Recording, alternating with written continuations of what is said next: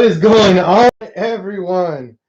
PTL here, and we're going to learn. We're going to do some learning today because that's what we do here on PTL's Garage, and we're going to learn how to put a head together. And this is legitimately from nothing to something. And what do I mean by that? Well, there's nothing on here at all. So we have to assemble the entire head completely. So if you guys can hear me, please give me a thumbs up. I need to make sure that you guys can hear what's going on.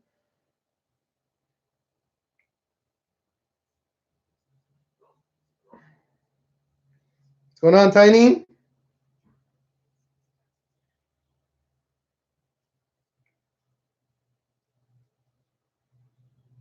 All right, you guys can hear me. Very, very good. So I'm going to get my battery charger, so give me a second because this is how I'm going to be able to hear you guys. I mean, read your comments at the same time. So give me just a moment, guys, so we can get 100% situated.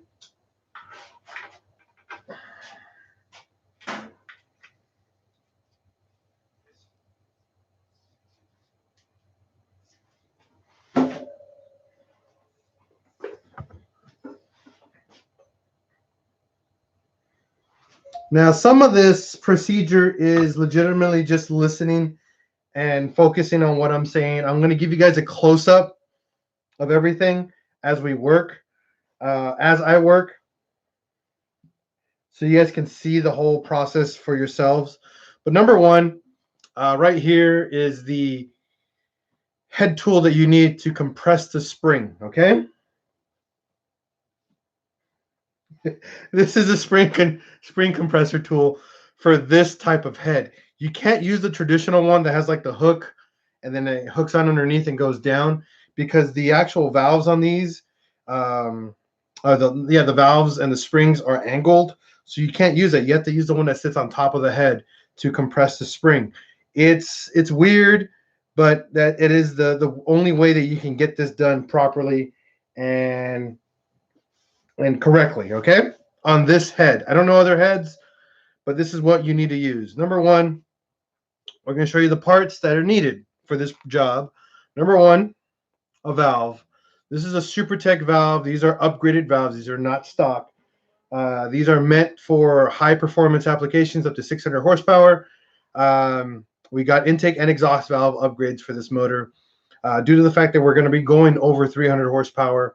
On AWP or 1.8T motors, after 300 plus, about 350, 400 horsepower, the exhaust valves get really, really hot. So you have to upgrade these valves no matter what. Very, very important procedure and very, very important modification needed for this build, okay? When you start spooling or making that much power, these get super hot. Obviously, this is the exhaust side, so you got to make them, you got to get the proper valves. If not, you're going to end up losing power or damaging your engine over time. Intakes, you don't need to upgrade after until 400 horsepower. So, but we did it anyways because we're going to be making some decent amount of power on this engine, and we also want a reliable engine for daily driving and for having fun down the road. Okay. The next thing is spring. We're using factory springs. Again, since we're not going over 400 horsepower, we're not going to need upgraded titanium valve springs. If we go over 400 or like 450, what's going to happen is that you're going to have a scenario where the valves start to float, meaning when it rotates really, really, really fast, the cam, when it pushes it down and up, the valve itself right here won't be doing its job of going in and out. It'll just stay out, and it'll end up hitting the piston and damaging the valve in the head and the motor. So that's what we call valve floating, and that's why you have to upgrade springs and retainers, because they're harder. So the harder material, so that prevents this valve from staying open, aka again floating. So it seals up, and that way you don't damage your head over time. The next thing is, here's a retainer, and then these are keepers. Okay, they're super tiny, very, very important though to your job. These little things lock the valve inside the guide or the retainer here. They're tapered, so they only go one way. If you probably try to install them the other way, they will not go in, or they will not seat, is what we call it. And you'll see right here, they go in like that. They made up beautifully, just so you guys know. Tiny, this head is for Ian. He was supposed to come over, but due to Corona and all that, I'm doing this on my own now. And I think it's fine because we're trying to be safe in our household. Okay.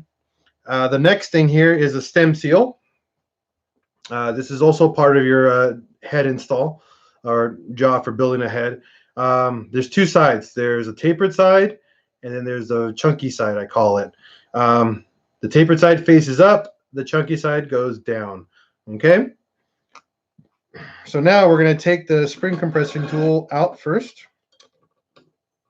Please don't need it right now.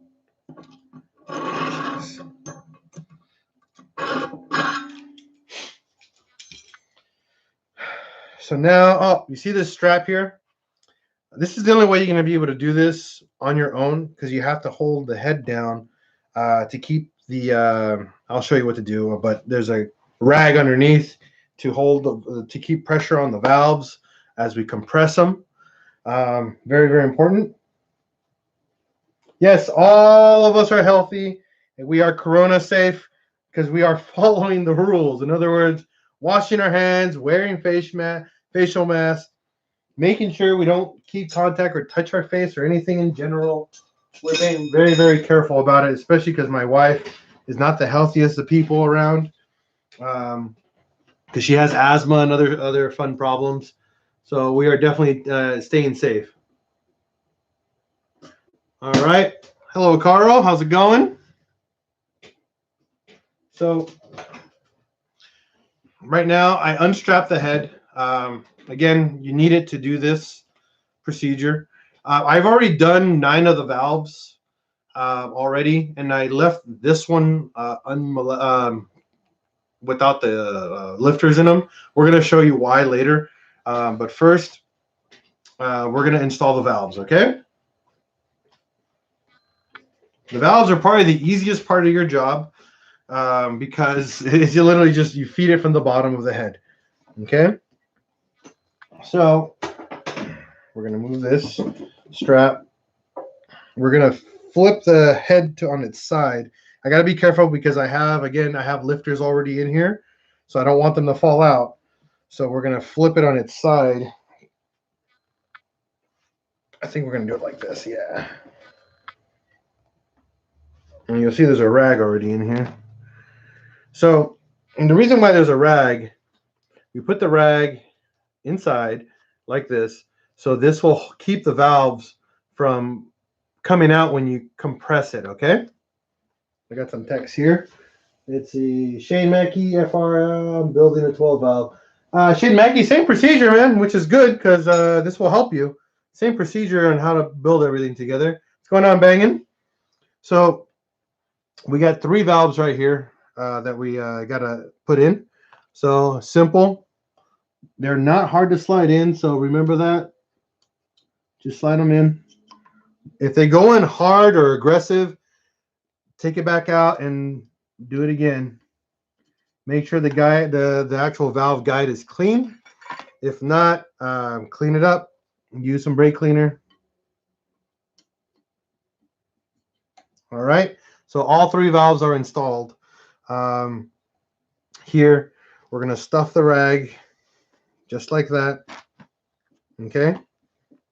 Put the head back on the table. Making sure that those valves are getting all the pressure right on them, okay?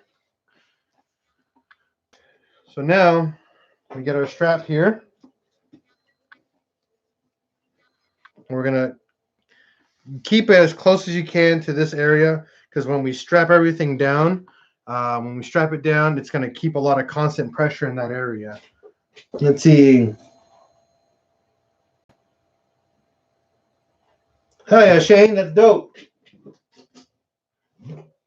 All right, so this procedure will be super beneficial for anybody wanting to build a head in general.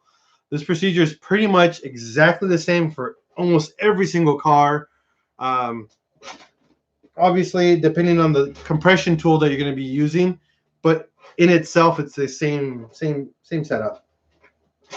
Okay, same concept. There you go. Yeah, you can use a tennis ball, but the tennis ball doesn't it doesn't work as well. I don't like it. I like this method a little bit more. It works for me. And I have an abundance of rags. Don't have any tennis balls as easily to get to. So strap down nice and firm. All three valves are now in. Grabbing 3 stem seals. There's a special tool for the stem seals to go in, but they're the wrong ones. There's these little sleeves right here. You guys can see that. It's a little sleeve. What you're supposed to do is put this on top of the valve, and then this goes on top of it, and it's supposed to slide through. Problem is, this is way too big, and it doesn't slide through, so that's completely useless. You're not supposed to soak them with oil, just so you guys know, so please don't do that.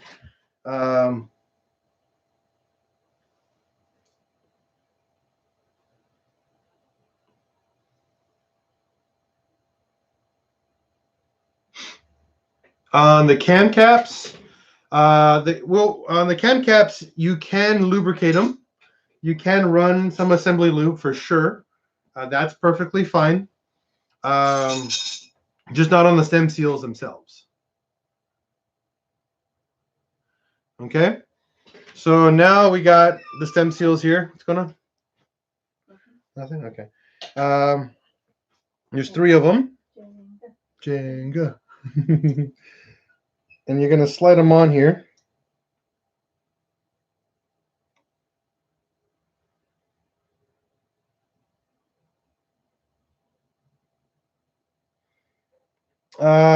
Joe, I can help you in a little bit, but I don't have time right now. Okay. All right, Tiny. I could definitely help you with that, but just give me some time. Right now, I'm kind of distracted in this procedure.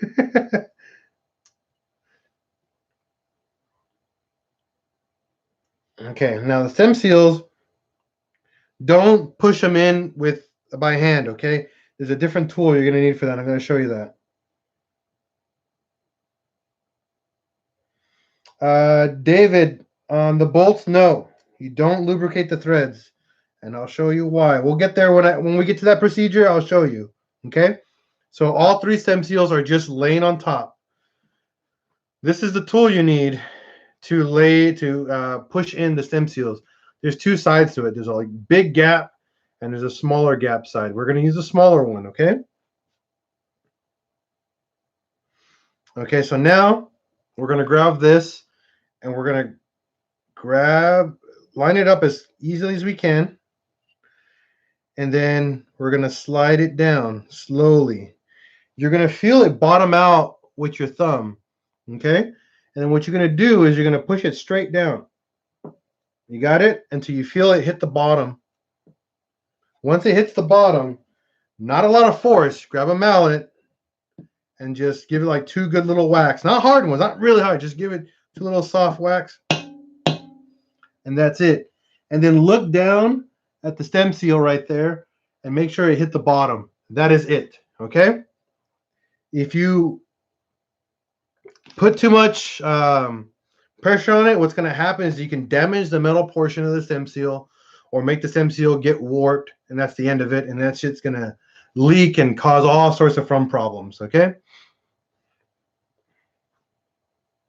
So the next part is we're going to do all 3 valves right now. Again, using the tool to center the valve, the stem seal to the valve, and then we're going to push straight down. All the way down. That's it. Not a lot of effort required for putting stem seals in.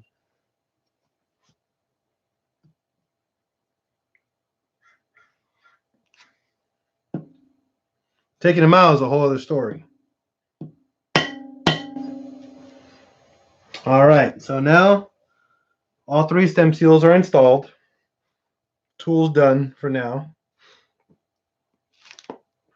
Next step is your springs are going to go in next. If you got a clean rag, clean off the springs a little bit. All right.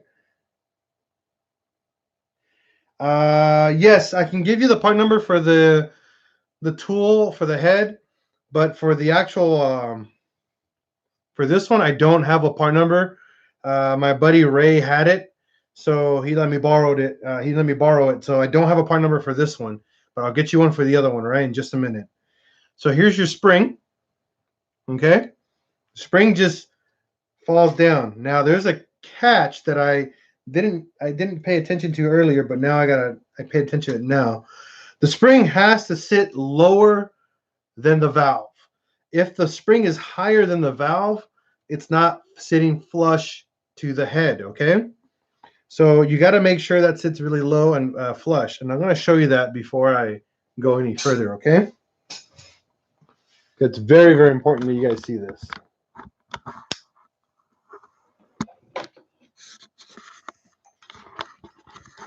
You'll see right there. And you'll see that let me get a screwdriver here. Let's see. Whoa. See, this right here is higher. Whoa, we just have an earthquake. Give me a second, guys. I gotta get to my family. Give me a second.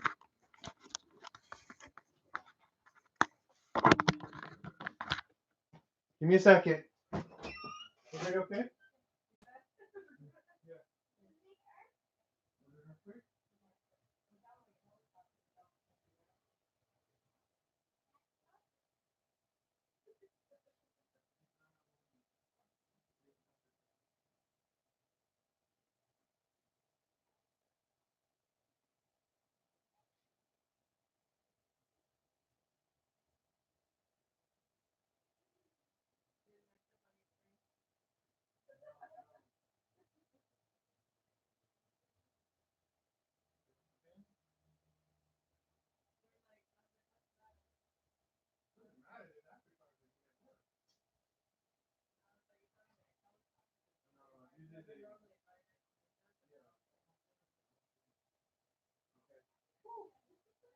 Jeez, man. Whole room just shook. I know, were you in the middle of your... Yeah. Jeez, okay, I'm back to what I was doing. Jeez, I don't know if you guys felt that.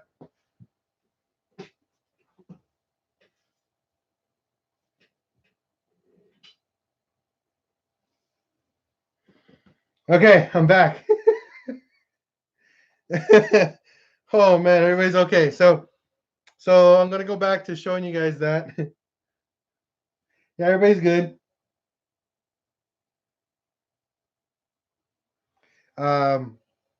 So the spring has to be lower than the valve itself. We're good with that. So now the reason why for that, because the little retainer, this guy right here, it's gonna have a little bit of a job in keeping your keepers in line, I guess, when you start putting them in. Now, I can't show you this part because this part is, again, really close contact and close areas. So it's gonna suck, but I will. Yeah, my whole house just shook, right? It was crazy. So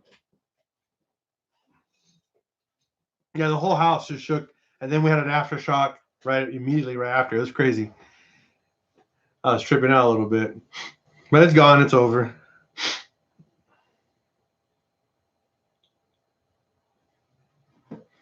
It's just a quick, short one. Nothing crazy. So I'm gonna put the tool in here.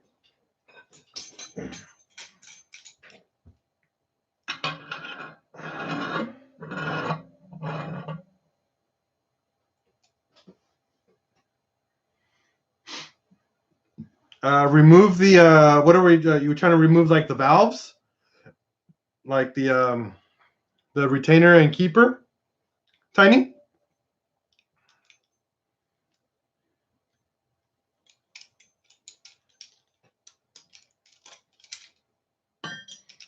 So this tool here, you're gonna put up here. And this is what's gonna sandwich it down for you. Okay. And then,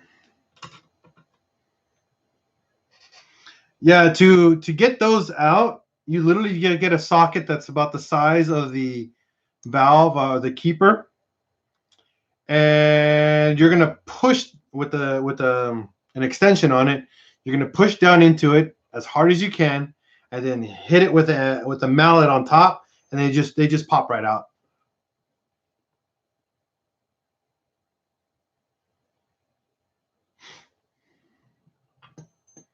And then we're gonna get this guy.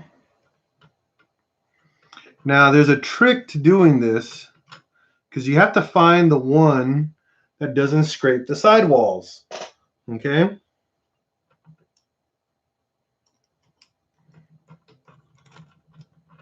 So what you do is you get it all going, give it a quick tug, and that's not right. It's already going too hard. So we go to the next one, which is number 11. Same procedure, give it a tug, and it's almost there. So we go to number 10. And you can look at it visually, but you can also do it this way. And then there we go. I can go all the way down without scraping the sidewalls. That's the catch.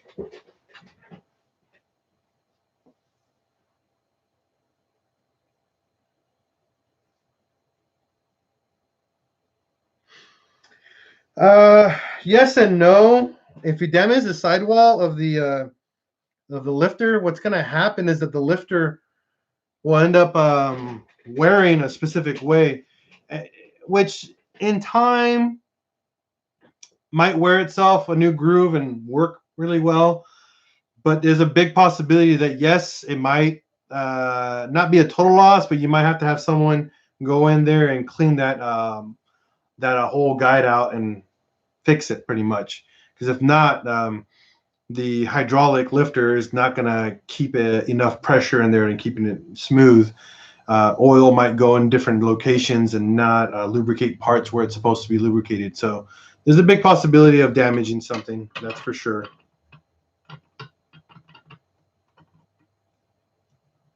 Okay, so I'm going to put the keepers in there, and then you guys can see as I dump them in there, you guys can see how it's going to work. But again, I'm going to try to keep you guys in there. Maybe hopefully I can get the webcam situated there so you guys can see it as I work on it, because you can see why I'm going to be super angry in a couple of minutes, because this job is really annoying. You throw the keepers in there. On heads with bigger valves is a lot better. Let's see if you guys can see that. Hold on.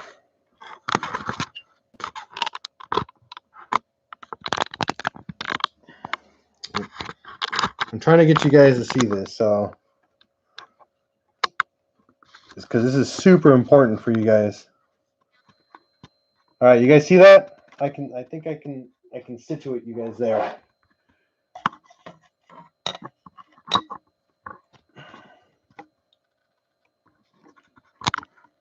There we go. Oh man, that worked. Holy crap. All right. So this is where it becomes the headache. You're gonna need a little flathead screwdriver, just a little tiny one, okay? And then we're gonna remember that the keepers are tapered, so if you don't have the big side up, they will not sit in correctly. So we're gonna and you're gonna push the valve down, and you have to go pretty far down to get this going, okay? And then one of the, oh, come on.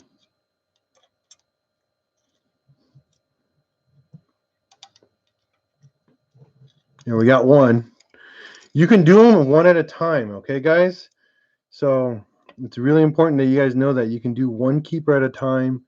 You don't have to put both of them at the same time.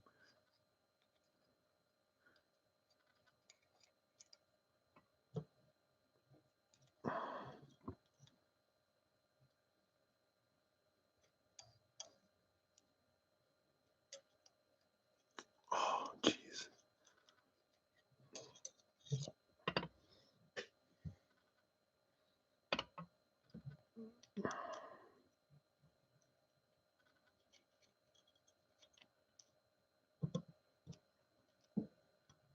And there we go. I'm going to show you guys right now. I kid you not, that was the easiest I've ever had that done. That was a lot easier than I thought it would be. But there you go. You can see that right there. Both keepers are in and holding correctly. All right.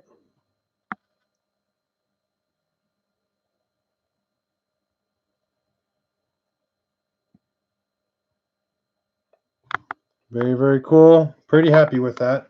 So the next job, or the next procedure,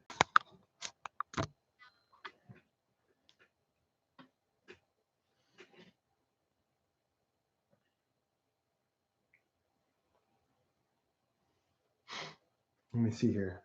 Hold on. Yeah, it is a pain in the butt, Tiny. Major pain, but that's how it works. That's how you do a head.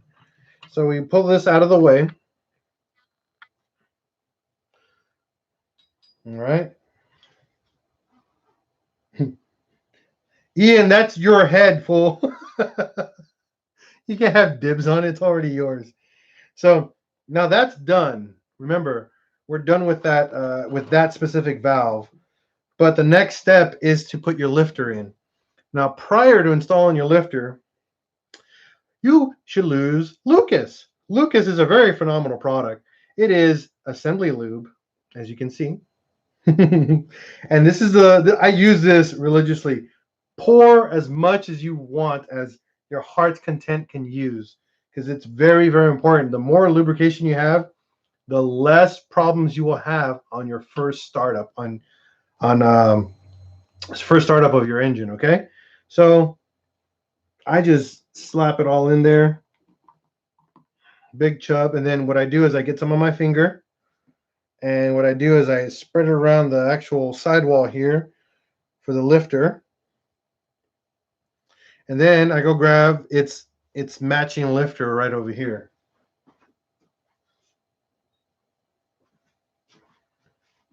Now, if you guys ever watched my previous head building video, what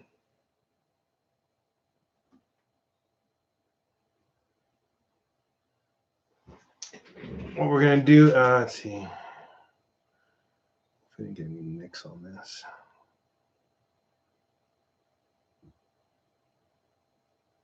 No, we're good. All right, let me clean this back up.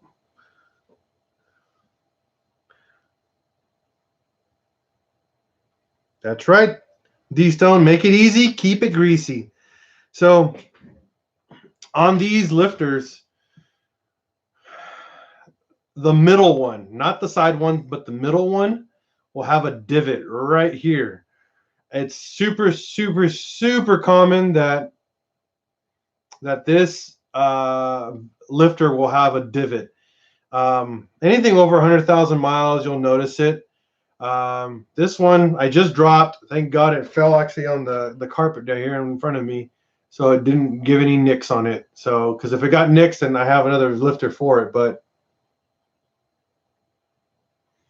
for Brandon, yes, we are using OEM cam chain tensioner and a brand new cam chain to begin with. Okay, so this lifter didn't get any damage, so we're gonna use it, and we're gonna soak it in assembly lube as always. No oil, assembly lube. Okay. And then you're going to just rub it all the way through. You know, all like that. You want to all as much as you can because this head's going to sit for a little while. So if you ran oil in here, it'll just drip down and dry out on its own, which is not what you want. And then we're going to place the lifter. This one actually is for this cylinder. So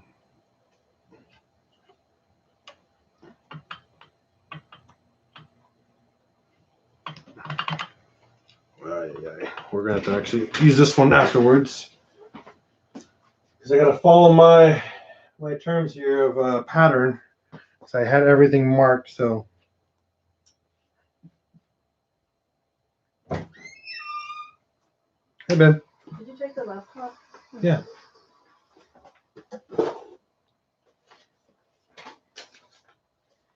Maybe. How you paid for it? What?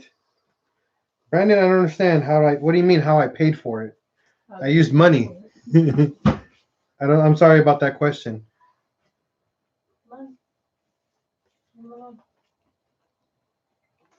So these lifters don't go in very smoothly, okay?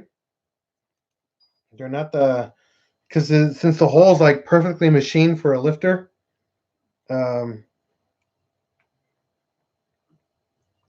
you got to kind of give it a little bit of wiggle.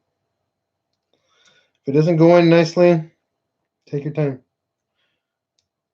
How much did I pay for the cam chain tensioner and the chain? I paid I think $130.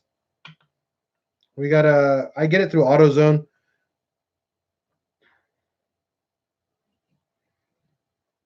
I don't go through the dealer because they're overpriced through the dealer, like super overpriced. Or online. AutoZone actually gets you a good price if you have a commercial account, which I do.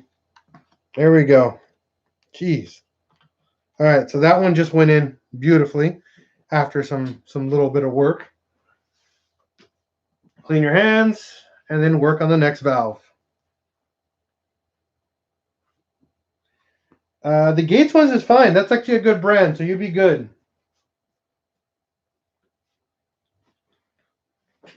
So one thing that you're going to learn about these heads, the valves are set up in a V formation. So OEM or Hudson are really good brands, so you can work with those two.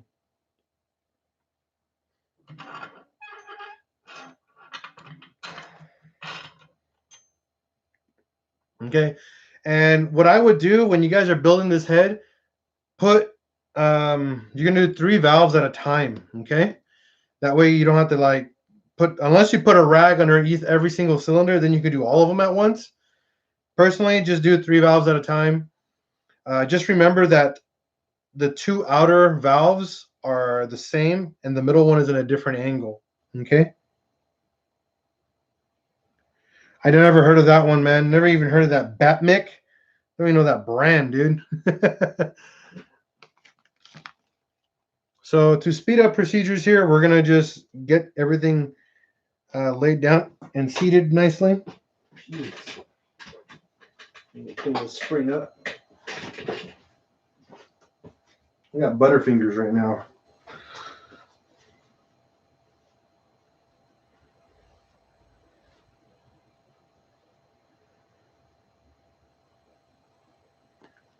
Yeah, I mean, that's the dealership, man. And right now, it's going to be harder for a lot of dealerships to not charge a premium, especially because no one's coming outside, you know? No such thing as too much lube, Ian. All the lube.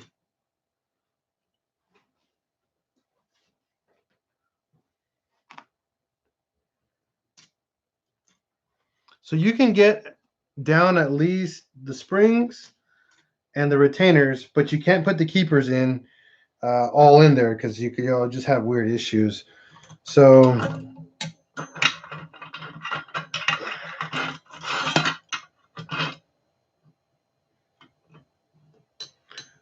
compress it here. Double check again that this is going down nice and smooth. Then you can compress the spring all the way down. Okay.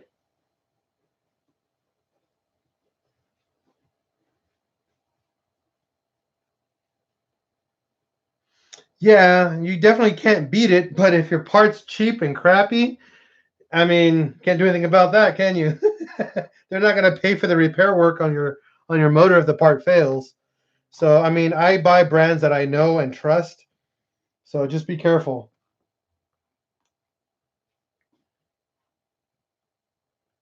So now we put the keepers in here.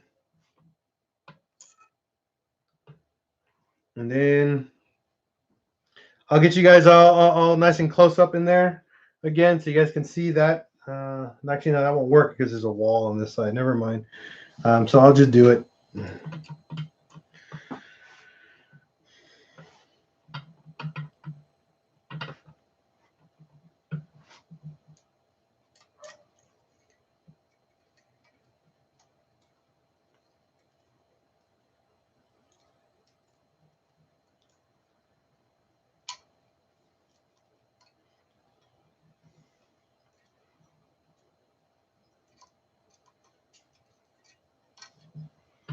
And I hope you're watching this, Ian.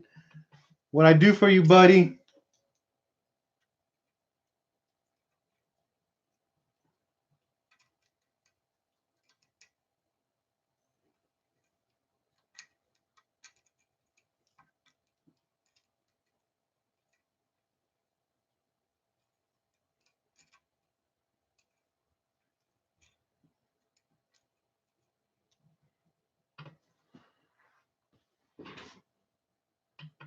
That's right. Use German parts as often as you can.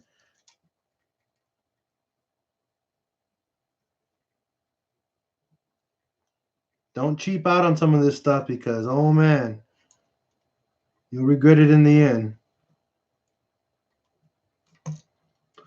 All right, one keeper down.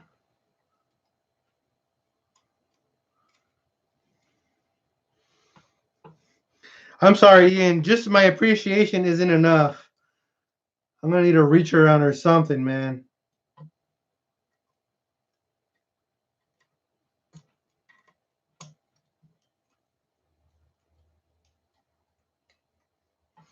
Or at least a carne asada burrito. I'm very cheap when it comes to services, just so you know, for doing this stuff. Exactly. See, a prison hug. See, you got it. Do timing tensioners ever fail? Yes, they fail pretty often, actually. My gasket's never leaked, so I never had a reason to inspect it. From Canada, yeah, they do fail though. They have the thing that shall not be mentioned.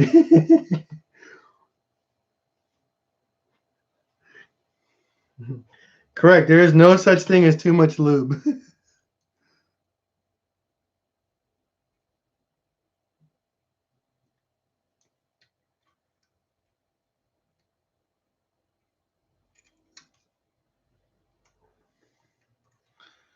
Oh my god, I hate doing these so much. That's why I kept the exhaust valves for last, so I get my satisfaction.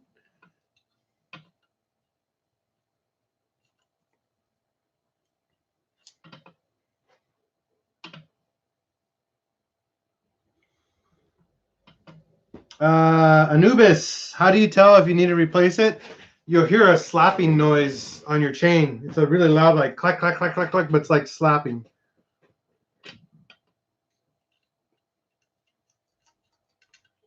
It sounds like metal on metal hitting.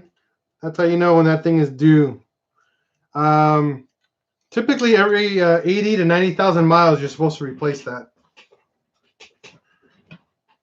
Just so you know.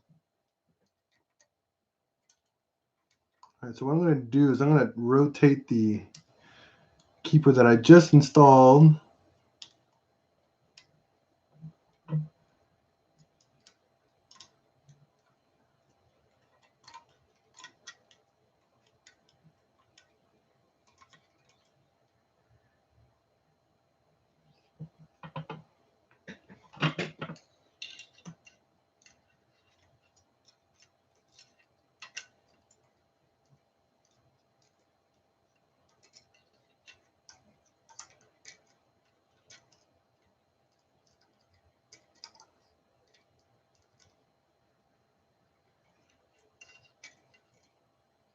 Wish there was a better tool for this, man.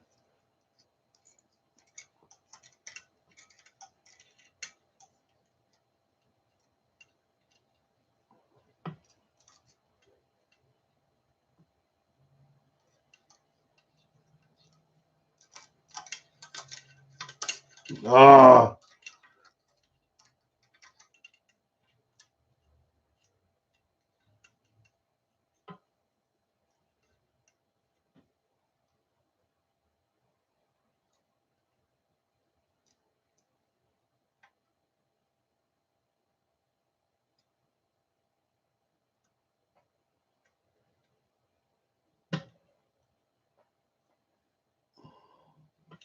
Yay, we got it.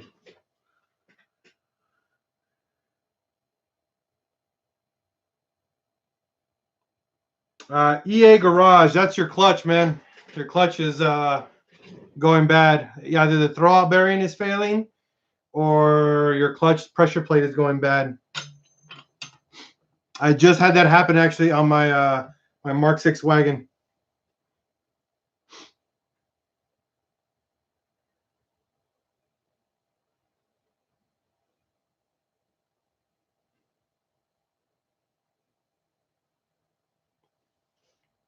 All right, so we got that one done. Now we got to do the middle one. Oh, the one I dread doing so much because this one is actually in a most awkward position. Okay, so this one is scraping a little bit. So we're going to move this to number 9.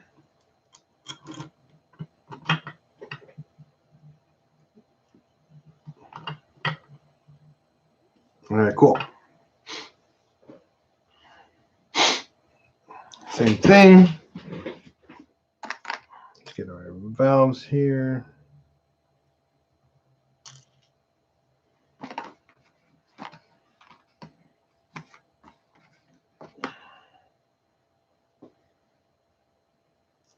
I honestly wish I could play music, but I can't because YouTube is super anal about playing music. All right. So now we're doing the next valve here.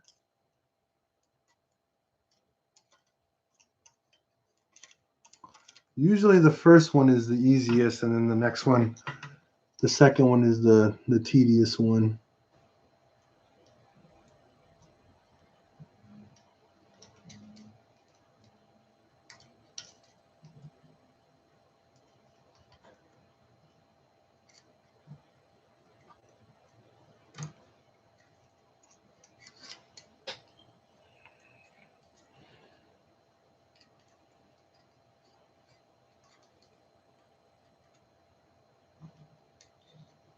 All right, we got one.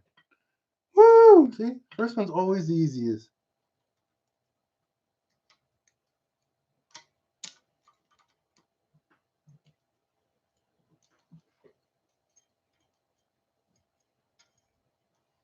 Remember, they have to go in tapered side down,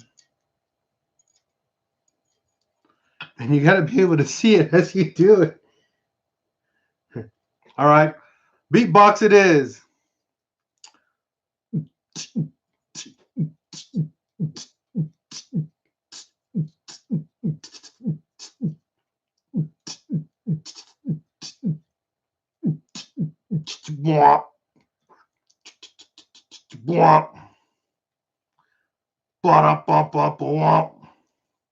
I'm done. It's as good as I can do. Or wrap it out. No, you guys already heard my rap.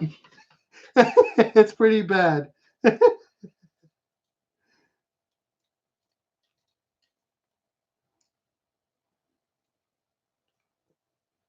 And just so you guys know, we have a rap video coming actually. An actual like I have a friend that can actually that can rap pretty not great but pretty well. And we're gonna make a rap video for the Outlander. And it's gonna be a remix of my really shitty one that I did.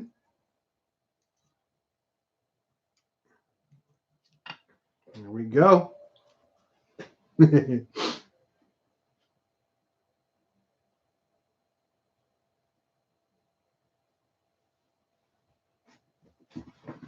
You know, but the whole point is just to have fun. I mean, that's my whole point of my channel is I'm not here to be serious in any way. I'm not here to do anything. I'm here to have fun. All right. So those are done. Dump some lube in there. Some in there. Some on the little pinky. The little stinky. All around the sidewall. Remember, you can never have too much of this good green lube. And it's super sticky, so really good stuff. So now I'm going to clean my stinky. We're going to disengage the head here.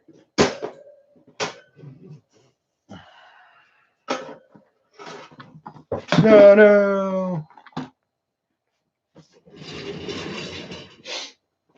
We're going to do that. Clean my little stinker. Gotta lube the shocker. No, in this scenario, we don't need to lube the shocker. That's too big. It ain't gonna fit. You just need the stinky because that fits in there. So I need to get these valves and all these valves in there. We have 2 new ones for the center, and then we're reusing the old ones for the outer ones. Remember that, guys. We're not using. This one was already lubed up, so we're gonna put that guy over here.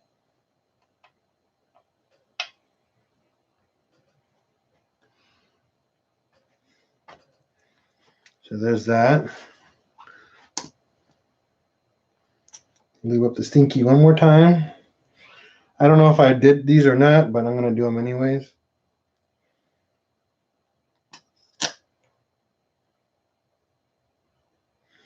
I know, I agree, you got to lube the shocker, but the stinky is the one that does all the work in this scenario.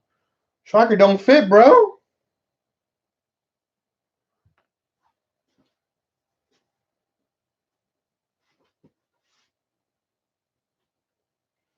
David, what do I do for smog? Well, easy. I don't register my cars in California. I register my cars in Arkansas. That's how I get around smog here in California. I love this state to death for everything else but owning a car.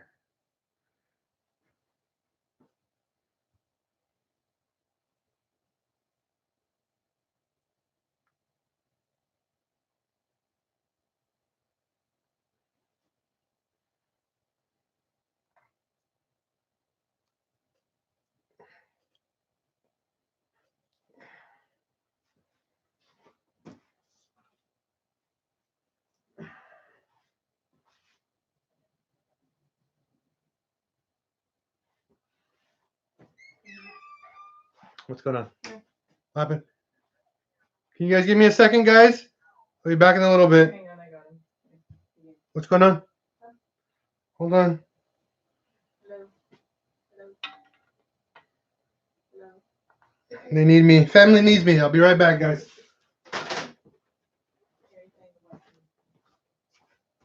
What?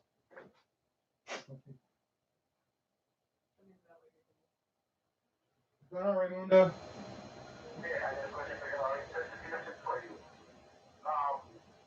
I would suggest taking a valve that's out of the head and put it in cheaper line and showing the gallon only how cheaper to get inside the valve, on the valve. Okay, I could show them that. Instead of just doing it in the head, because some people may not know, which I can talk about how this is or blah, blah, blah. Yeah, well, I still got the exhaust valves to do, so I can do that.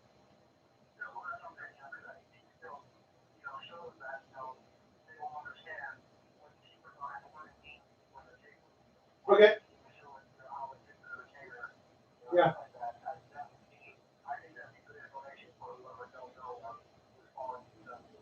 Yeah, perfect.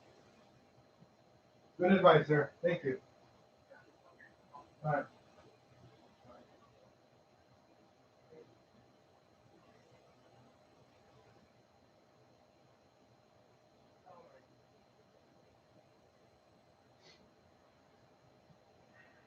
All right, I'm back. Got some good advice from a fellow friend, so we're going to use that. Okay, so give me a second here. Yes, I do have an Arkansas driver's license for Richard. Oh wow, corner is that? Haha. How are we keeping UK? Shannon Clark. UK, what's going on?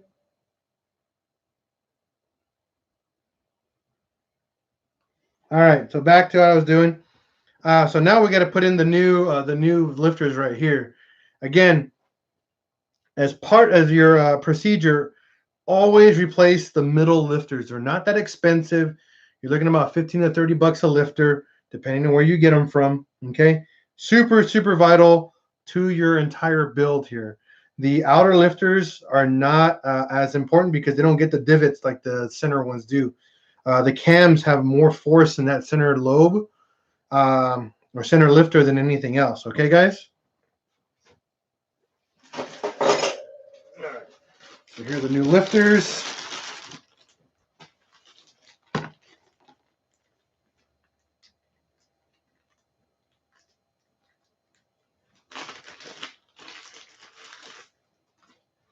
There's one. Now, by having a new lifter, they do wear differently than an old lifter, obviously, since old new. The cylinder walls, or not the cylinder, but the lifter walls or the valve walls are different. You shouldn't have any big issues with them, but it can be a problem if the valve walls were actually problematic. If you actually scored them or damaged them, that could be a big deal. So just a word of advice, guys. Okay, so there's that one.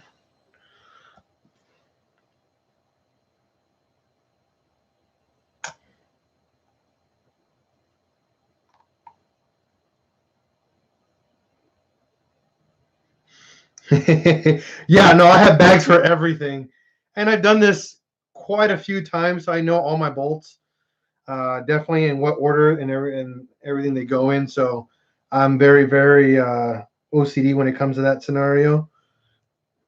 Okay, so now all the intake side is done. So now we're going to work on the exhaust side. Once this is done, we're going to do cams.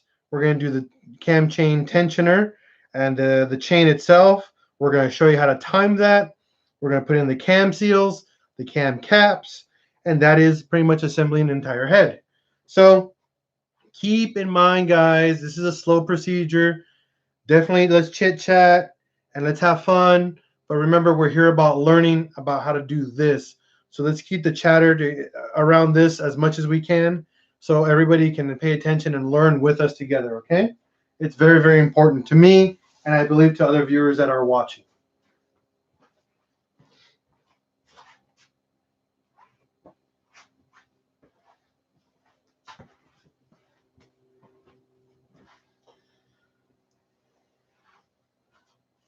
Now, before we go to the exhaust side, I'm going to show you one more time what I mean about the divots on here. Oh, there it is. Hopefully you guys saw that. You see that on the valve right there? I mean the lifter. There's a dark side in there, kind of a shady spot. I know it's hard to see. There you go. That, my friends, is like a dimple inside there. That dimple wears in over time on your center valve on your 20 valve head. Okay. So always replace those. And I got that advice from multiple machine shops, okay, over time, because this is definitely a thing that you guys need to know. That I'm repeating what professionals have explained to me multiple times. So yes. Shannon Clark, we're using Lucas Assembly Lube. It's not a bad thing to soak the crap out of this with Assembly Lube, just due to the fact that when you turn this engine on, it's going to have lubrication. We're going to show you the break-in procedure as well. There is a full-on break-in procedure for doing this as well. So that's the next one's for the whole engine's built. So we're going to turn the head around. So now the intake side is back here, and the exhaust side is over here. Technically, if you were looking at this inside your engine bay, this is the back of the motor. This is the front of the motor. So when you're building the head, you don't build it in this order. You flip it around to build it. And then when you're talking about your assembly, you always work on the intake side. Never work in reverse, because then you'll forget your order of stuff that you take stuff off and put stuff on. So that's very, very important. I mean, it's one of the most important things I learned while building engines and taking stuff apart and putting stuff back together. So the next procedure here is getting the actual head tool lined back up on the exhaust side. Obviously, we're far off, so we're unable to get that head tool properly mounted and set up correctly. So we're going to unmount all the hardware and get it going. So the head tool came with a bunch of bolts, so we're using those bolts. What's going on, Bangin'? You have a question while I take stuff apart?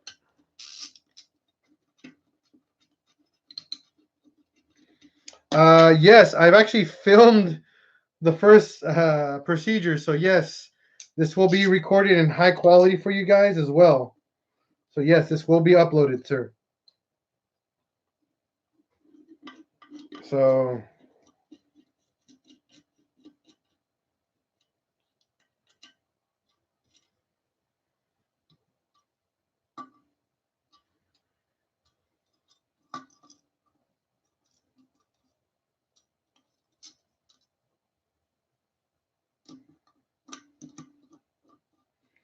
So in this scenario here,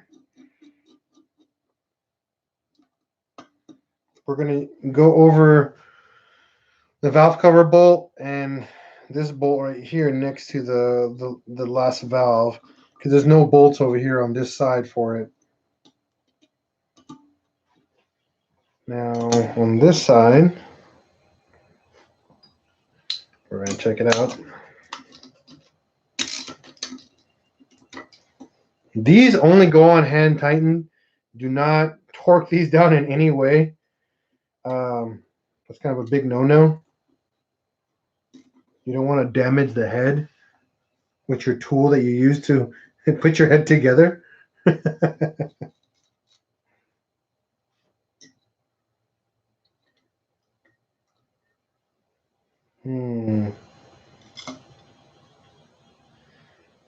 not going to work.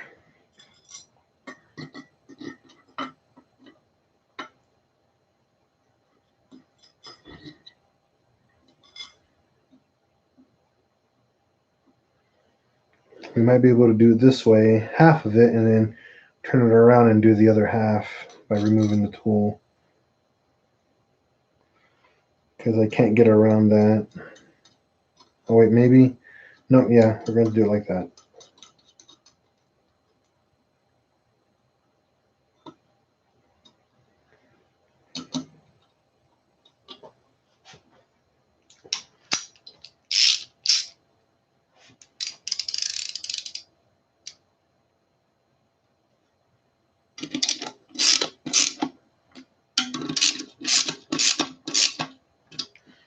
Like I said, these don't go on super tight. They just go on nice. That's it.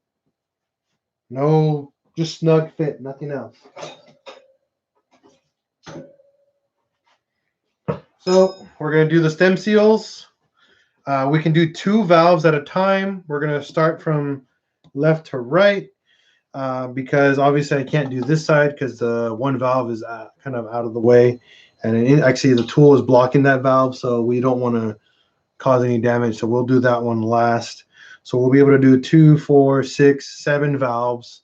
And then the 8th one, we'll move this tool over. I probably move it over, yeah, and then be able to compress it.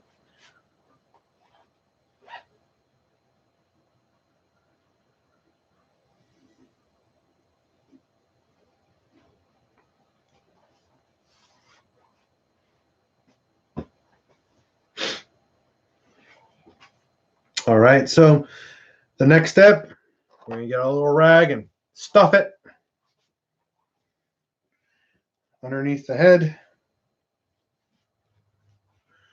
But before we do that, we need all our valves.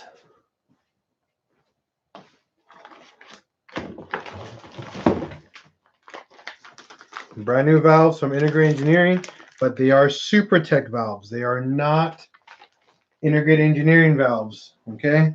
Integrated Engineering does not make valves for these cars. They make other parts, but no valves.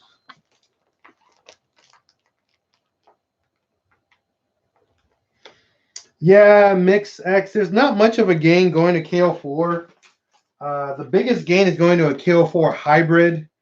But by the time you spent all that money working that route, you're almost to the pretty much to the cost of a big turbo, give or take a couple $100.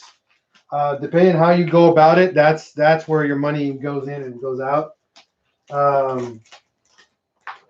Personally, I did the mistake of going to a KO4 or what we call an F23. Pretty much the same turbo that's in an Audi TT, which is actually a good enough turbo for about 300 horsepower, which is a big difference between a standard KO4 and like a KO4 220, not 225, KO4 XX, I guess is the term for it. So yeah, it just depends on your build. You know, and your budget. Your budget is really what holds you back as well. Shannon Clark, I'm in California. No, this is not a full SuperTech head. It's just SuperTech valves, factory springs, and retainers.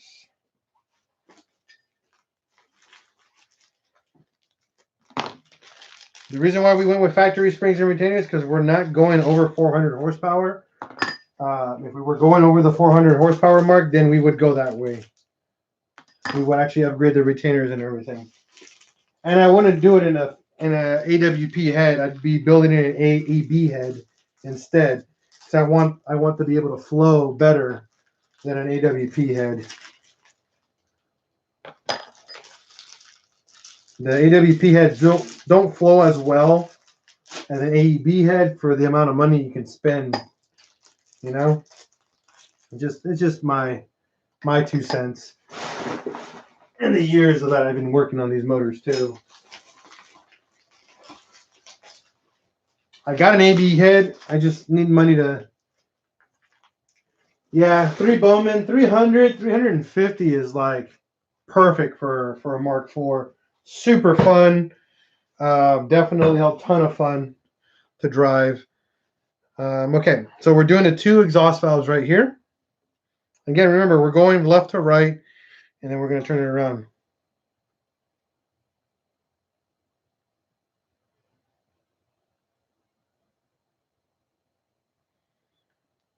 Oh, no, I know the K300. I know all about K300s. We have them out here, too.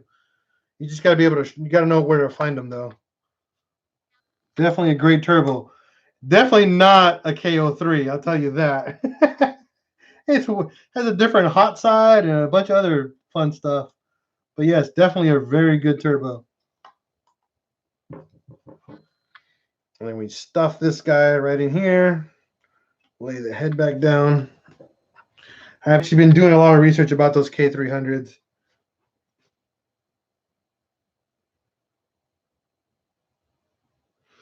Yeah, user pike, it's not worth it. By the time you port it and polish it to the size of an AWP, I mean to an AEB, you spent too much time.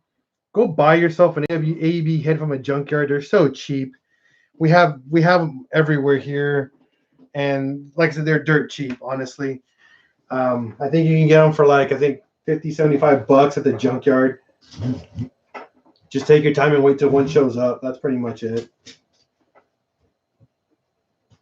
So I'm going to show you the next thing that my buddy Ray told me to show you guys because it's very important. Once I get this head strapped down. Okay.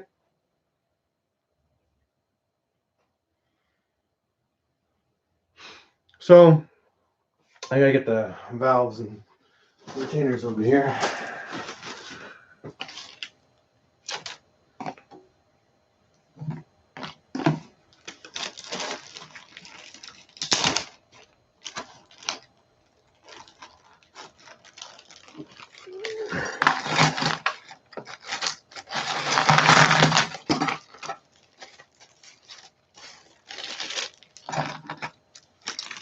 Ooh, almost lost that. Woo! Did not see that.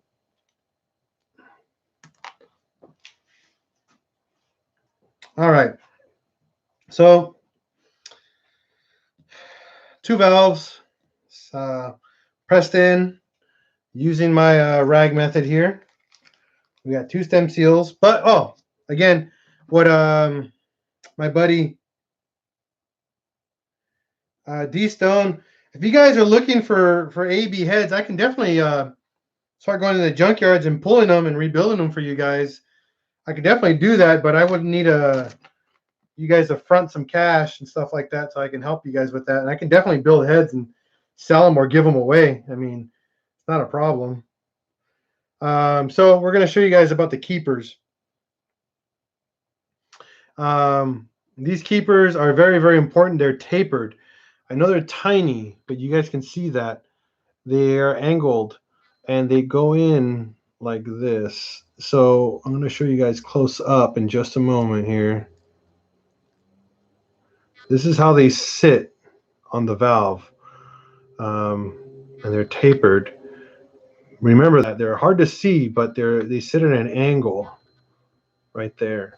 And make sure that the small side goes down and the big side stays up. You can mess up and put them upside down. It's a little difficult to put them upside down, but it is something you can do. So I just got to make sure you guys understand that's part of your build process here, okay? These are called triple groove valves.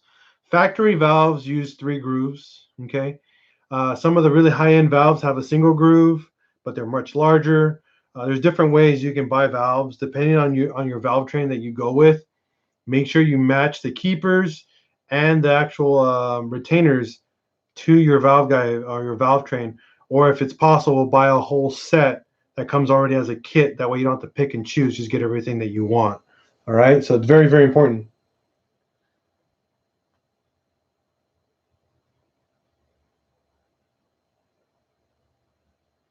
Oh man, that's dirt cheap, man, for an AGU head. Dirt cheap. But yeah, in junkyards, I mean the Passats and the Audis always have these heads available. Just make sure you're in early late 90s, so 99, 2000 came with those heads. So 2 stem seals pushed in, not pressed in, just pushed in. And then we're going to use our little stem seal tool here.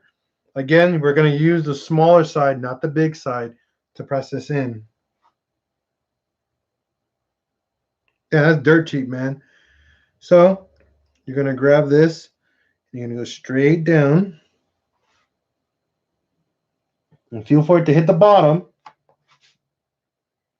And I get my little rubber mallet. Where are you? You go. Remember, I'm not hitting it hard. I'm just giving it like a good little love tap. That's it. They don't need to go in super hard. You'll feel them when they end. When it hits the bottom, you definitely feel for them. And the reason why we tap them is so that we know that it's flat all around.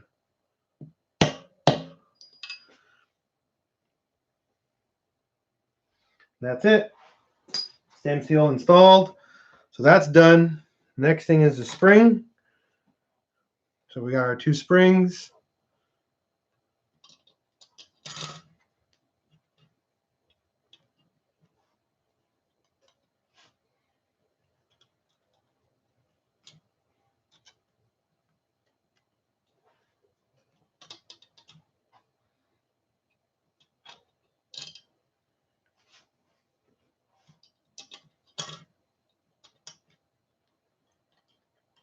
All right, so on the exhaust side, the springs sit a little bit higher than the valve. Not like that in the previous scenario. but it shouldn't be that much of a problem when we get to that. These are way bigger, so the job's a little bit easier than the previous job we were on.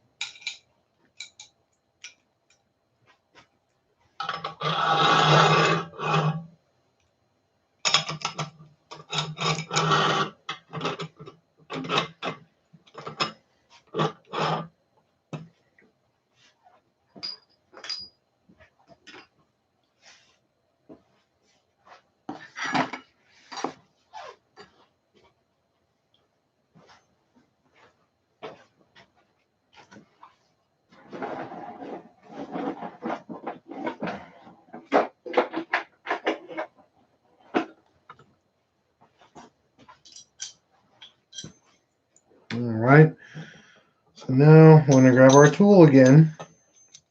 Now this is a little bit trickier since this doesn't isn't the same diameter as the compression tool here. You're gonna learn how to keep this bad boy centered on your own.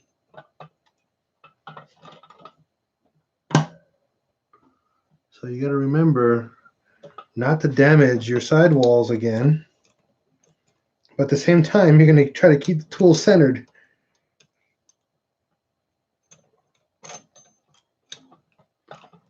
It's a little bit trickier.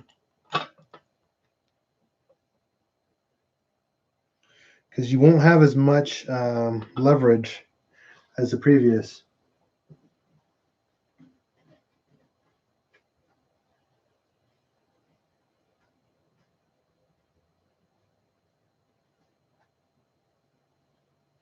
All right, so now we got that. And get the keepers put in.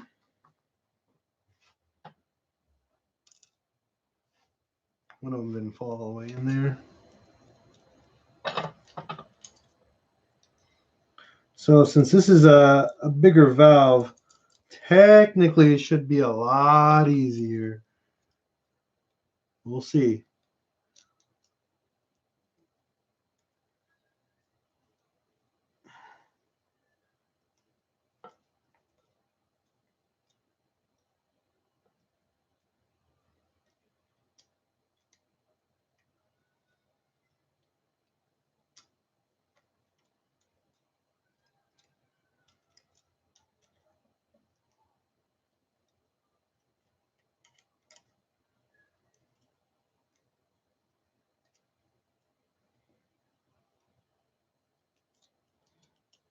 Oh.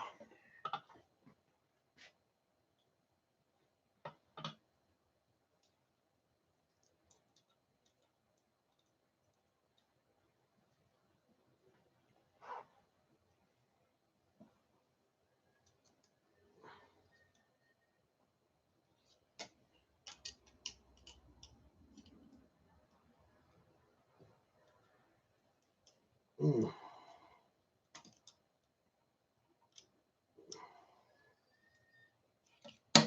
Ah.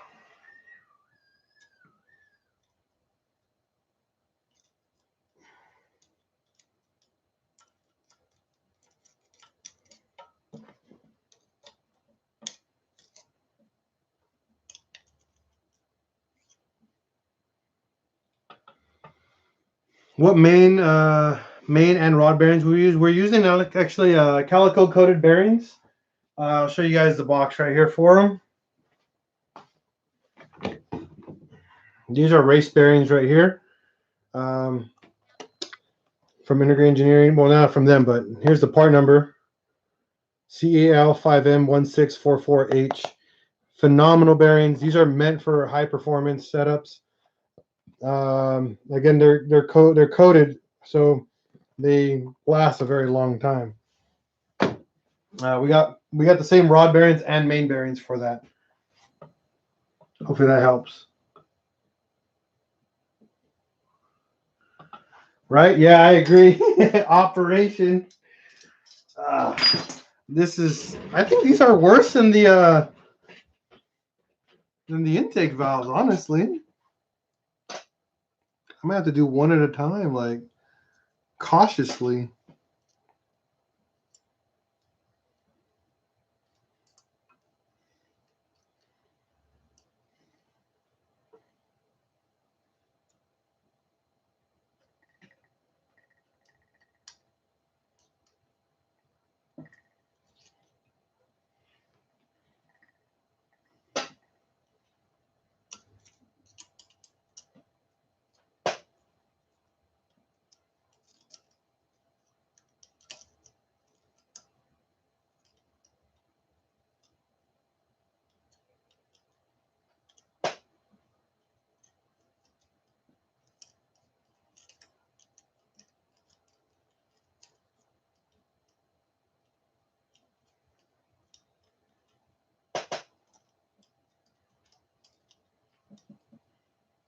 All right, this isn't working. I need to take one of these keepers out. Yeah, actually, you know what's funny, Mix Me UXD? I'm actually having a harder time with the exhaust valves than I did with the intake valves, honestly. Intake valves were actually not that bad in comparison to this. I don't know why. I don't know why this is actually becoming more difficult for me.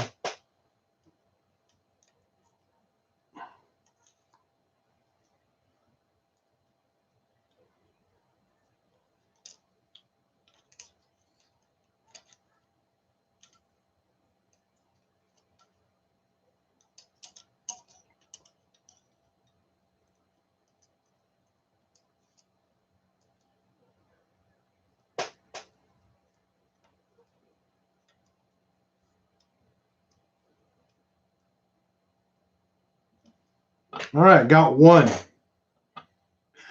That took longer than the freaking intake valves. I'm not kidding. That took way longer than it was supposed to.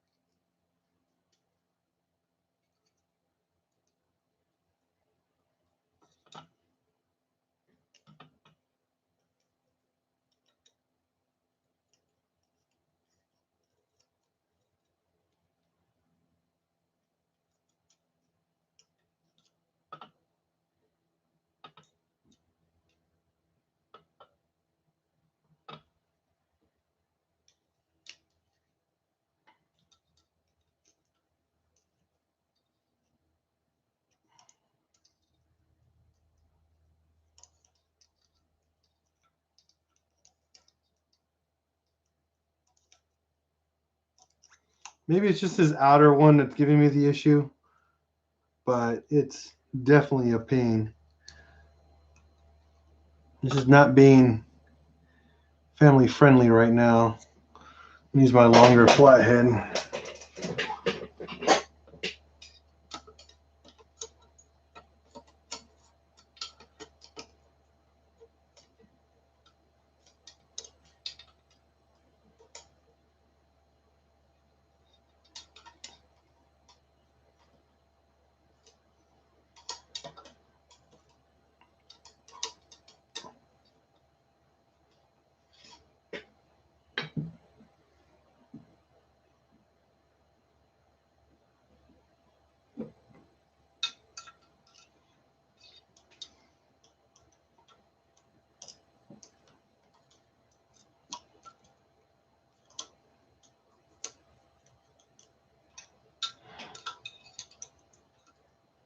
Sorry that I'm really quiet. I'm actually really concentrating. Yeah, this is 100% live, Christopher. And this is driving me nuts right now. Oh my God.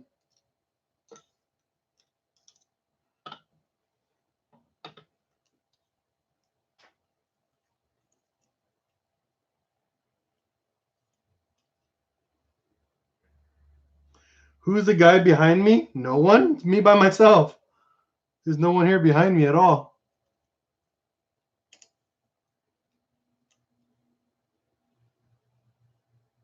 Oh, oh, oh.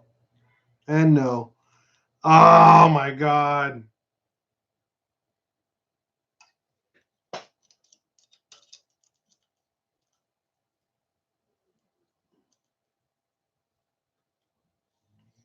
So officially right now, the exhaust valves are actually harder for me.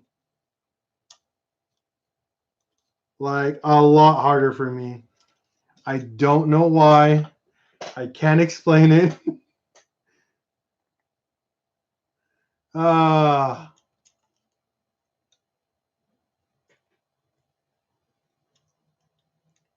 Oh my gosh. This is really, really annoying. I had a way better time with the intake valves. Way better. I mean, I did 3 valves in front of you guys in like no time. This one.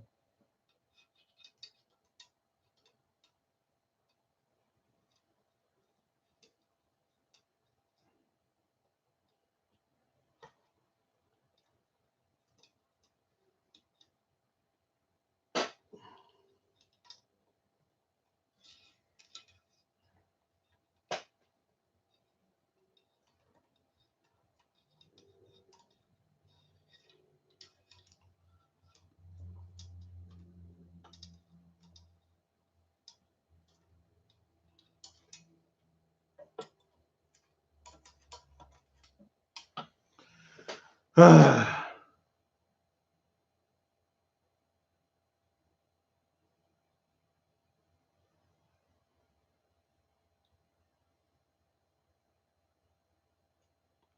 I don't know. I'm only doing one spring and one retainer at a time, but gee, willikers, man. This is annoying. This is really annoying right now for me. And like again, you guys watched me do 3 valves with no problems. I did 12, not 12, but 3, 6, 9 valves in like 30 minutes, 40 minutes actually. And I can't even do one freaking retainer.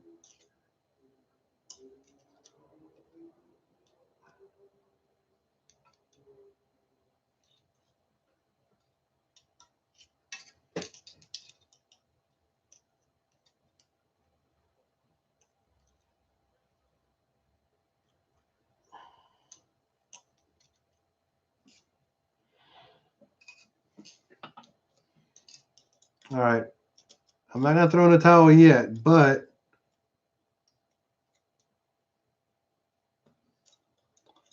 I have an idea. Might not work, but I mean, right now as it is. Yeah, exactly. I'm gonna do that. I don't smoke, so we're gonna go back to another one. We're gonna go back to this one right here. We're gonna go to this one.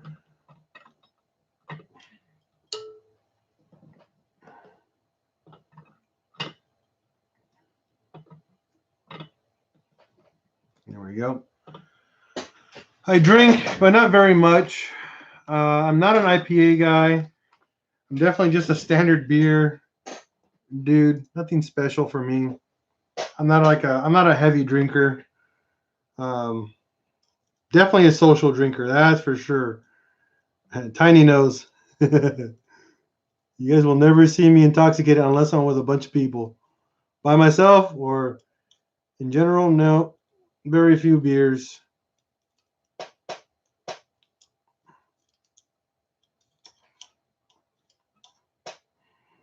I do get crazy though. I'm not gonna lie about that. Tiny nose. Tiny nose, I get a little crazy when I drink. A little bit, but not totally crazy. Just a little bit. But I like having fun though. Yeah, some Jaeger.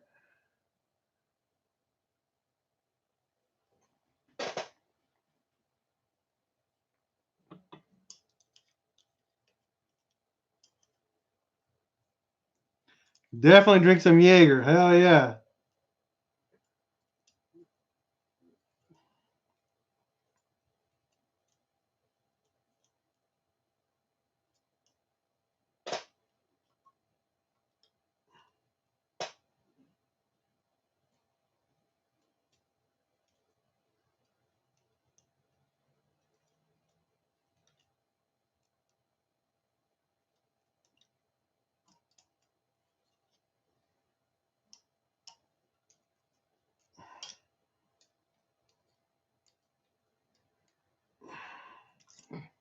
All right, I got half of one.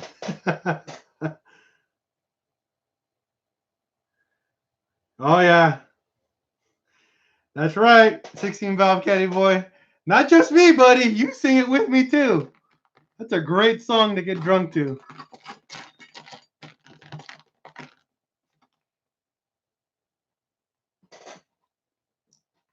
Man, I wish I could listen to some music right now.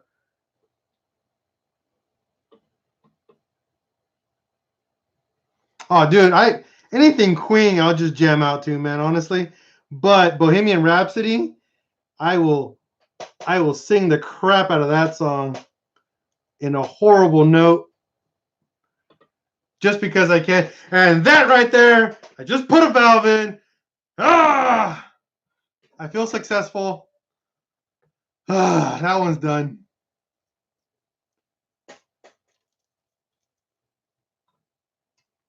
I just feel like I just conquered the 20 valve train here, doing one valve.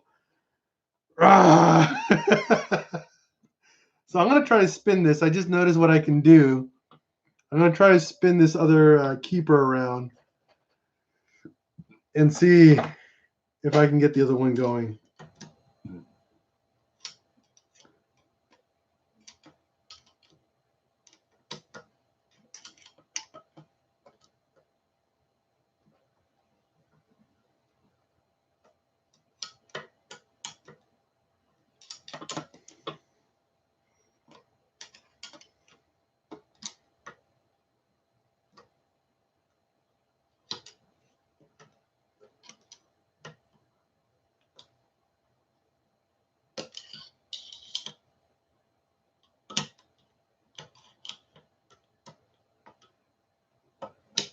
All right, cool.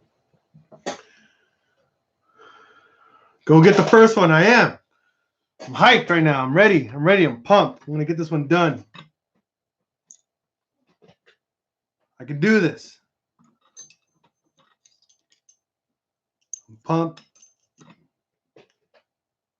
All right.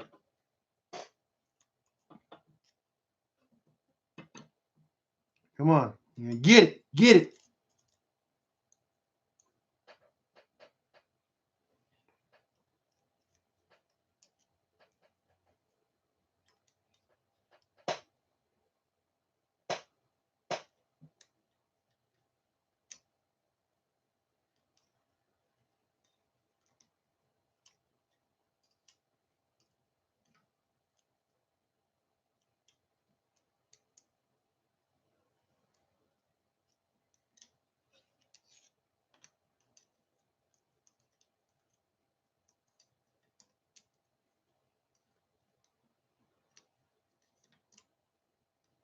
Ah, that's right. That's right.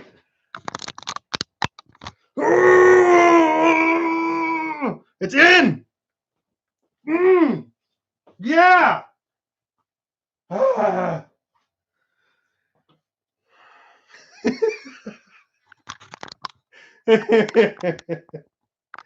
Oh man.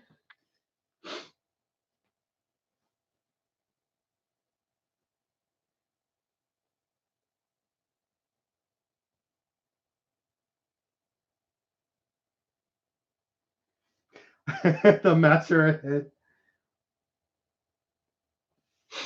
Well, in this scenario, I'm supposed to go left to right. You can go right to left, but always remember when you tear down your head, remember the order that you took your valves out, because you have to reinstall everything back in its original order. The springs, retainers, and keepers don't really matter as much, but the lifters themselves do. Okay? Very, very important. When I work on something like this, I always go right to left, or it doesn't, honestly, I just, whatever works for me. But when the lifters go in, you got to go left to right.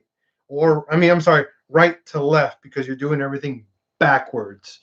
Remember that, because it's super, super, super vital. If you don't, then remember the order, or write down the order that you placed your valves. I'm going to show you guys something. I'm going to show you my table.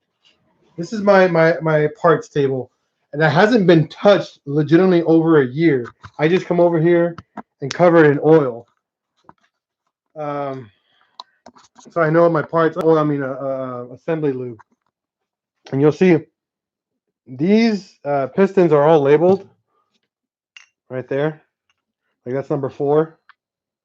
I know it's hard to see, but they're all labeled, so I know what cylinders they belong to. We're only using the pistons. We're not using the rods. But then you'll see my cams, and you'll see they're back to front. You guys can see this. They're back to front. So this is the back of the head, aka the right side of the head. So all these caps are laid out in that specific order. Same with the bolts. All the bolts are going back in the original order they came out of. When I take a cap off, I leave the hardware and everything intact. You can see that. Same with my lifters. They're my lifters. Same thing. From let me move these. They're put in from right to left, not left to right. So the back of the motor to the front. Okay. That's how I keep everything out in order. Pistons, I do remember to always install the piston based on the cylinder that it belongs to. The brand new rods don't matter; they just go in. But everything that you take out, so the wrist pin and the guide, all that have to be in that specific order. They are mated for life to that piston, unless you get new pistons and not guides, wrist pins. That's a different story. But when it comes down to assembling, I kid you not, guys, this table hasn't been touched since I disassembled this block a year and a half ago. This was the block for my Mark II, but my buddy Ian was in dire need of building a motor, so I'm sacrificing this block for him. Once this block is done, I'm actually taking the one out of his car so I can build it for my wife. So, that Mark II is not a priority in my life, but my friends and their cars, making sure everything, they're a priority in my life when they need it. If it's just for the heck of it, then no, let them wait.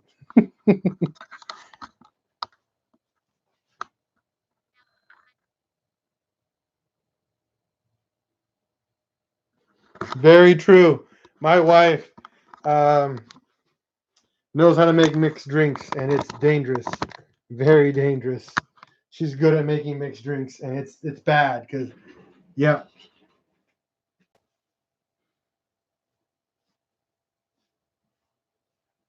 User Pike, that's correct. They should have been numbered, but I know the order that they came off in, and the caps actually have their own numbers on them, by the way. No, they're fine. They're just there.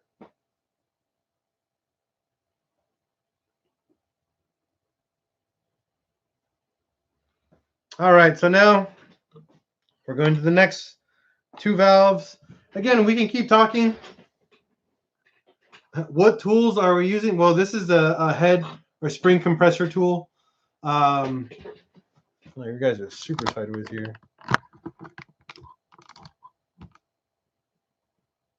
Hopefully that's better. There we go. He's in the U.S. Muke City, not in the UK. It's right now. It's I think 8 o'clock for me. So I don't know about you guys, but it's still early for me. I love it. You guys are from around the world, and it's so awesome about that. That's what makes my channel so cool. User Pike, how much did it cost me? Nothing, because I borrowed it from my friend Ray. So ask 16 valve Caddy Boy, because I have no idea what it costs. I borrowed it.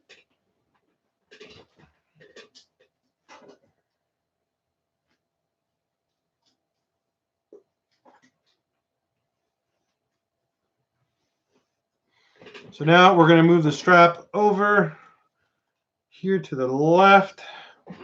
That way we can use these two, do these two valves right here. And then take our tool out of the way. Because we got to take our little rag out.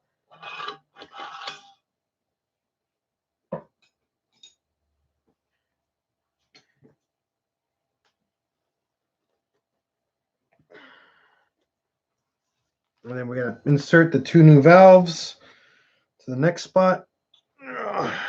Again, lifting the head over. Valve. Valve.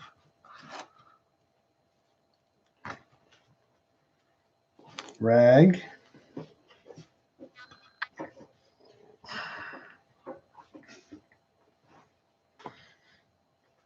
Lay it down. Now time to put that strap back on.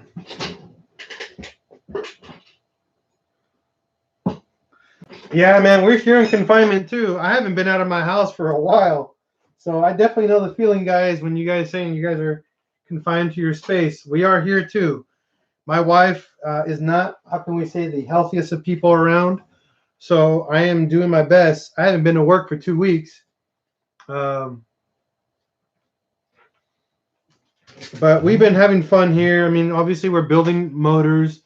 So hopefully you guys are watching with me and we're talking, we can talk and hang out. And this is, again, this is one way we can stay out, stay healthy and have fun at the same time.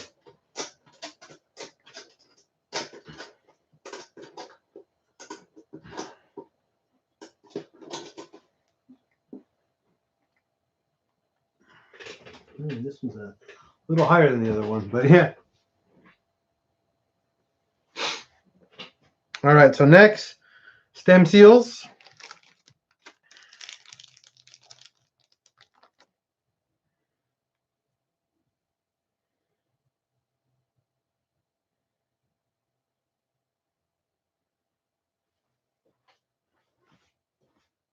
I just thought of it. I can play some background music, and I know what to play. So that'll work.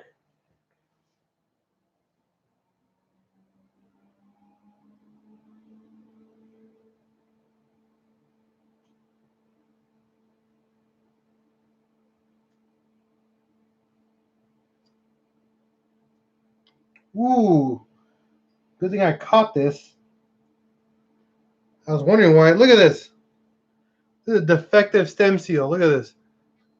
Doesn't even have the rubber on the inside. It completely nothing. Wow. I almost installed that. Caca.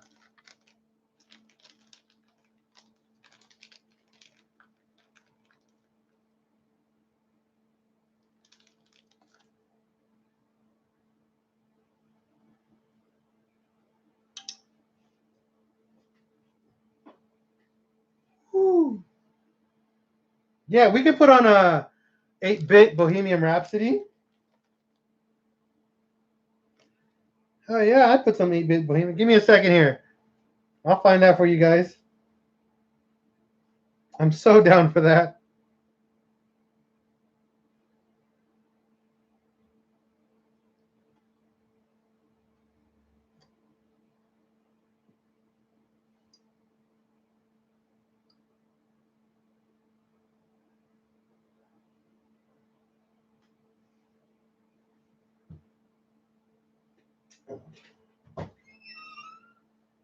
Hey, babe. Oh, crap. So what should we do? That's not good. They said, it says the doctor's office said no flu, but because of the fever, they wanted her to get checked. Okay. Well, we'll be here. And you may do anything, that's for sure. I'll make some food. Okay. Take a moment. What was that? You take a moment, I can finish making food. How long is the moment? Like 5-10 minutes. Think I can attach the baby to me while I work? I don't think I can. She's got food all over her. All right. Well, I'll be back in a couple minutes, guys. I gotta watch the baby for a little bit, then I'll be back. So please don't go away. I'm gonna end the video and then come back. Unless you guys want to chill here and chat, what do you guys want to do? Intermission. Have an intermission? I don't know what I can do while I guess while you guys wait, because I gotta watch my daughter while my wife makes some food. What should I do while you guys wait? Huh? You want to strap her to your back? I mean, she can. She has nothing to grab onto behind my side, but that would work.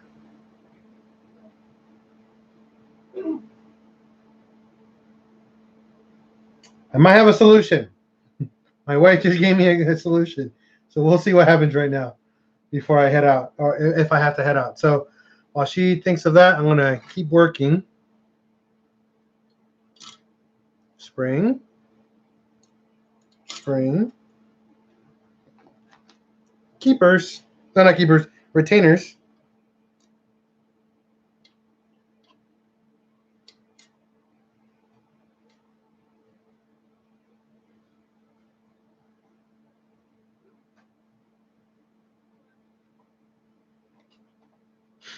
So we got retainers in, and then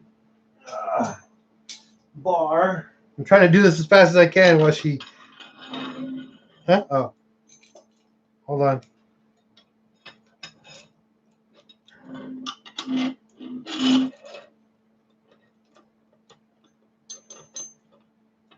We got this going. So give me a second. I'm gonna attach my child to me.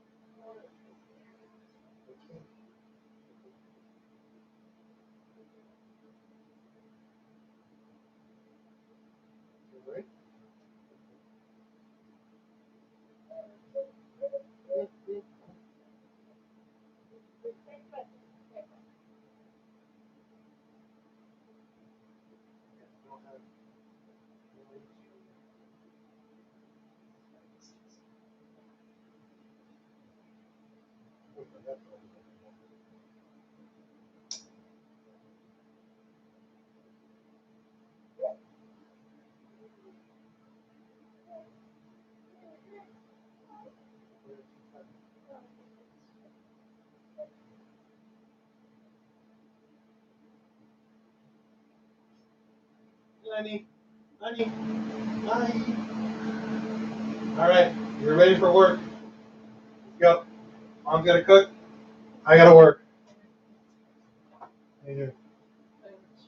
All right. That's a big baby. As you can see, work never stops here. Baby attached to the back, back to working on the head. My wife, Carlene, is going to be making food, so this is going to work. So let's get to work. Say hi, everyone. Say hi, Lonnie. Now, you sit in the back. Backseat driver.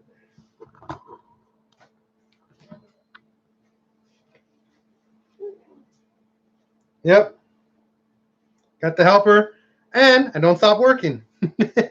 This works great. All right. So we lost 7 viewers, or 8 viewers now. That sucks. But hey, you know what? Oh well. Back to work. Come on, Mama. Trying to help Papa get this race car put together for Ian.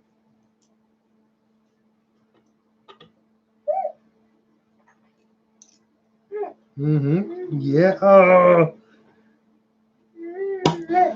Mm-hmm. Mm.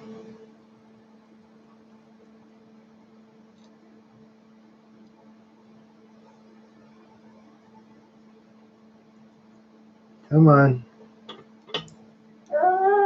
I know, Lonnie. What?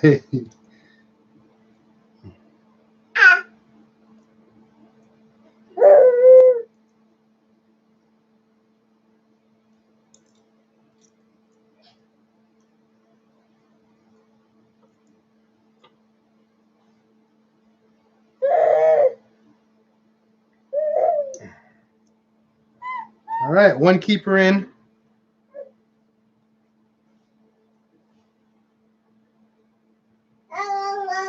Where's the little man? Little man. He doesn't really care very much for car stuff. I always try to get him involved, and he hangs out for a little while and then just leaves. He's way more interested in like toys and stuff. What's funny thing, my daughter, she's only 10 months right now, and she already makes car noises and stuff. So I think she's gonna be more involved in cars than my nephew. We'll see.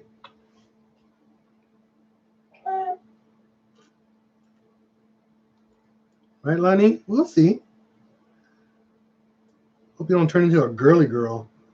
I'll be so angry.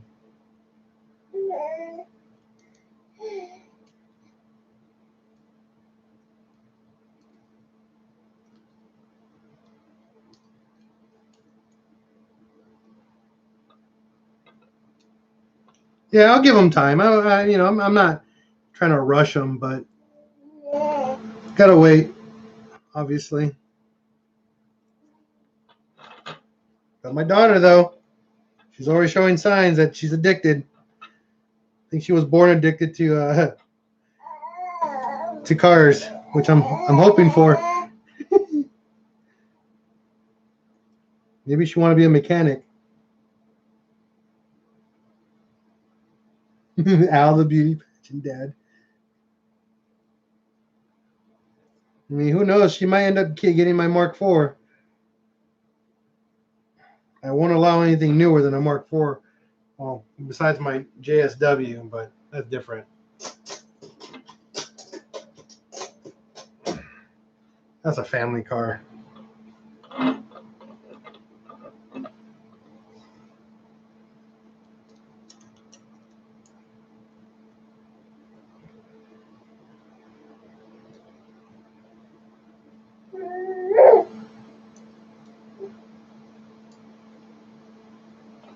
Haha, we did it, Lonnie. We finished one. Yeah. Yeah. That's right. We did it. We're down to the next one. Woo!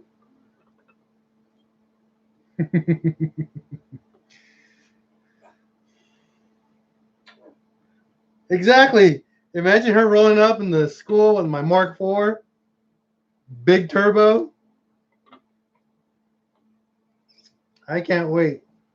I can't wait to take her to school. Take her to school in the Mark IV. I'll be the only dad with a big turbo Mark IV taking their child to school. When I take my nephew to school on the bus, oh my God, do I get so many happy faces. My nephew loves the bus, and I love taking him in it. It's such a great feeling for him to be in a car that he likes.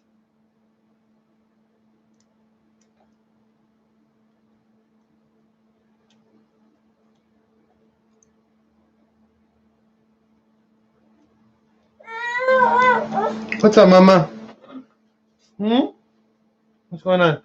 You want something to hold? Here, I'll give you something to hold. Can't give you that. Can't give you that. Can't give you that.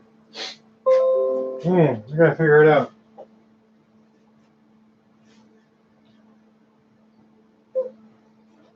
I don't have anything here for you to play with. You want this knife? Here, take this knife. No, just kidding.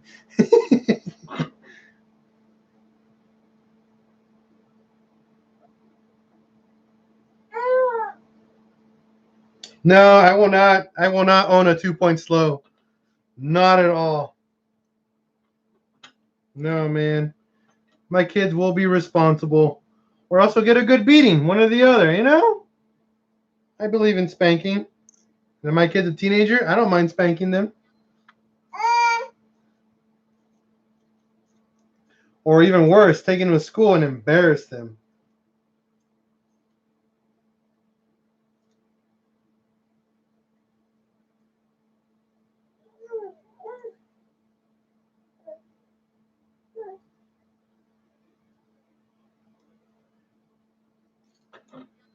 All right. Next exhaust valve done.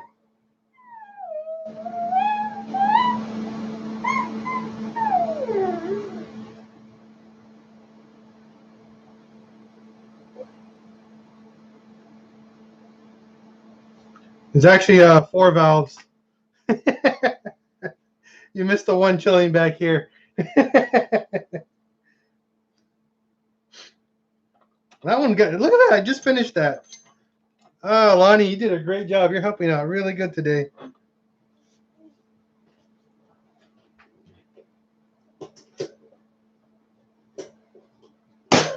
All right. Yeah, we did it. Lo hicimos. We did it.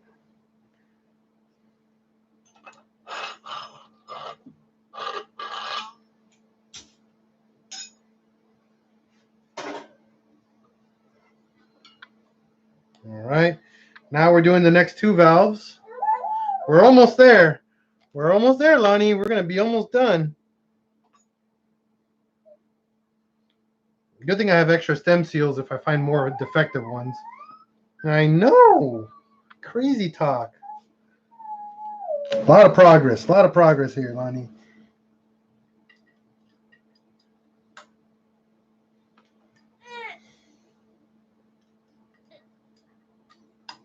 I've never heard anyone say you can attach the baby to me while I work. Well, now you have here only at Pinchial's Garage. I know, Mama. Ow. No pinching and pulling. I know.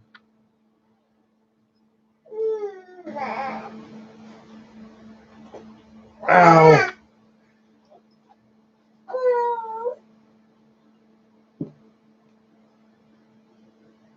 All right, Lonnie, we got it. I know. Isn't that crazy? We're doing so much work together. I know. You got to be patient, though. It's hot in here. I think we should open the garage a little bit, huh, Mama? Let's go do that.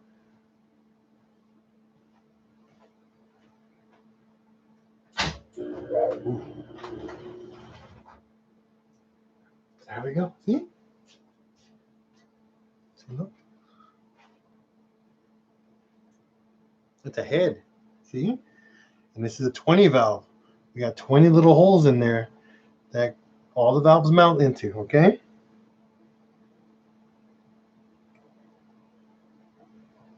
Tiny pineapple does not go on pizza. It's disgusting. Whoever thought about that ingredient on pizza is a heathen, and no.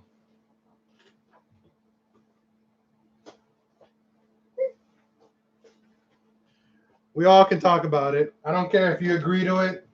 People who say it belongs there aren't real people.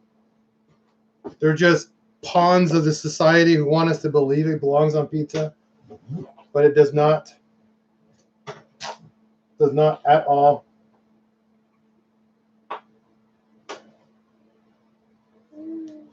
Right, Lonnie? Lonnie doesn't like it on pizza. She thinks it's gross too.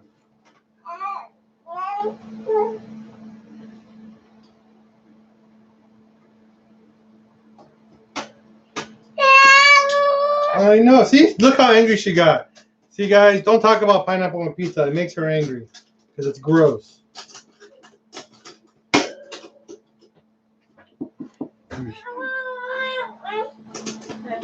Done? Yeah, she's getting really squirmy. All right. Detach the baby from me. It's really hot.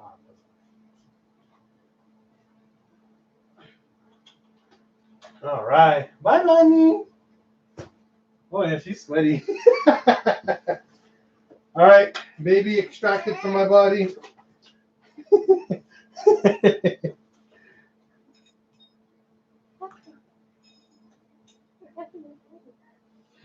If I'm smoking, it's awesome. I think anything you eat while you're high, or I mean, smoking, is gonna be awesome. But again, remember. Yeah, exactly. That's exactly what makes Jack in the Box so good. Who cares? It's so gross. It just, for some reason, it's good.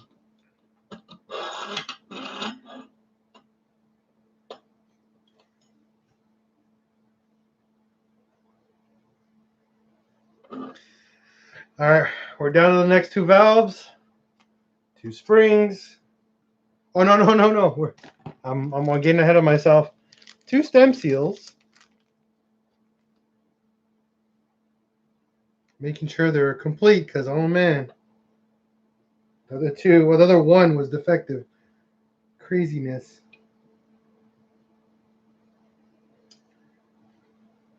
Stem seal tool.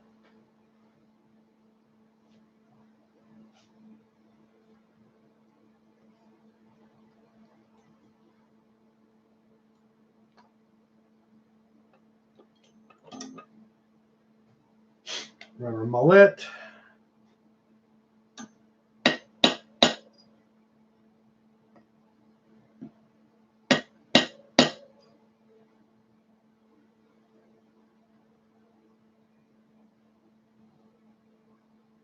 Good. Exactly. I guess it would be funny if you forget, right? Spring. Spring. Retainer. Retainer.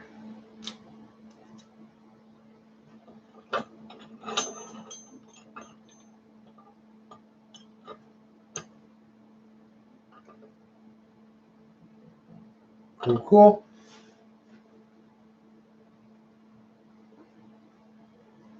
No, no pineapple.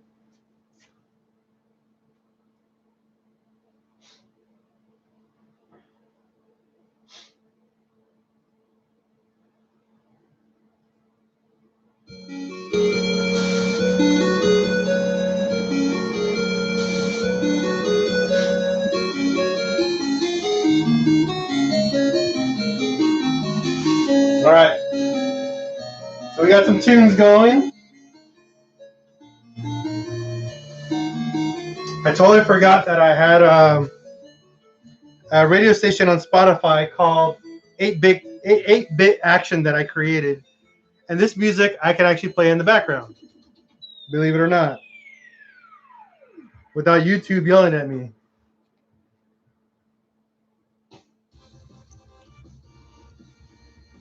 And this is original 8-bit music from this is from Mega Man 2.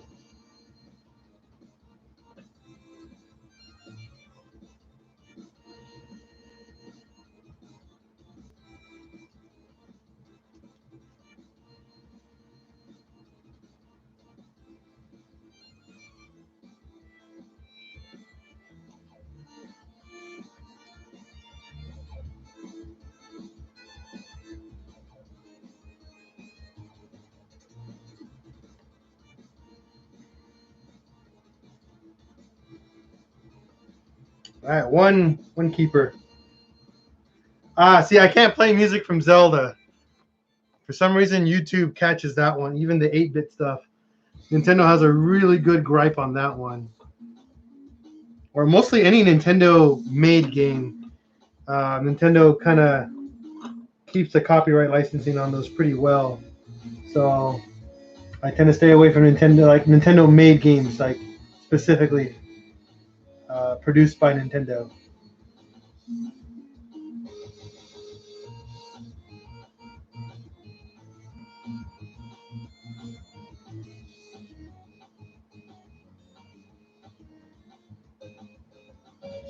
Are you kidding me? Are you kidding me?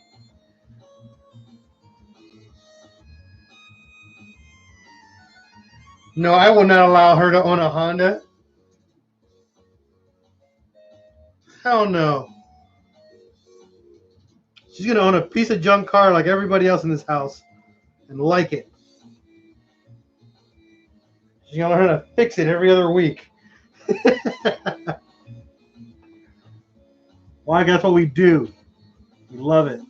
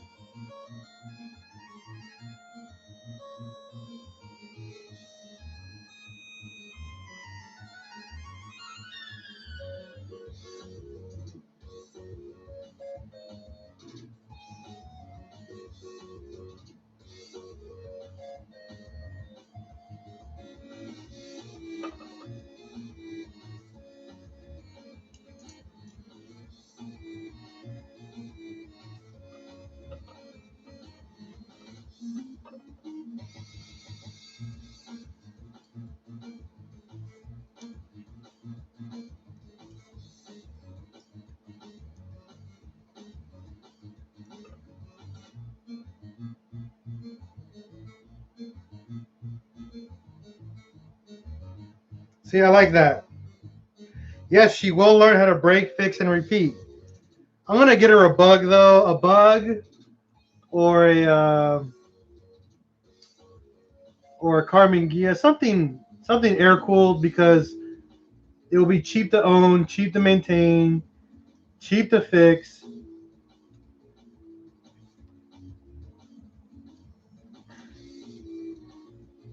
You know, and they're super abundant out here in California, so they're easy to get a hold of. And parts, I mean, we have companies out here that sell parts locally. So, and there's a huge following out here for air cooled cars. My first car was a bug, so why not let her have her first car as a bug? Teach her how much I struggled.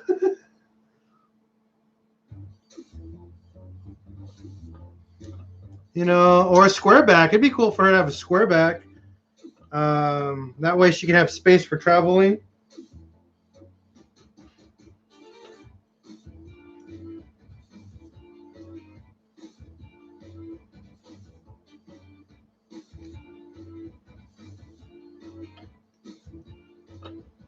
Or a bus. Oh, I would love to have a bus. Maybe we can have matching buses. You know?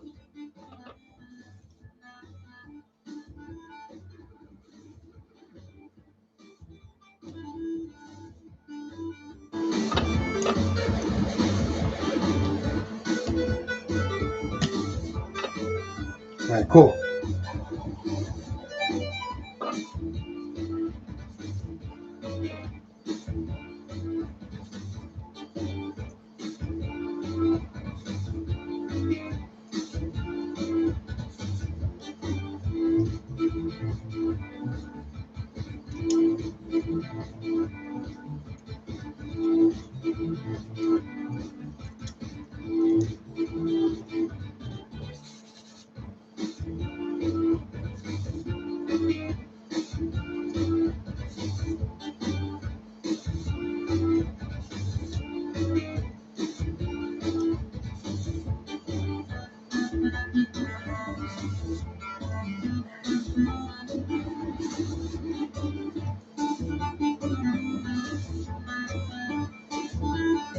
All right.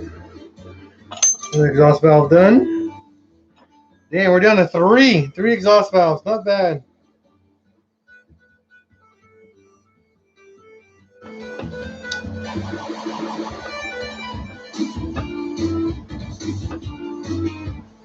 All right.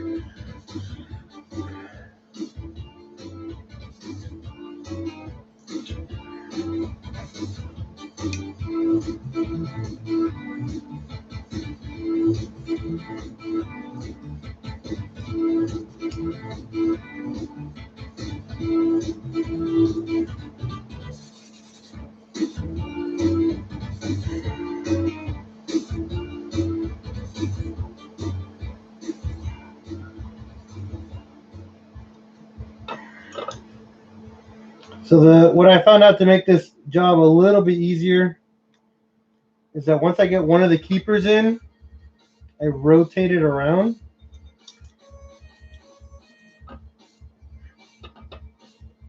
So the valve actually centers better.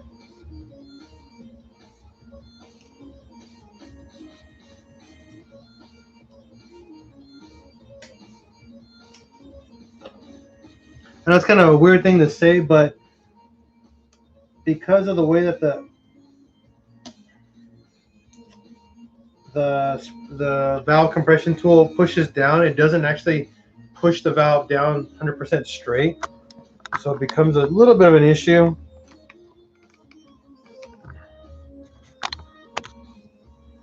So what I've been doing is get one of the keepers in,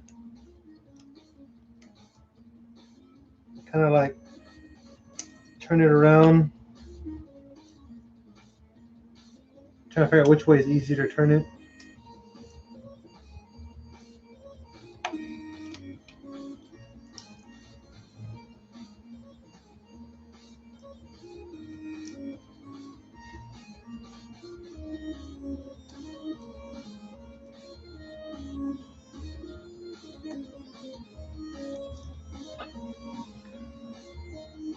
But I want, obviously, I don't want the keeper to come out. So.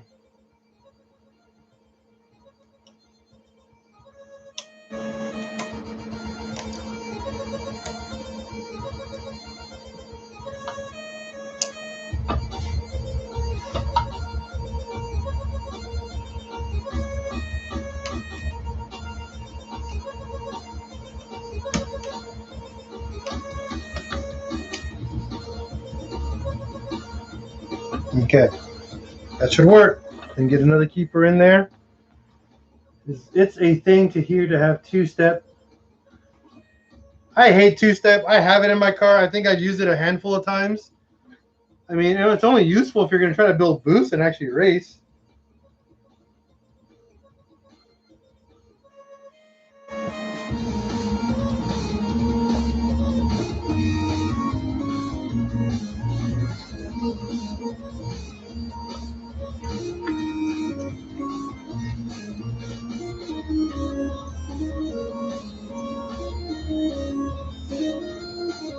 Once I finish the valves, I'm going to get my camera back up and going for filming. So I will be talking to myself for a little bit. It's going to be kind of weird, but we'll be working all together. I'm trying to document this in higher quality on top of just my webcam documentation, just so you guys know.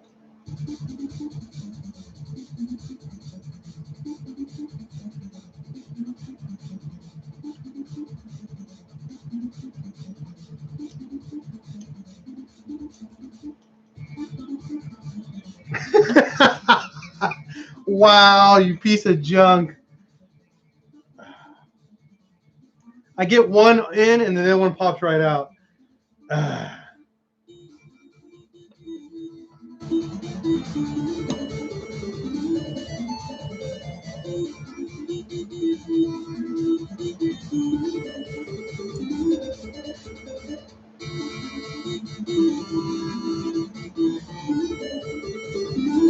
There we go. Yeah, camber is lame. I am not a fan of camber unless it's 2 degrees. Deuces. 2 degrees of negative camber is A-okay with me.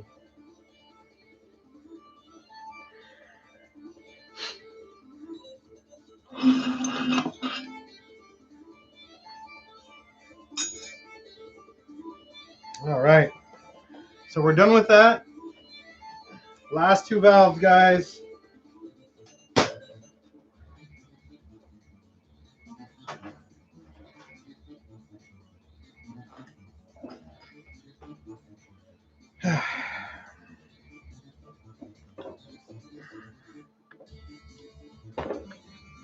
And this head will be pretty much built. Well,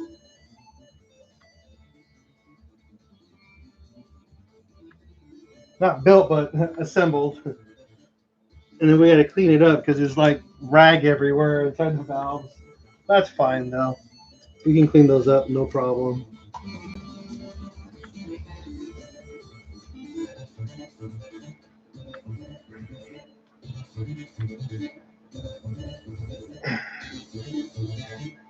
All right, so I got a PP on top of what I got to do right now.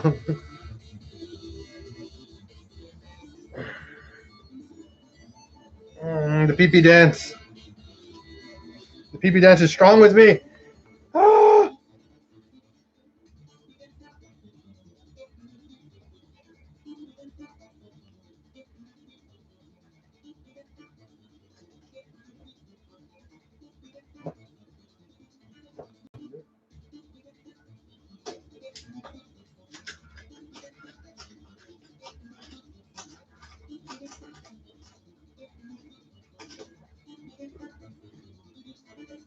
Food. Okay.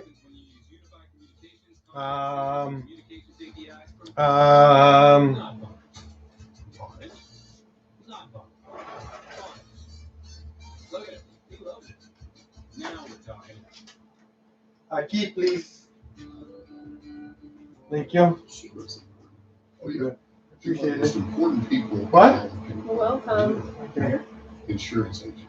Perhaps must be really good. The best. Cool. Is family you get fed all day? No. Families, businesses, and dreams. So good. People really count on her. She must be really famous. She is. I got an autograph at her home. Oh, we're good. I'm eating. I'm working. So don't worry about that. They said they made makeshift tents in the parking lot at a town where they're not letting anybody inside. Okay. So she said that it was just her and baby and the cat. Who and the baby? Mom. Oh, okay. Been thinking about coming back to Spotify Premium? Now that's a great idea. With unlimited skips, ad-free listening, and offline mode, upgrading to Premium is a no-brainer. You can listen to any song, anywhere, anytime, without any limits. Ready to go Premium? Tap the banner to learn more.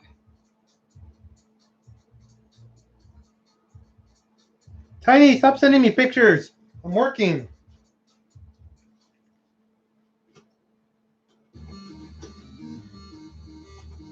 Oh.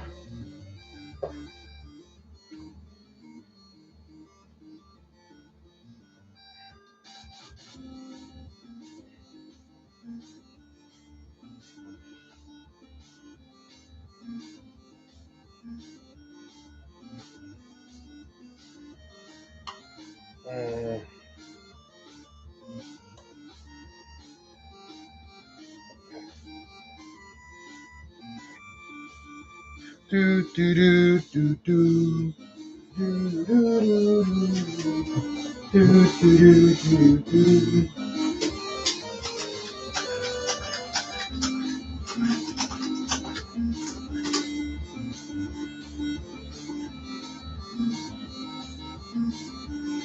Hey, Three Bowman. Tiny, my bad.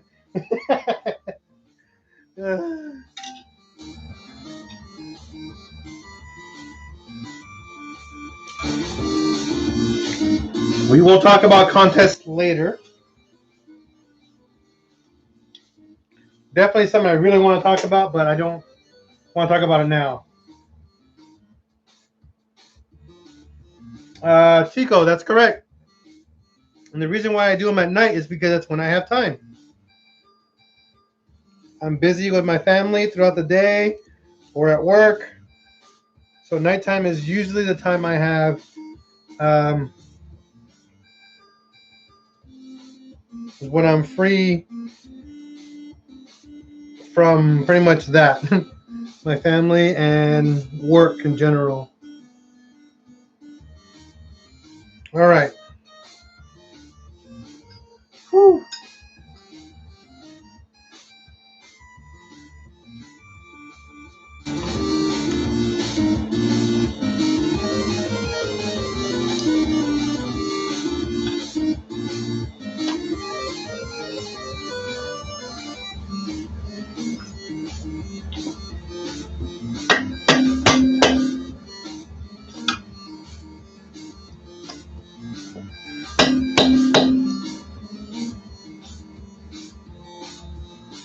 All right. All seated.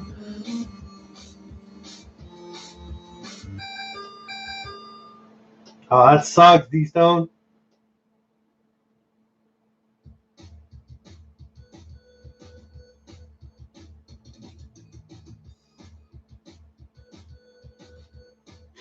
Yeah, I'll wrap the car for you, Tiny. Even though I hate wrapping cars with a passion, I'll actually help you wrap it.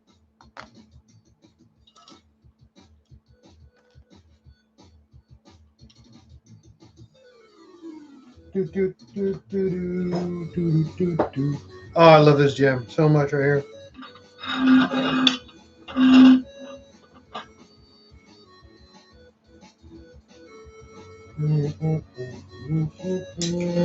See, I'm distracted by the music. I didn't even put my tool in correctly.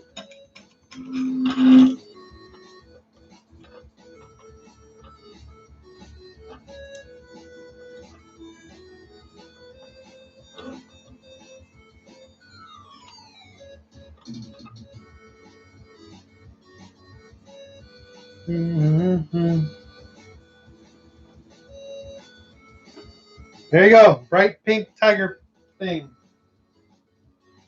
Munch, munch. Oh.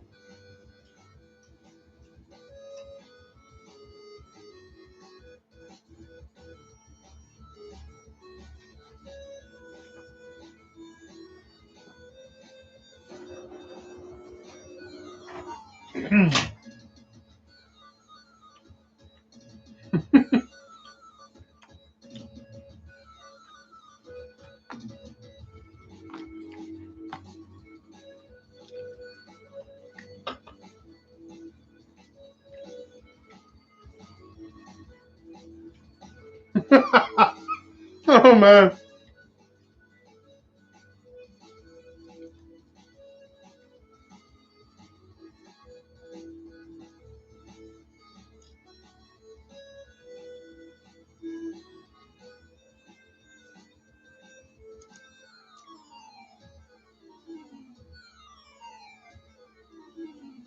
For the love of God.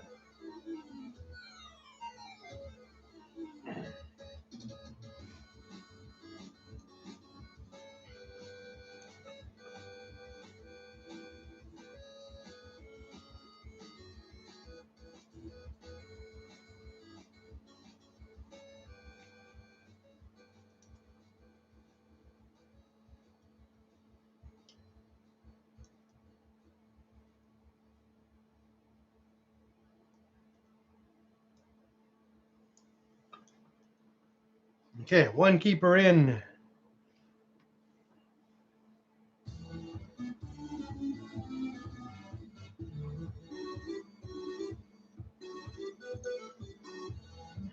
Stock VRs are pretty slow.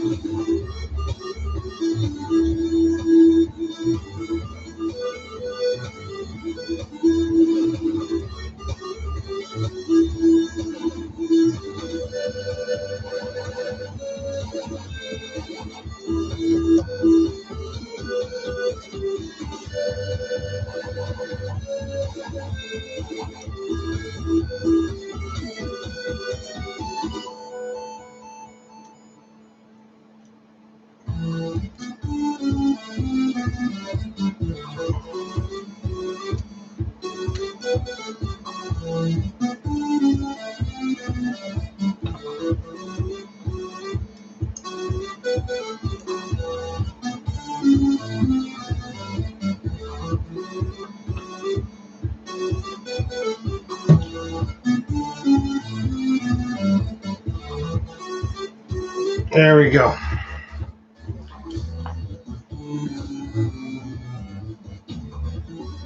Yeah, you lose the VR6 noise once you slap a turbo on a VR. It sucks. I mean, it's still there, but it's like gone, you know? All right, so now that we finished 2, 4, 6, 7 of the exhaust valves, I have to move this guy over here and have the bars sit out here on the outside.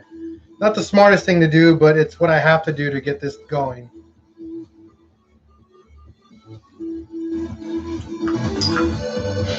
It was only because due to the placement of the holes for the head.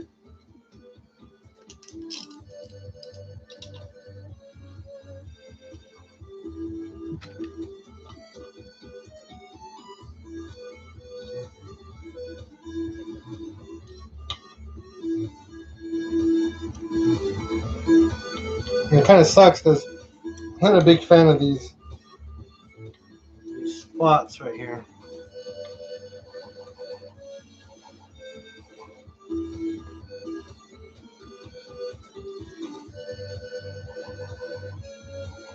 Oh, I can't hold this pee anymore. Doing the pee-pee dance for like 20 minutes.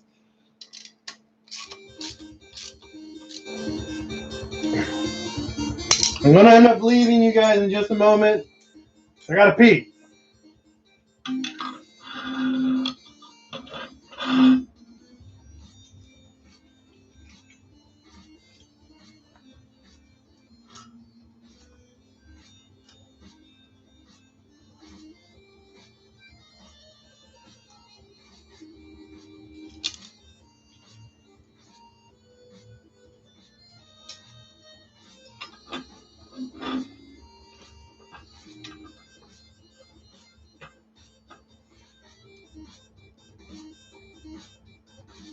All right, so that's set.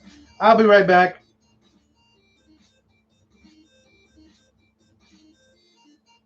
No, you can't put them on the studs because the nuts don't go all the way down because they're not 100% threaded.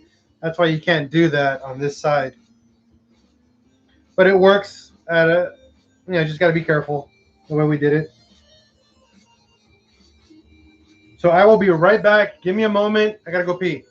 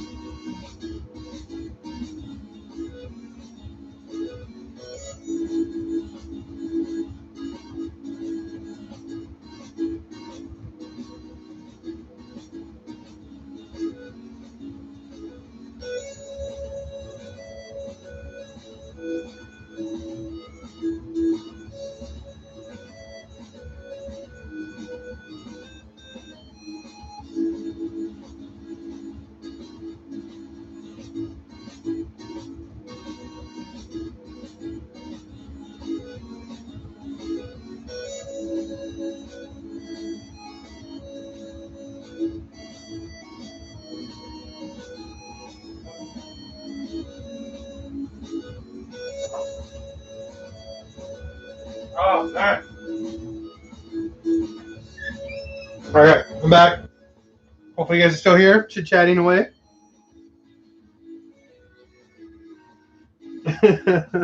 Yes, I held it for a while. It's gone though. Let's go. Let's get back to work.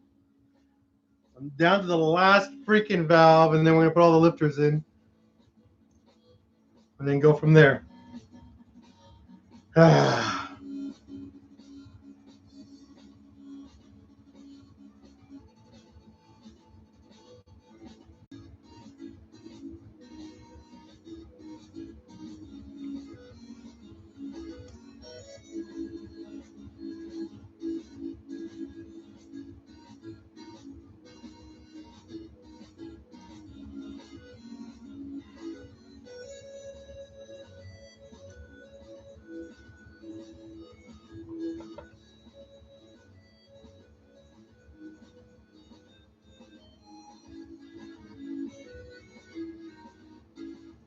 Do, do, do, do.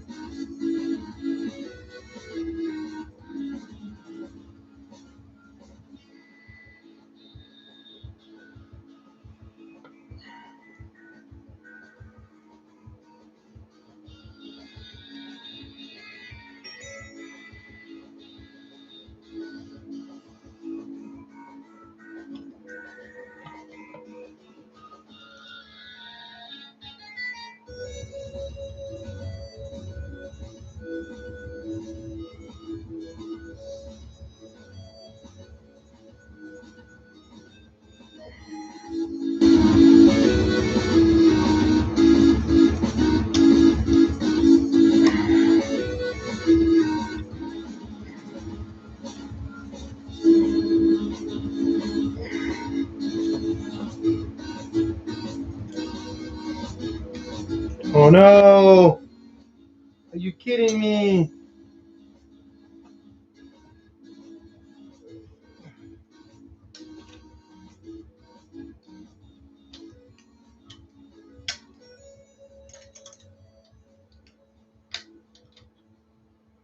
Oh my god, the keeper went in sideways.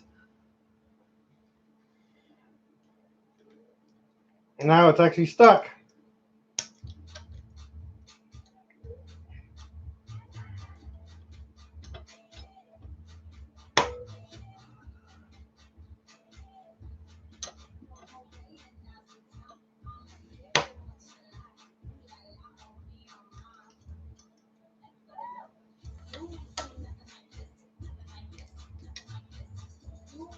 This sucks. Learn more at Quibi.com.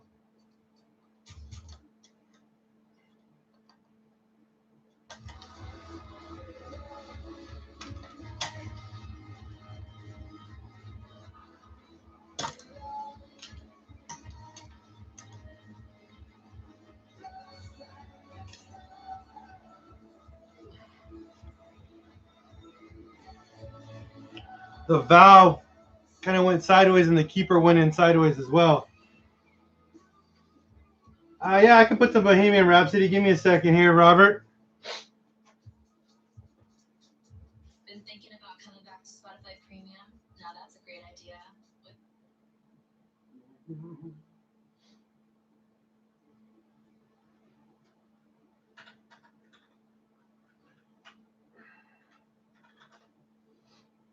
There we go.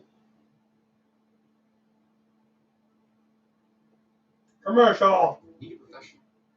And I use the new Wix logo maker integration from iStart. I'll show you how.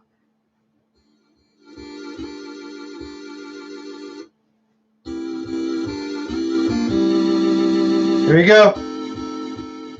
So now I got to figure out how to get that crooked keeper.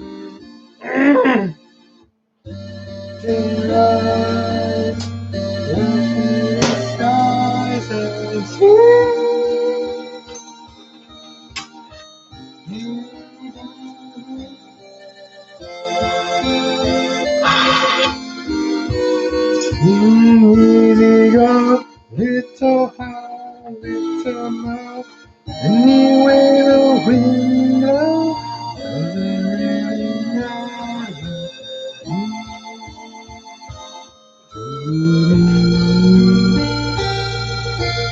Come on, everybody, sing along. Just killed a man, put a gun against his head, pulled my trigger, now he's dead. Mama, life has just begun. Now I've gone and thrown it all away. Mama, come on, didn't mean to make you cry. And I'm back again this time tomorrow. Carry on, carry on. Nothing really matters.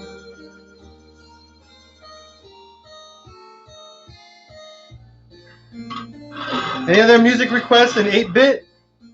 Come on, guys, let's jam out to some 8-bit music. He's gone, a gun against his head, pulled my trigger, now he's dead. Mama, I've got to go. There we go. I think I fixed it. Yes, I fixed it.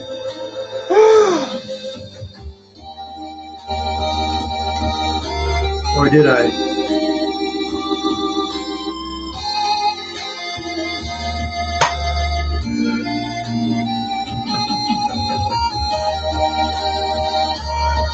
Oh my God. Right? I'm a little bit in a panic mode right now. So this is actually letting me relax a little bit.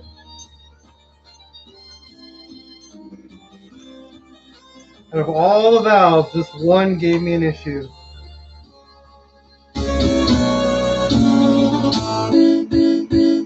Here we go, guys. Galileo, Galileo.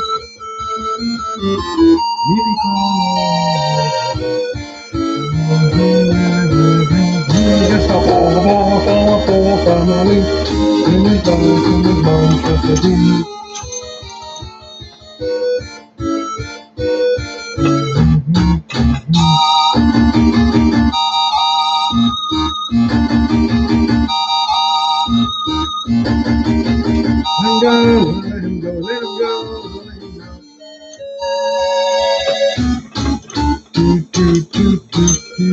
Mamma mia, let him go. There we go. Oh, finally got that guide out.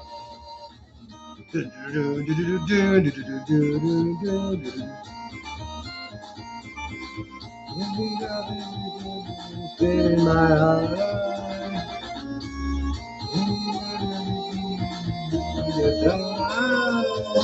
Ooh, baby, baby.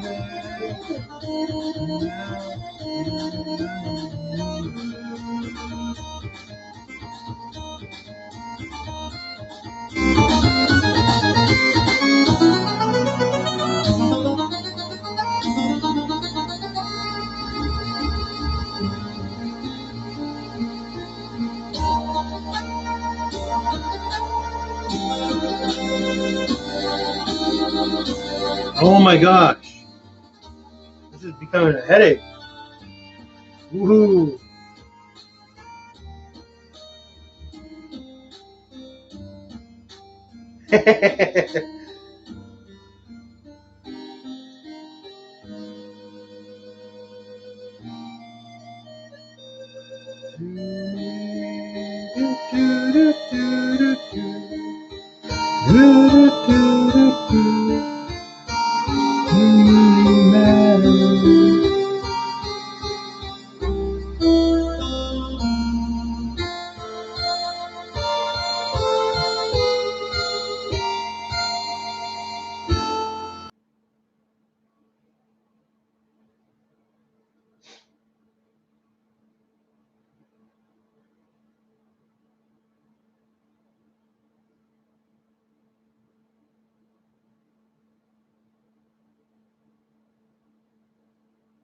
Oh my god, they got Don't Stop Me Now. Oh, I was gonna play. It's totally free. So do yourself and your wallet a favor and try Wikibuy.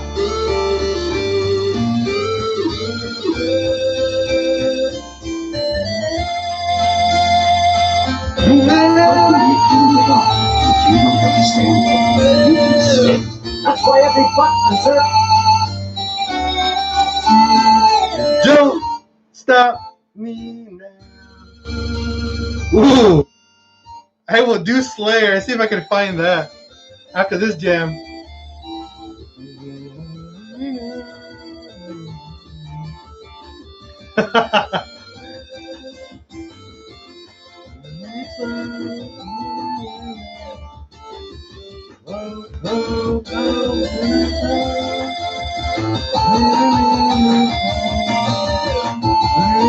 That's why they call me Mr. Fahrenheit.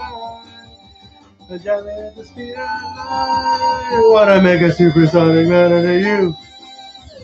Don't stop me now. We'll have a good time. Having a ball. Don't stop me now. We'll have a good time.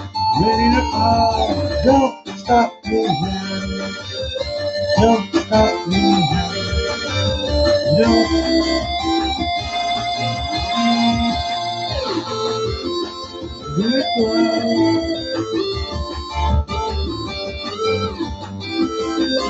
I hope YouTube doesn't flag me for this stuff. I am jamming out.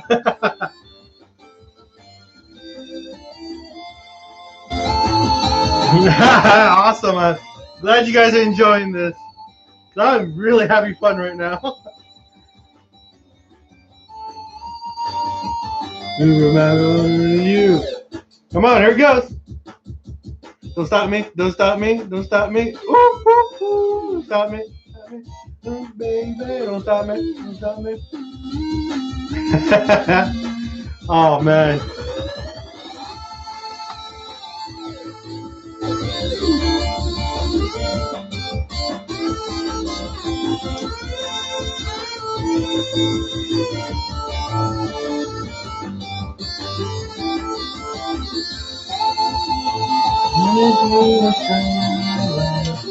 Degrees, that's why they call me Mr. Fahrenheit. You're telling me see the light. You don't stop me now. Have a ball. Don't stop me now. Have a ball. Don't stop me now. Don't stop me now. I'm down to one freaking keeper here, and it's giving me the biggest headache of all time. That's how I always work, guys. When you're down to the wire, then something gotta happen. Story of my life.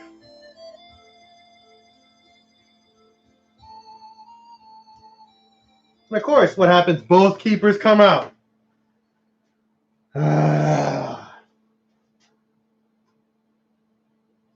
Why only one would come out? Why only one? No, both of them do. All right, let's see. I'm gonna.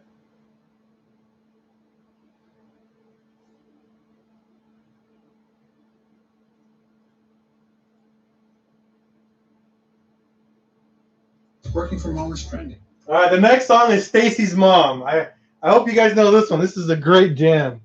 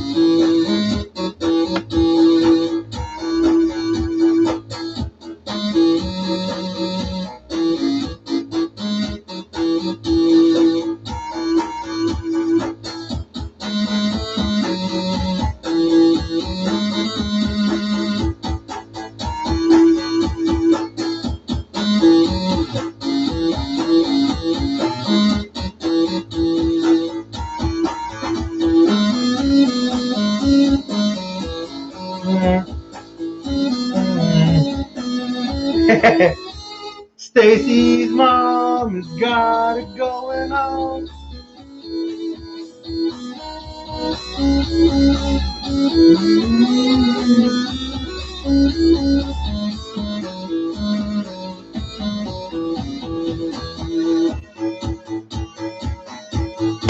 Oh shit.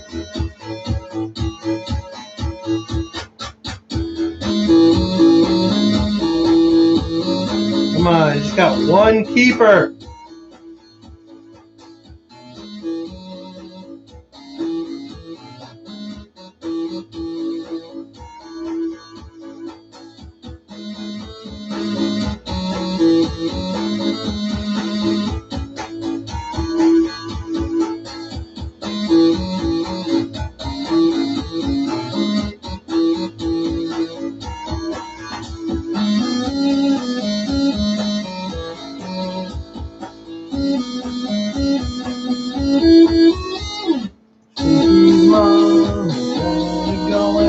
Oh my god.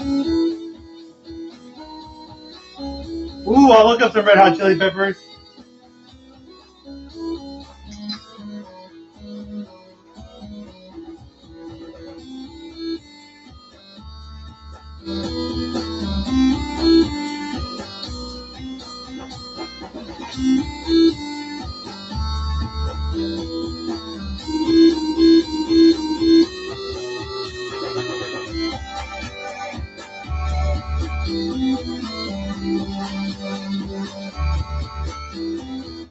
Oh my god. have Californication.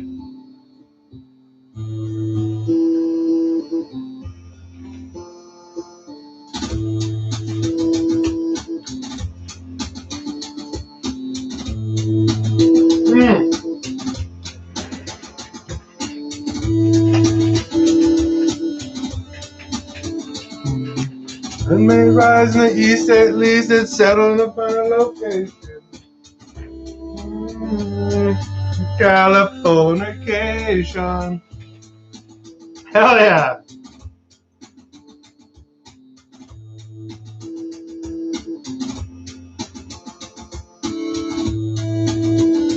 On a western civilization.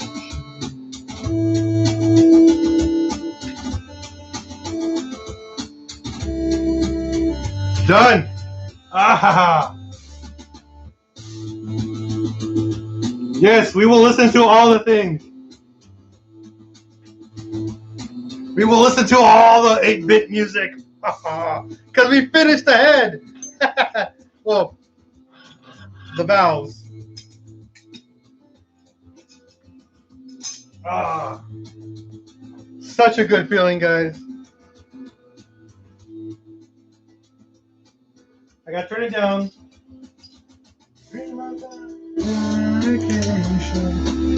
Oh my god. Dude, yes, Smooth Criminal. Yes. I'm glad I have another MJ fan on here. I'm a huge MJ fan.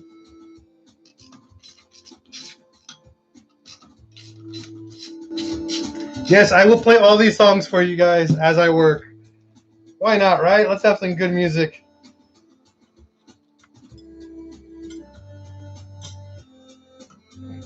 $20 valves, everyone. 20 valves are done on a 20 valve head. Oh my god, the feeling is so relieving. All right. All the goops.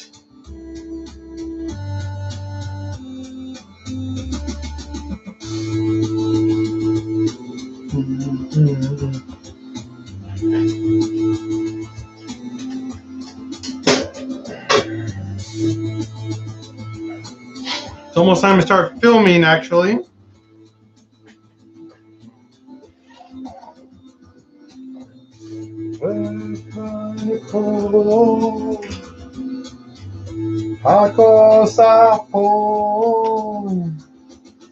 Dream about fornication.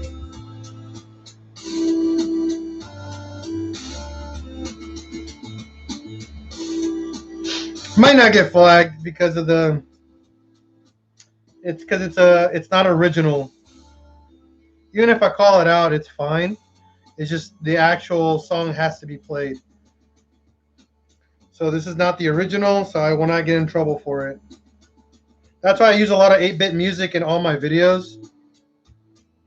Just because it's just, number one, it's cooler, it's a lot more fun, and it makes my channel a little bit more unique, I guess.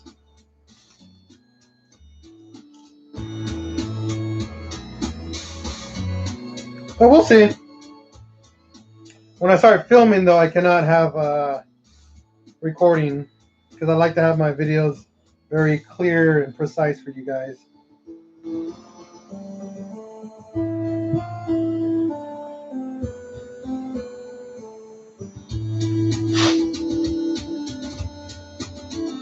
So since we turned the head around,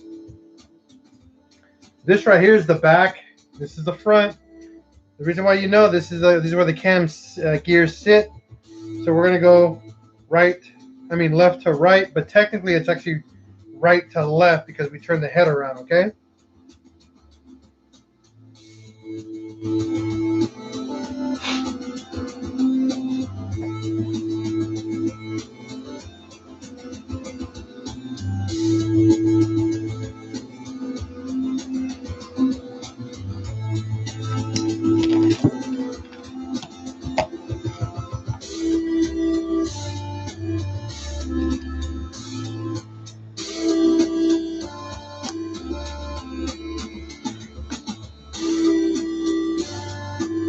Well, some people who get copyright music have the rights to it, or they get permission due to how big their channel is.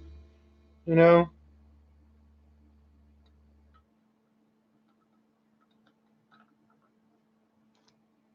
My channel is nowhere near as big, but definitely a lot more fun because we actually learned something here. Oh, I gotta turn out the commercials. That's what I gotta do. We gotta stop audio, anyways. So, no music right now for a little bit. We'll get to that in a little bit.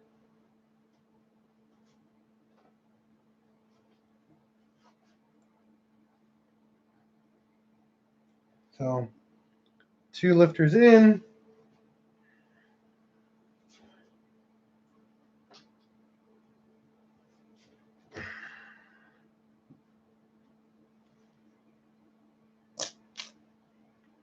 And that was Disney, so I cannot for sure have anything from Disney. Man, they're like, you don't want to do anything with Disney. You don't want to get involved with Disney. They will sue the crap out of you.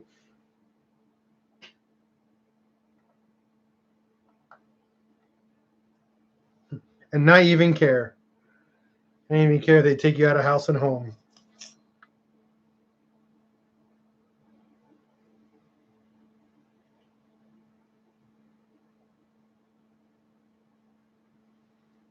Tiny, only 4 lifters are being replaced.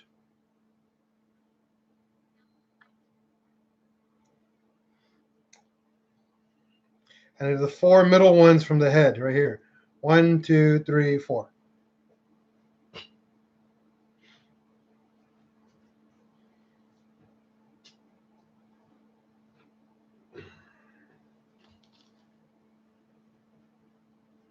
Caesar, 2 hours? Yep, 2 hours. Not bad. We haven't even finished the whole head yet. That's just the valves.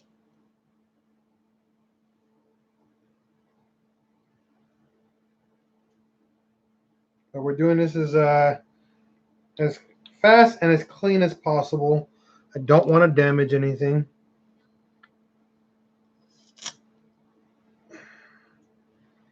Since this stuff is super slippery.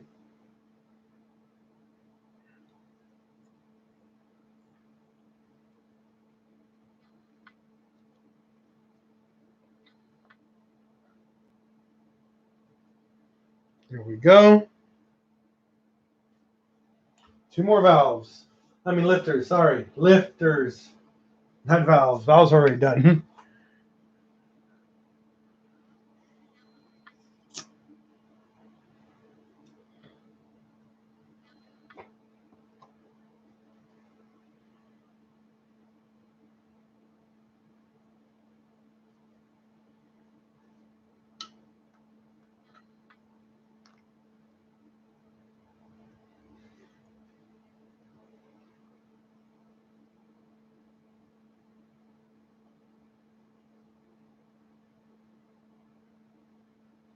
No, they're not worn out. They're actually not that bad in comparison to the middle lifter.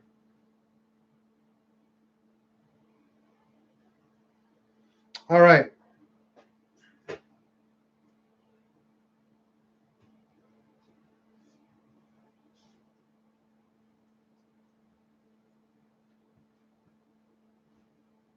So that's all done.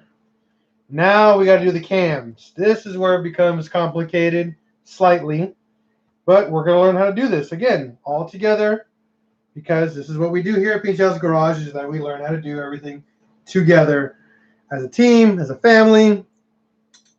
Do it all together, man, because again, the VW community definitely needs some advice and some help, so why not?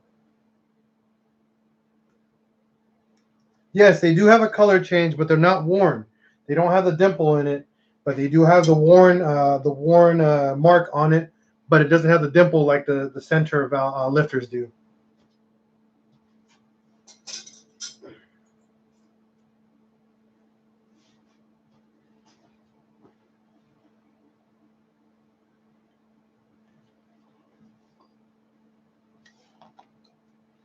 I know the camera kind of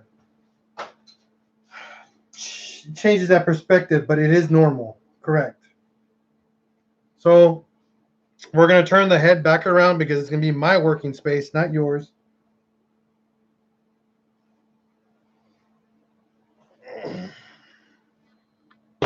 Most people are willing to help unless you're on a Burn the MK4 page, then it's just full of assholes. Excuse my bad language, but mostly people on Burn the MK4s are just douchebags. And I stopped posting there. I'll post there on occasion, but they're just douches, and I can't stand it. All right, so now from here, again, this is right to left, okay?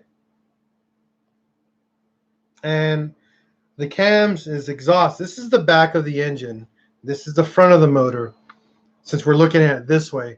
If we were going to turn this, if this was in a longitudinal setup, oh, screwdrivers don't want to place freshly decked head on that. If we were looking at it like this, then this would be the front, and this would be the back of the engine, depending on the perspective that we're looking at, okay? But we're working on the Mark IV platform, so it will be like this. All right, guys? No other way to do it.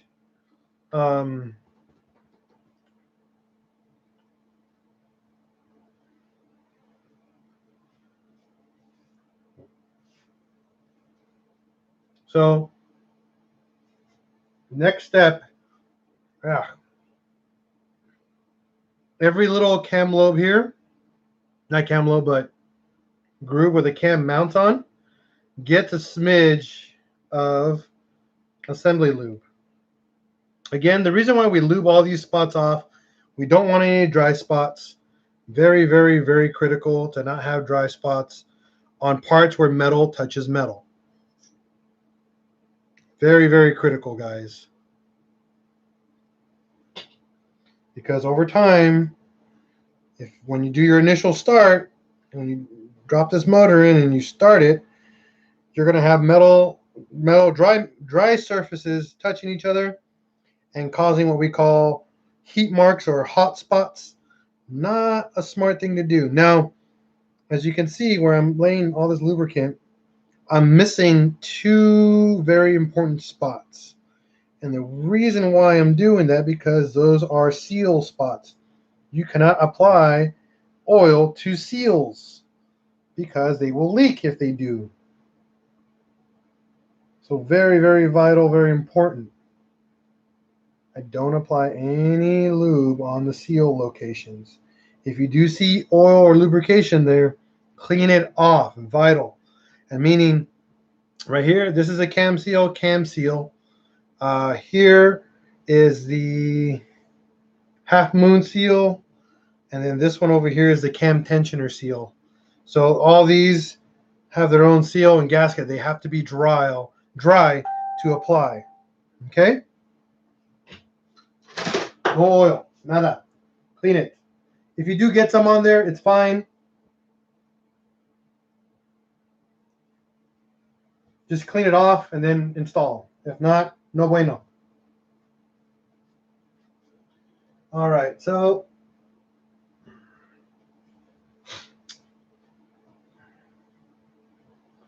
we're going to lay the cams down with no chain.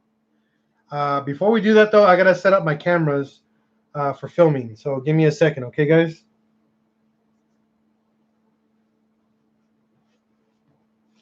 I'm going to put you guys in a little tiny tripod, much closer to the action.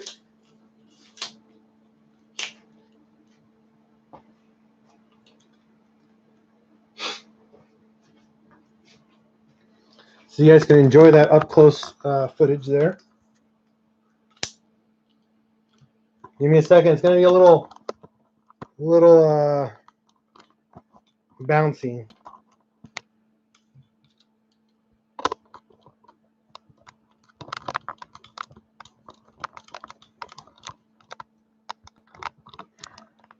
But we'll get there.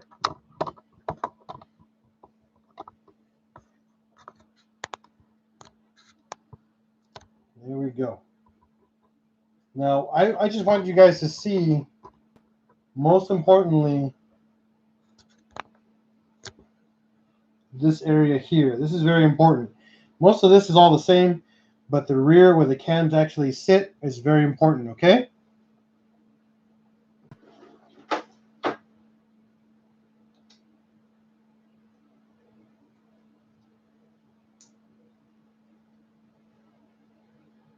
And I'll show you guys why when I get to that point.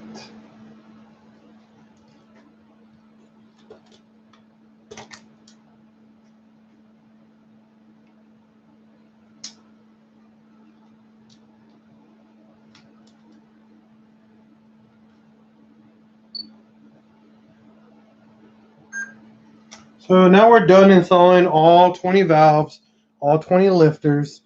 We are now going to get ready to install the cams, cam chain, and the cam chain tensioner all rolled in one.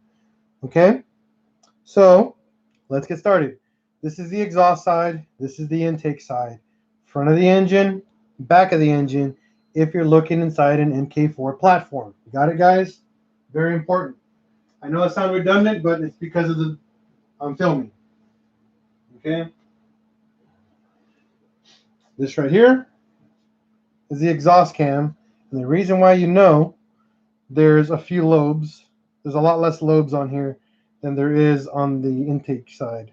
So what we're going to do, lay this down very gently. Okay? And you'll notice there's a little notch here. Okay? A little tiny notch. That's always straight up. That's how we know we're on the right cam here. I mean on the right spot. Same thing is going to go on the intake side.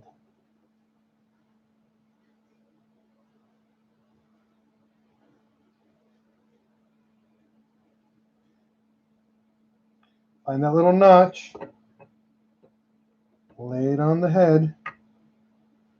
Okay. Now, the reason why I'm going to lay this down before I actually install the tensioner is because I want to get lubrication going first. Again, I love as much assembly lube as possible on your cams, on everything that you can get. The reason for this is because if you don't, you're going to put your main caps on and there's going to be no lubrication, and then they're going to have shitty, excuse my bad language, but really bad wear, and we don't want that.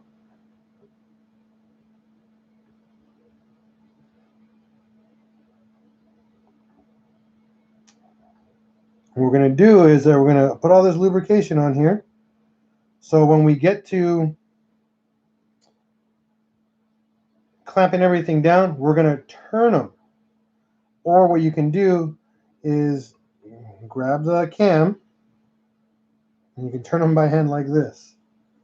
Just lubricate them by hand. That's another way you can do this.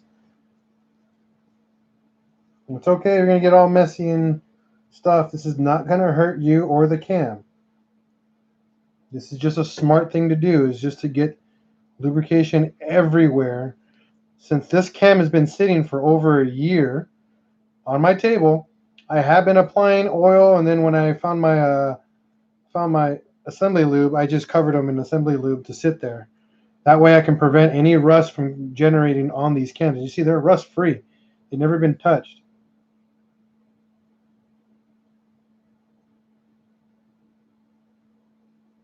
Which is very important whenever you guys build a motor. You don't want any rust building up on here, because then that's wear. That's wear into your motor. And that's premature failure right there. Okay? Now, that's all nice and ooey gooey.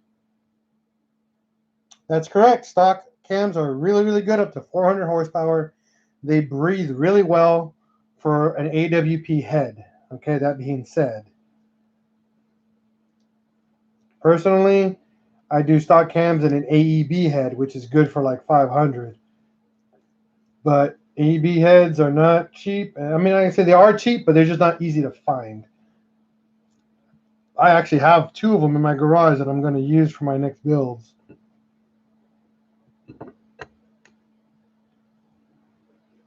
All right, now I'm covered in gooey lube, so we're going to clean that up.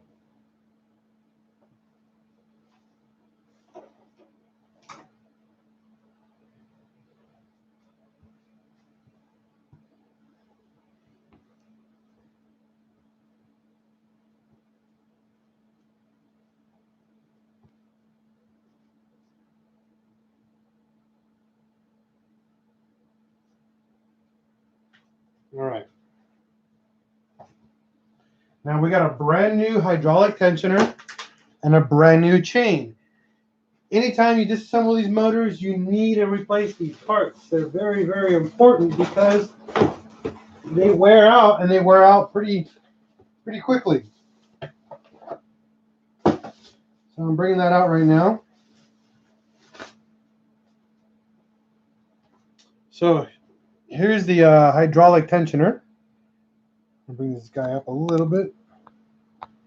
You guys can see that. Okay. This bad boy sits right in here.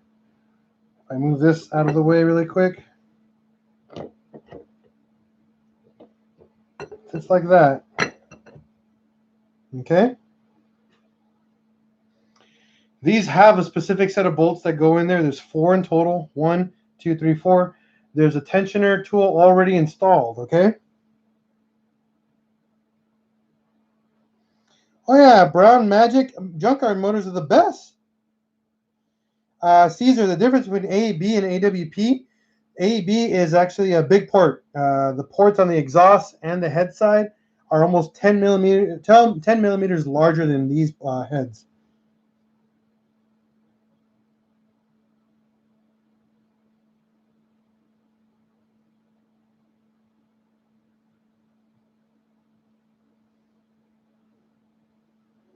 So that is the big difference between like an AEB head and an AWP head. Is legitimately the size of the intake and exhaust ports are much larger, so more airflow goes in. All right, so now that we have exhaust cam, intake cam, tensioner all put on here, now is the chain. The chain is a very vital portion of your job here. I'm going to go find that. It's sitting somewhere around here. There you are, little chain. If you guys are looking for part numbers, there's another live video that I created that has all the part numbers. I'm not giving you guys part numbers on here. Brand new cam chain tensioner. Again, soak it in assembly lube. No, you don't need yeah, you can port an AWB head, definitely. But by the time you spend all that money port and polishing, it's cheaper to buy an AEB head used and then build that. Just saying.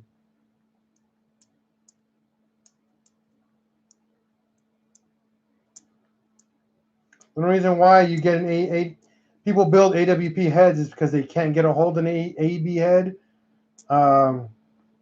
or they're time constraint. You know, definitely time constraint does play a factor in builds too. Correct.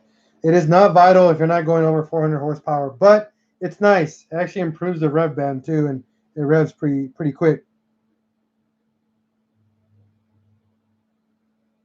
The chain we're using is, oh geez, I forgot the brand. It doesn't have the brand on there. It's a weird package from Germany, but it's a German chain. I know that. Okay, so from cam to cam, 16 links. You got that, guys? And I'm going to show you the exact way of doing this. So give me a minute, okay? And this is kind of an annoyance because it's really hard to do. So grab the exhaust cam first.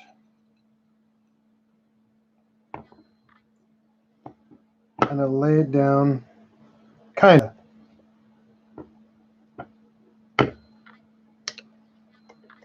Grab your tensioner.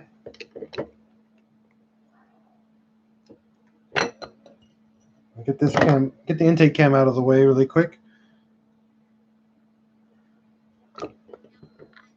Grab the tensioner.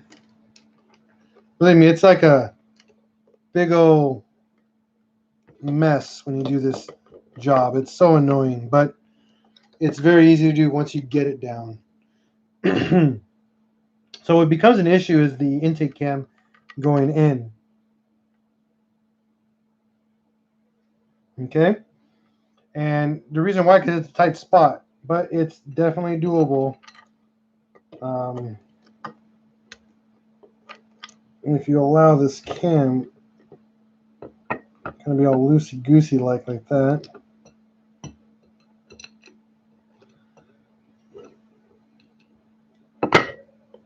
Come on.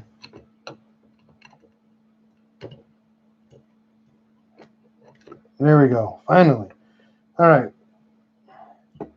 Now my issue now is that I got the cam. I got to walk the cam now into its right spot.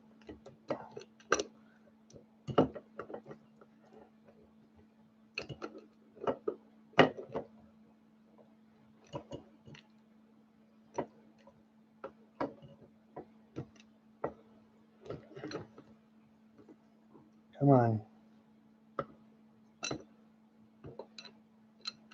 All right, there we go.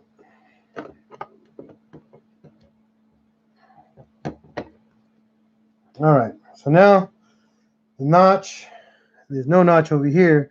So process has to be repeated. It's really annoying. But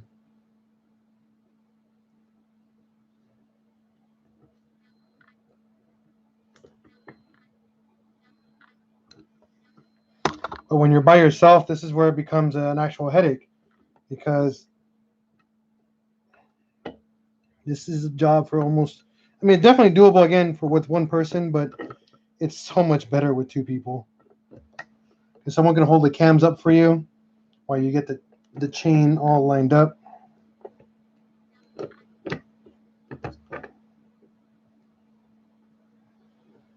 Okay, so now we have this, and this is the gap that matters, and this is the part where you have to time your chain. Right now, it's not timed at all. I can tell you right off the bat, it's definitely not timed. But we're going to learn how to time it from one notch to the other.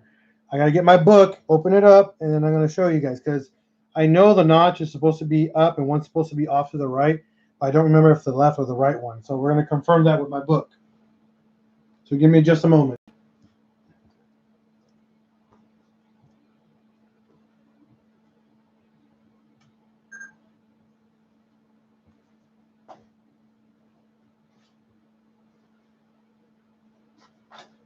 I wash my hands.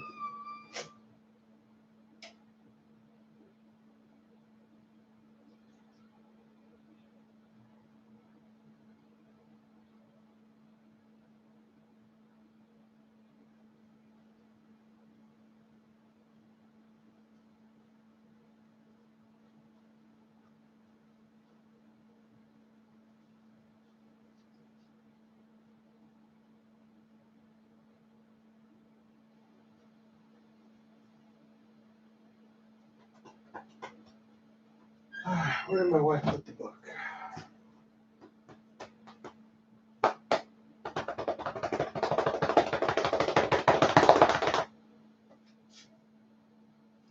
She put my book somewhere. That's the bus one.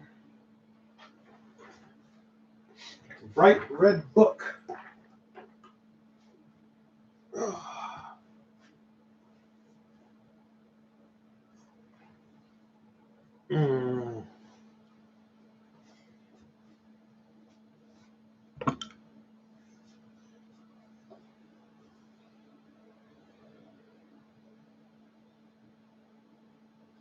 No, it's definitely 16 links, but there's a very specific way they have to sit.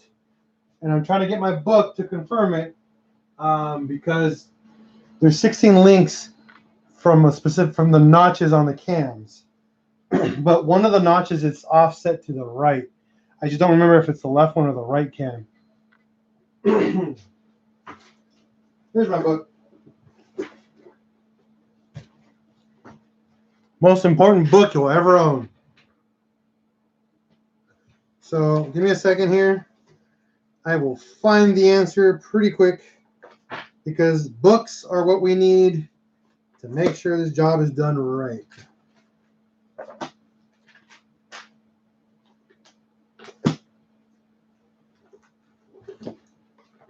I have it marked too because I do cams a lot.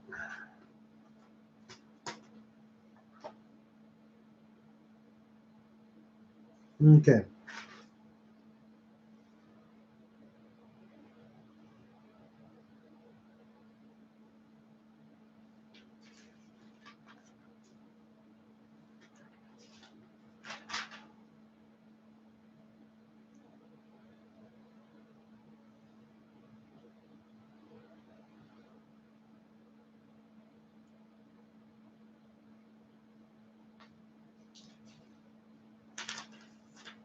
Here we go. So both notches are actually straight up. However, the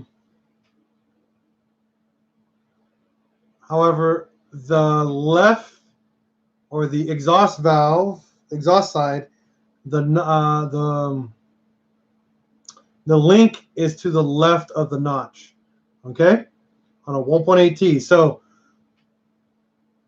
one link to the left, and then you count that one all the way over to this one, and it has to be 16. So what's off right now is this notch. We're off by 2 links right now. So we're going to fix that really quick. But yep, I found it. Pretty straightforward. So this cam is pretty much on point because I have one notch to the left of, one link to the left of the notch. Okay, so we count that one. So that's 1, 2, 3, 4, 5, 6, 7, 8, 9, 10, 11, 12, 13, 14, 15, 16. This link right here is 100% 90 degrees to the notch. So I'm off by 2 links. Okay. So to fix that,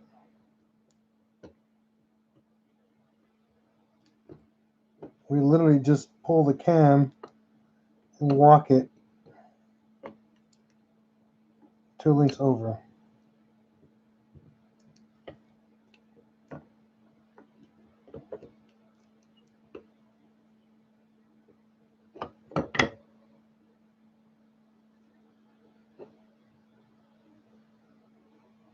So this one, we're going to count. Now this notch is here. This has to be 16, again, to the left of the other notch. That's from right to left, but from left to right, this notch, 1 link to the left of it. So that's 1, 2, 3, 4, 5, 6, 7, 8, 9, 10, 11, 12, 13, 14, 15, 16. We're off by 1 still. So, gotta grab this.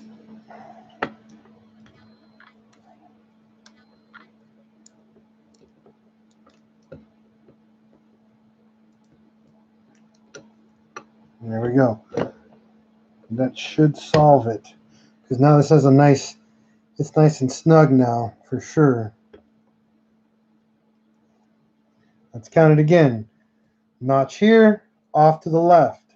1, 2, 3, 4, 5, 6, 7, 8, 9, 10, 11, 12, 13, 14, 15, 16. The 16th link is straight underneath to the notch. That's how we know that we are officially timed on this. And I gotta start filming it because I didn't even film that. Oh man. But we got it. We're timed.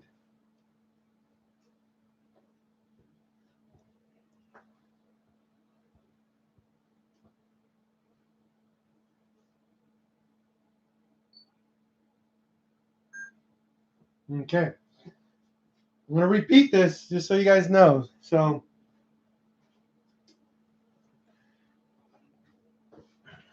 we're going to do this together. Okay.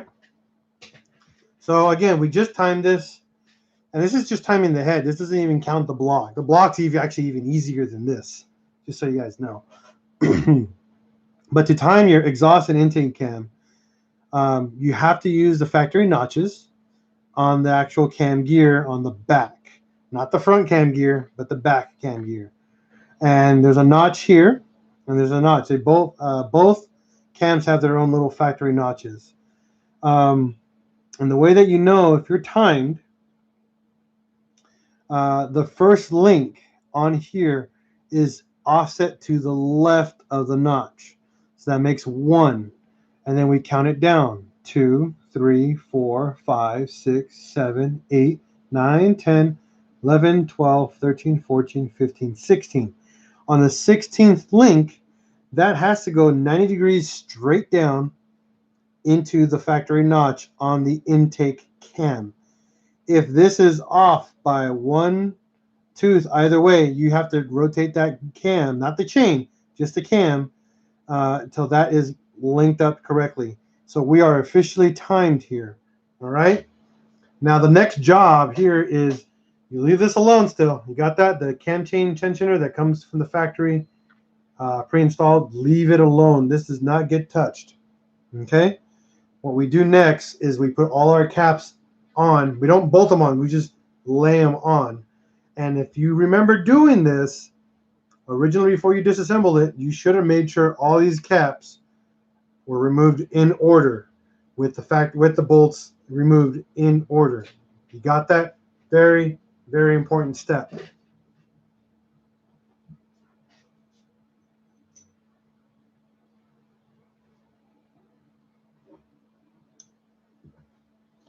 So the first cap right here,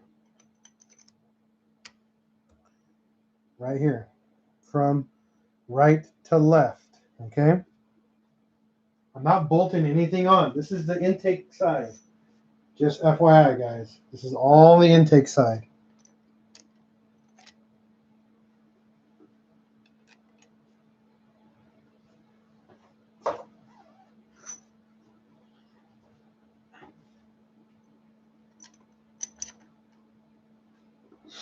So we got, and they're numbered from the factory.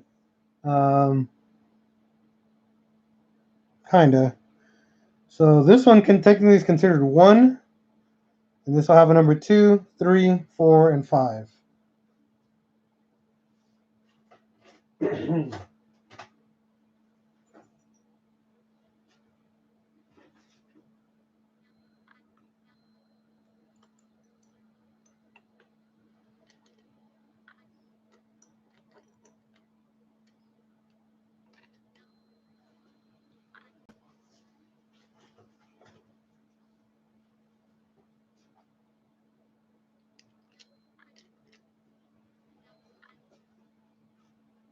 Since we lubricated the cams, I'm not super concerned about assembly lube now.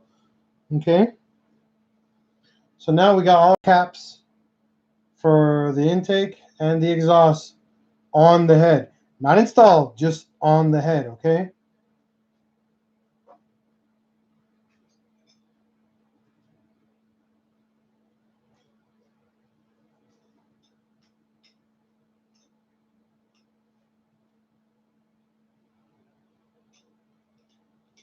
The next one are the rear caps.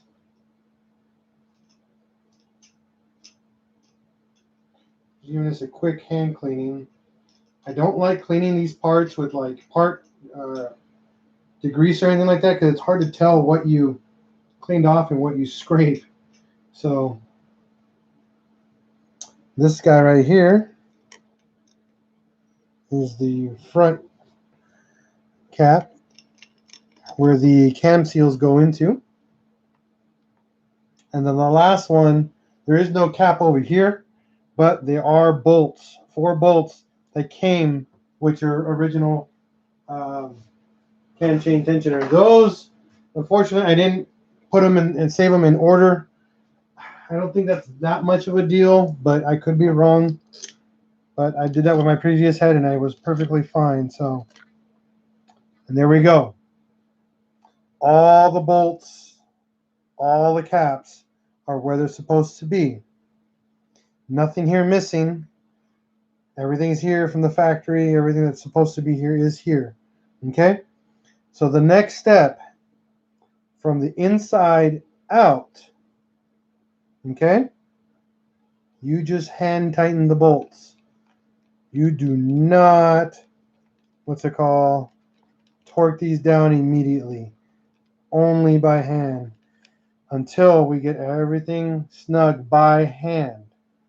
And the reason why I have to keep emphasizing by hand is because what's going to happen when you start torquing these down, the cam's going to go off-centered and it's going to cause some damage. We have not installed the gasket yet on the cam chain tensioner. We're not there yet. That's going to be next. I'm just trying to get this portion settled because that's pretty straightforward. It's really, really simple. I know what you're saying. But I typically do that before I tighten these right here, because you can slide it underneath. Pretty straightforward. Just take the bolts off.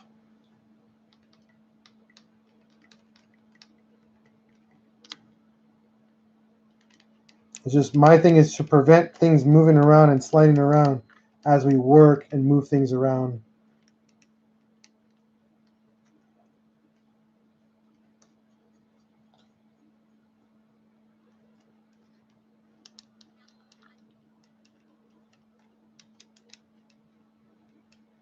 And we're not tightening these bolts over here, which is like the first two set of main caps. Those don't get touched.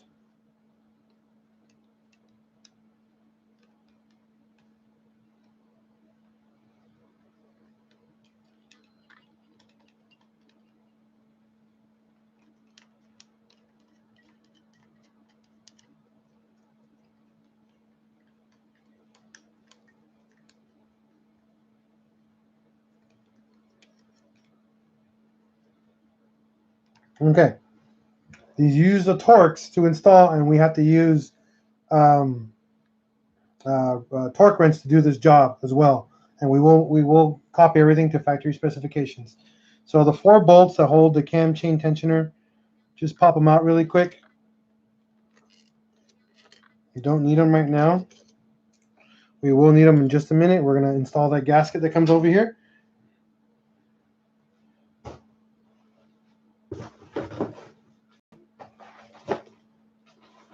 And it's called the half moon seal. And also, what we also call, where is it? Come on.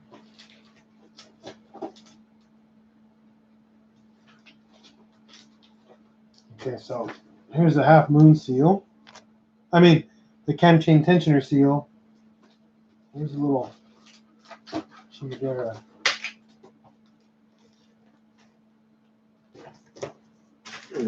Here are the cam seals.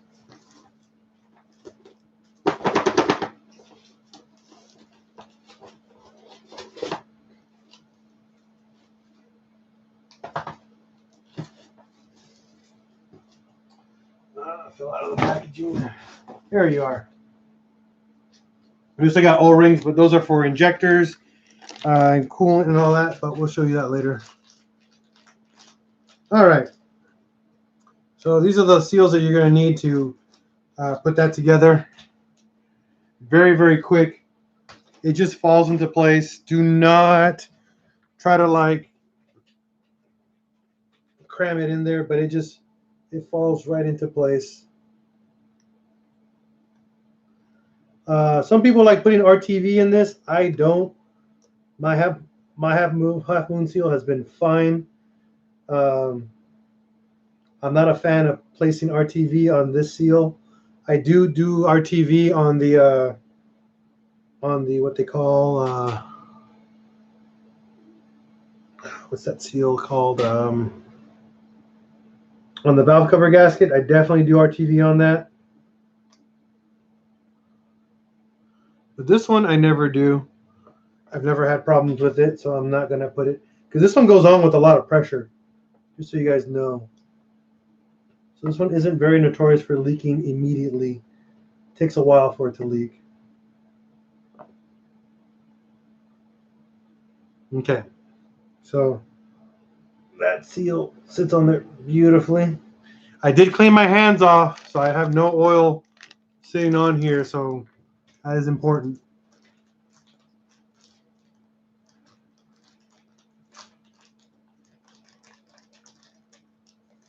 Okay, so this guy is right here.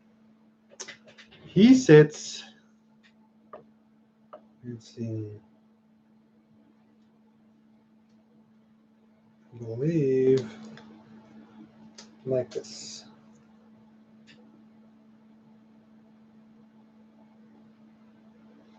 So you see the gasket sits in like this, okay?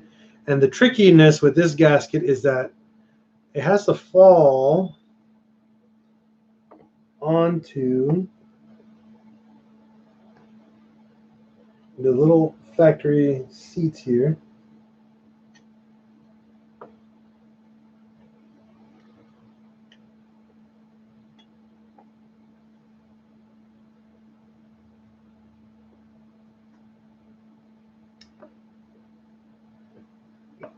And the reason I hate this one, there we go. It never wants to sit in its home nicely.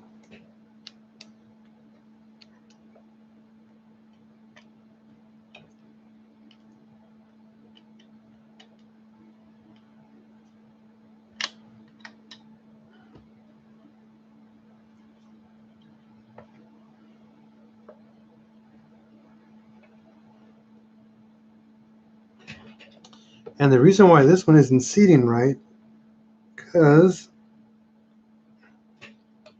its little home is damaged. Not damaged, but it's got a little chingadera there that we're going to have to work on. But yeah, that should be it. Then all 4 bolts go back in. Same way you hook them out. And there we go. Half moon seal and tensioner gasket installed. Okay?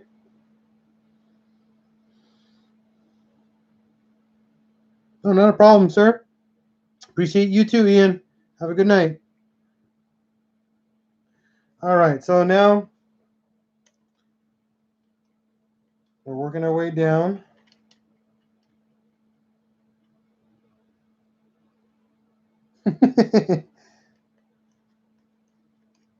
Again, just a couple threads on the head. Don't ever get in the habit of tightening everything snug before you bolt these things down, because you will cause some fun damage.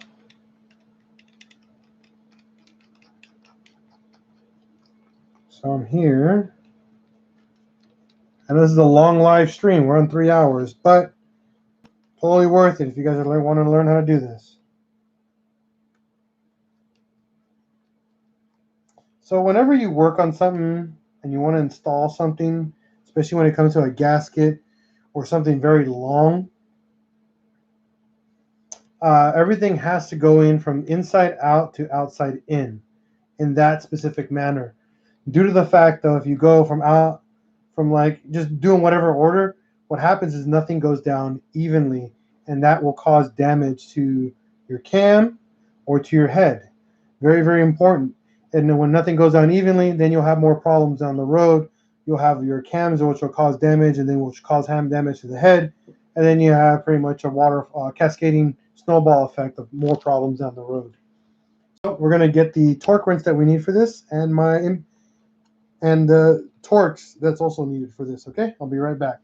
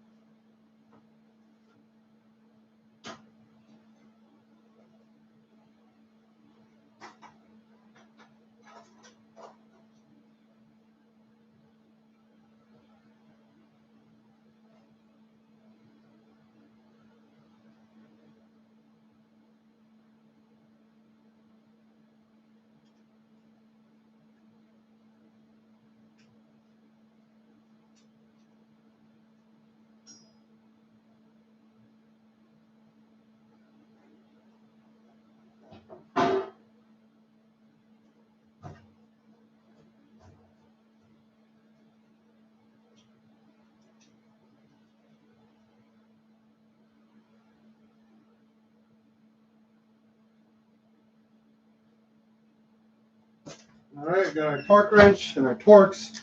Let me verify this is the right one. Nope, not the right one. One size smaller.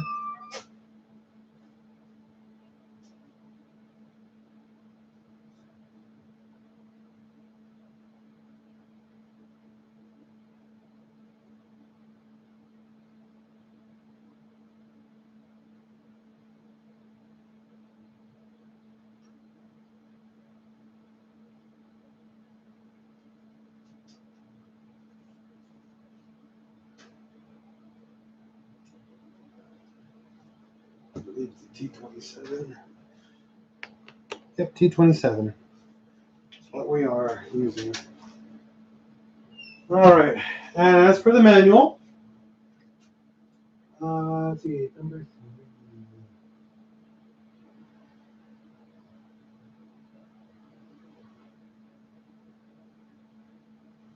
3. Oh man, I don't think this torque wrench, I can't find my smaller torque wrench.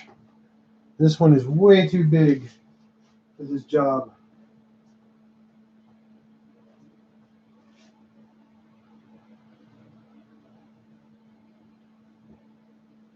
Two and four first.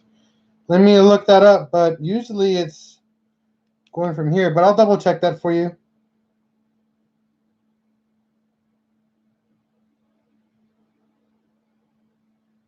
I got the Bentley right here, so I'll double check it. I can't find my smaller torque wrench. This is way too big for the job. I don't remember where I placed it. And I can't proceed any further until these are all tightened down to spec. These are all down to 7 foot-pounds, no more. And I don't want to use this big-ass torque wrench to do this job.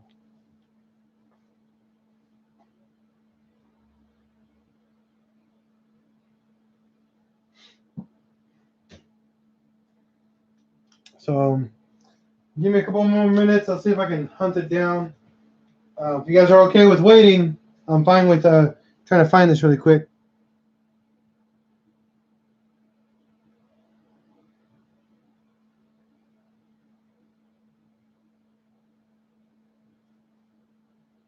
I read that. Use your pike. We'll do that.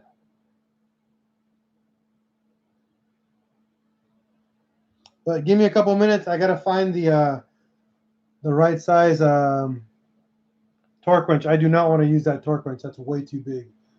That torque wrench is more for the head bolts and the cam gears, not for this stuff up here.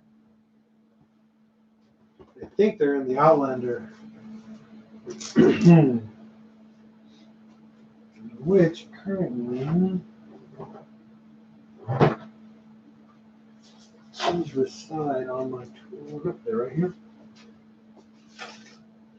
I'll play some music while you guys wait.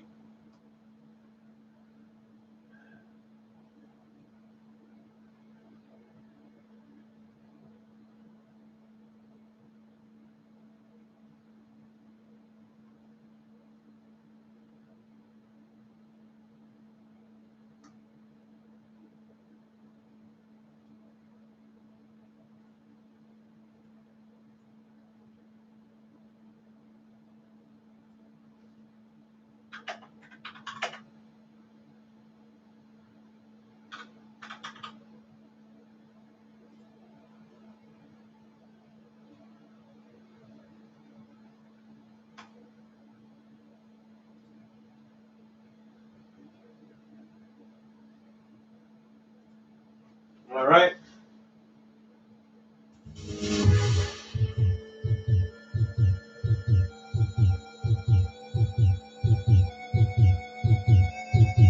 Be right back, guys. Just give me a couple minutes. I gotta find the part here.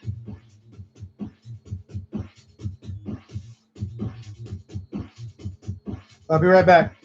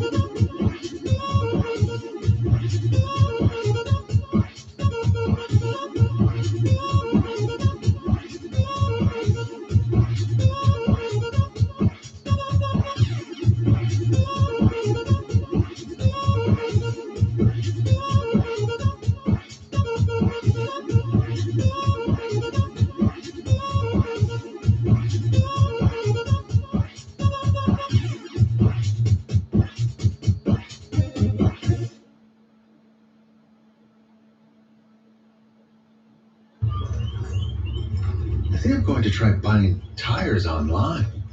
TireRack.com can help you with that. I guess I could buy the same ones I have. No need to guess. Our tire decision guide gives you all the right options. Someone should invent a tire decision guide or something. Can he not hear us? Right now, you can get this special offer when you buy a set of 4 select Goodyear tires. For details, go to TireRack.com/Goodyear offer. TireRack.com, the way tire buying should be.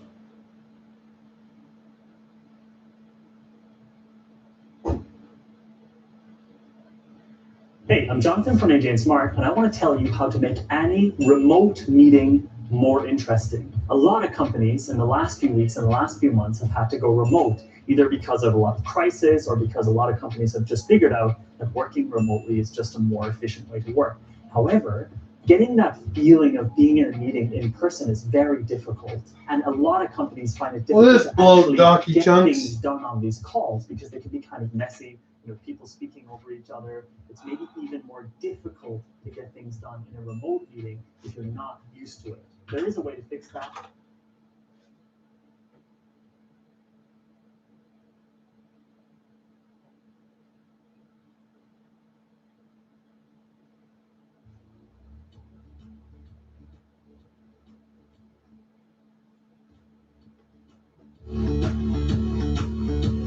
I'm missing 2 torque wrenches that are specific for this job, and I can't find them. And that really sucks because they're missing. They're not cheap. And I remember where I left them, but they're not there anymore. So this sucks.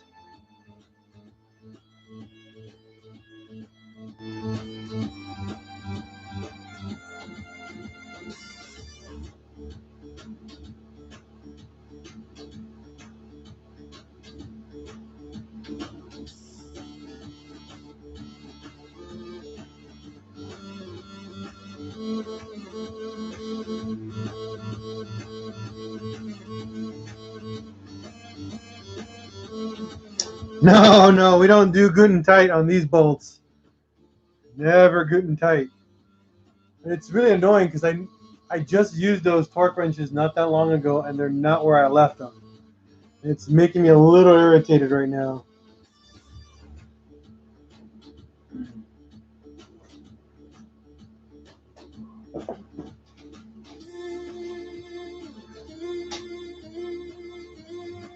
You know what? I think they're in my bus. I did do some work in my bus, and I think they're going to be in there, which is next door, and not here.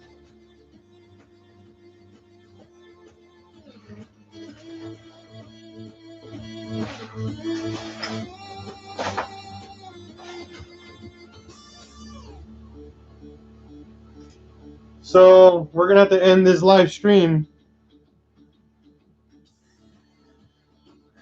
This sucks, man. I really wanted to finish building this head. We're so close. I mean, we legitimately are a couple bolts, 2 seals, a cam gear away. That's it. And the head is completely done. So I guess we'll do it tomorrow. I'll show you guys how to do the whole process tomorrow. I don't want to use that torque wrench. It's way too big for this job. I mean, we can hand tighten everything, but it's just not the smartest thing to do. I guess we'll do that. We'll hand tighten everything. And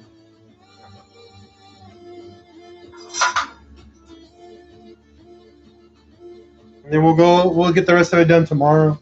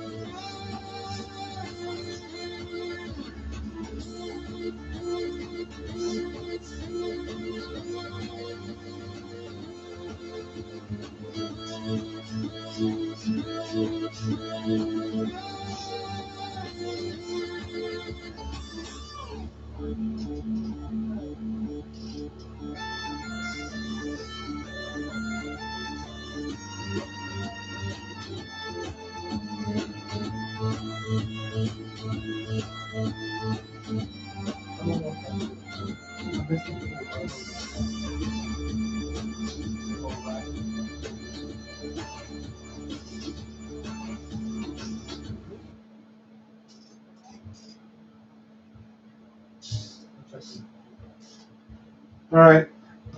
I actually might have my tools. I'm gonna check in a little bit. We might not.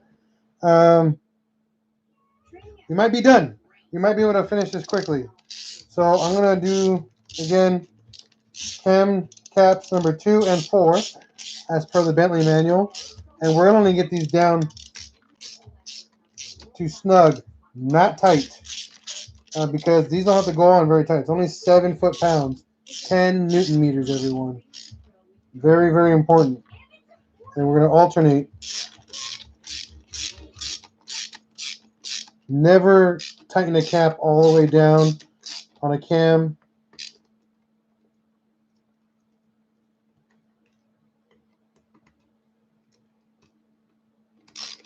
That's very important, because if not, you'll end up damaging the cam. Again, it going sideways. And go back to number 2.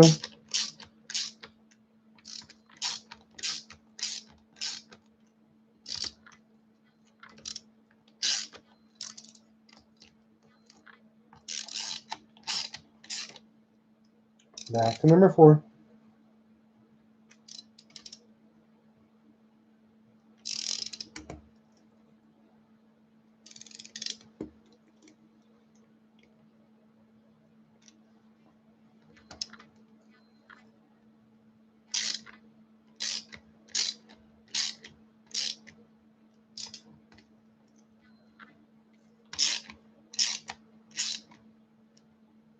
All right, we just hit the bottom. I'm not going to tighten these all the way down.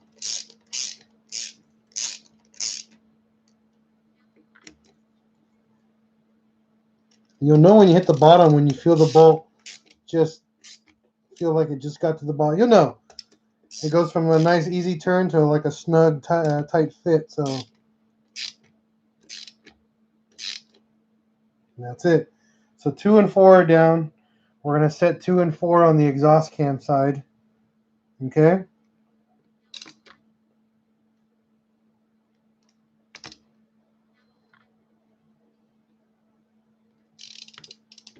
These going a little tighter going down due to the fact that exhaust cams tend to be bigger and they have a bigger setup here. So my wife just told me that I forgot when I did the transmission on the wagon, I left some tools in there, which she's right.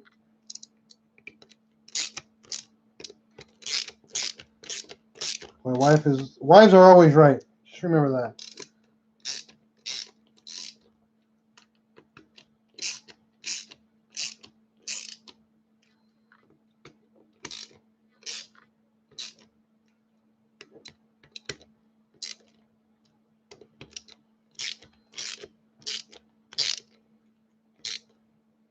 All right, so 2 and 4 are down. 2 and 4 are down. Now I'm going to go get my torque wrenches, and we're going to put everything else down along the way. I shall return and then start filming again. Give me a couple more minutes. We'll have some more music playing.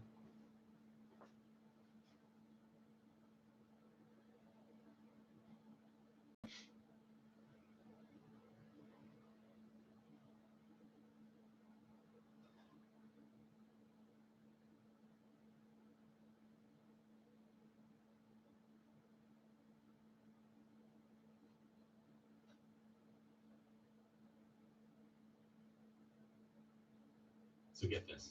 Every 1.23 seconds.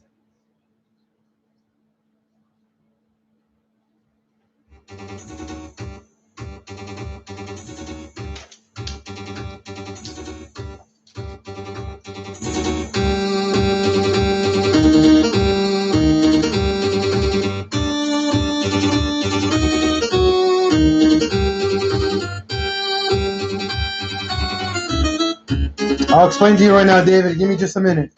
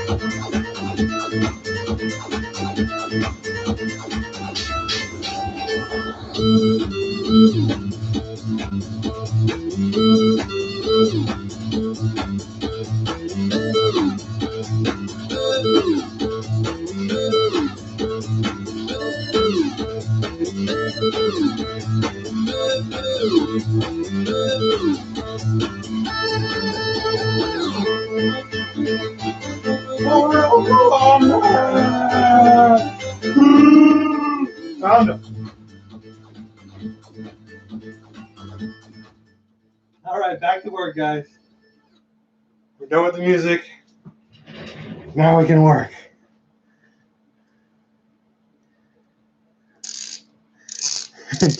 Awesome. You guys are awesome. Okay. So, found my freaking torque wrench. 7 foot-pounds. Remember that, guys. Extremely vital. No more, no less. So, again, do not torque your head down immediately. First, get all the bolts down. And then, since we got these two down, we're going to do the rest of them. Because they'll just go snug. Remember, no torque.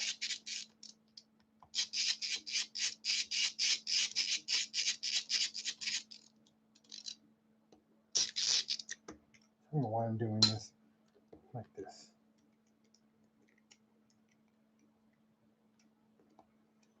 And then for Caesar, how do we crank the bolt to the head without the head turning? Well, there's a couple ways you can go about that. You can use something to counter rotate it. Okay. Which is super important. So have someone with you to counter rotate the actual what's the word? The gear, which will probably be the easiest way.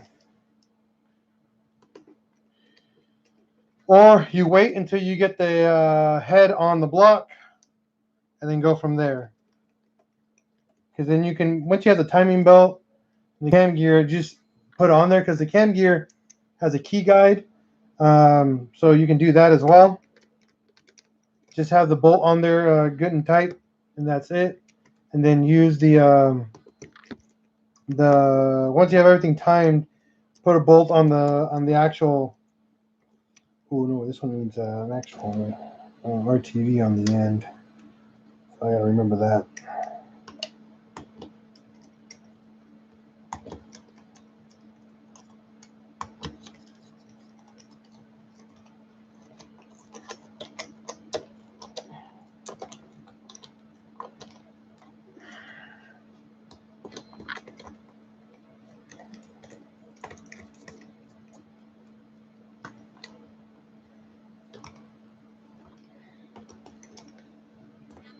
And none of these bolts are going to torque spec yet. They're just going snug by hand. No actual torque specs. Okay? So now all these are all done. They're all the way down to the bottom. Get your torque wrench, set it to 7 foot-pounds. Okay? As for the Bentley manual, let's see here.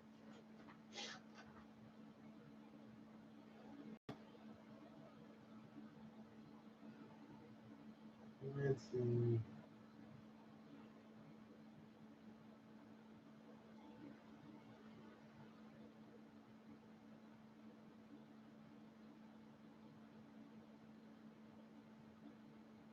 Yep.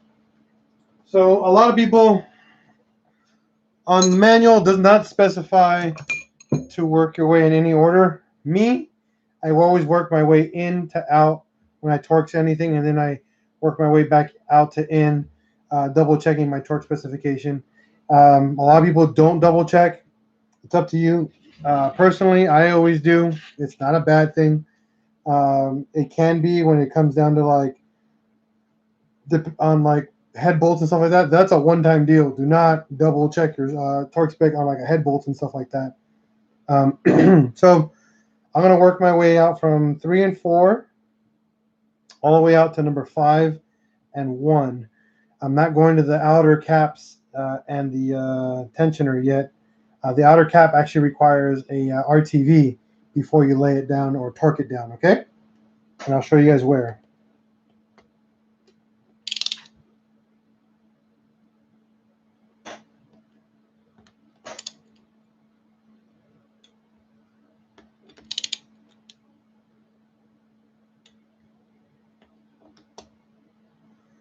This one doesn't have a really audible click, so it sucks.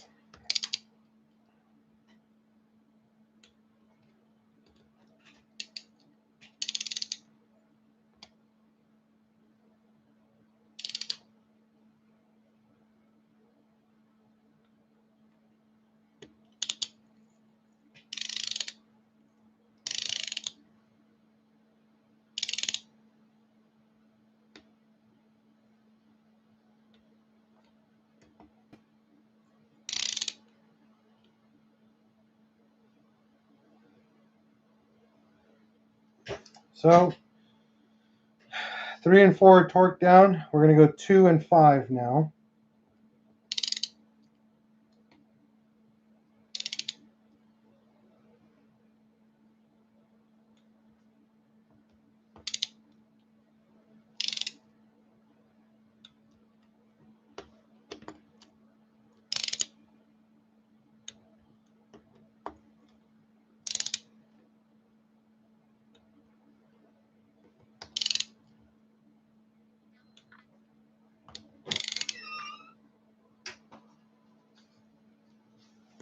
What's going on, Ben?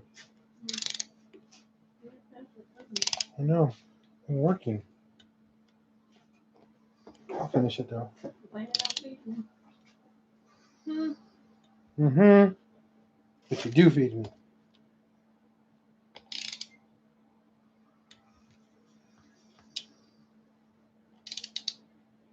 Okay. So now I went 1, 2, 3, 4, 5, all done. But I went from 3 and 4, 2 and 5, and 1. This one last because this one is actually one big cap. That one right there. This is actually one very large cap right here. You guys can see that. Yeah, this is one big cap for both cams. So we do this one last.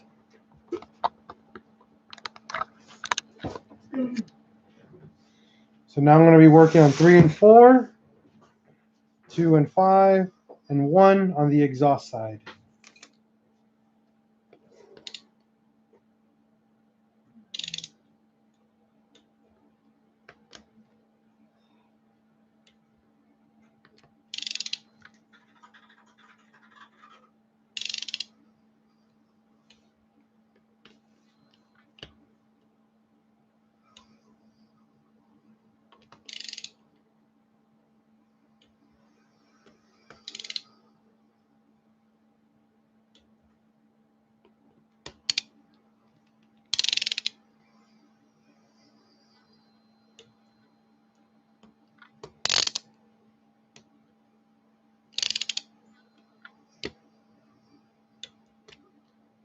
And the last one over here at the end.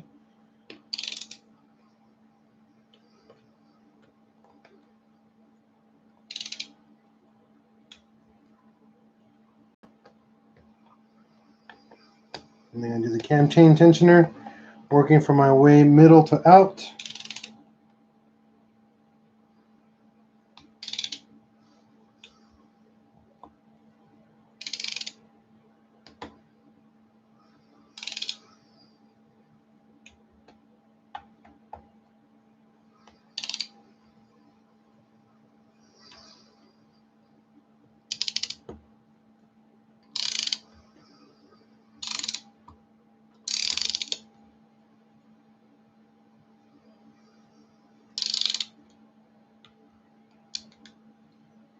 Okay.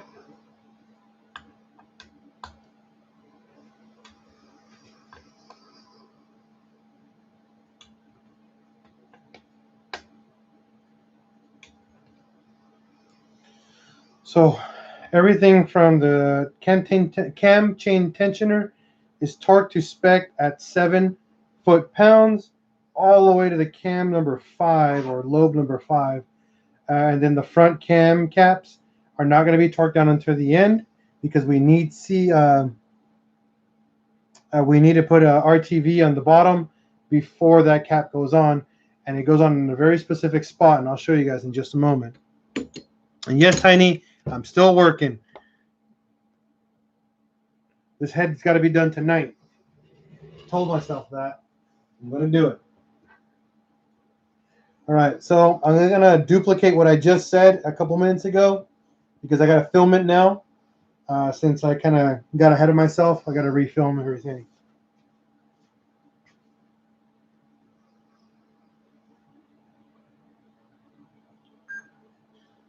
Okay, welcome back. So as a recap, put all your caps down. You're going to put everything in by hand. Do not torque anything down. Cap number 2 and number 4 on the intake and exhaust side have to be torqued all the way down to 7 foot-pounds, alternating between all the bolts. Do not go all the way down on one side. Alternate your bolts left and right until that sits all the way down. Okay? Once both caps are seated and torqued to 7 foot-pounds, aka 10 Newton meters for you guys, once those are set, then everything else, put it in by hand until it hits the bottom, and then torque everything down to 7 foot-pounds, 10 Newton meters. That includes the cam chain tensioner all the way over to here. Now, the reason why we have to stop on the far left or the front of the engine or the head is because these bolts, this cam seal requires what we call RTV. And it's very important for your build here. We're going to show you exactly where it's at. Now again, this is for, as per the Bentley manual, we only follow the Bentley manual. She's going to wake up the baby. Take her out of there. She's not even in there. Oh. No, I'm not going to start the block today. This guy. Underneath here, so let me take these cams, the bolts off. 1, 2, 3, and 4. So you guys can see here. Now what we're looking at is the cam seals. I mean the last main cap that's on the front of the engine, not the back. This is the front where the cam seals are in the cam gear.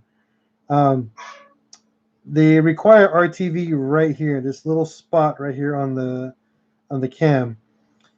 And this is per the Bentley manual. So you'll see there's actually some decent amount of carbon buildup due to old oil.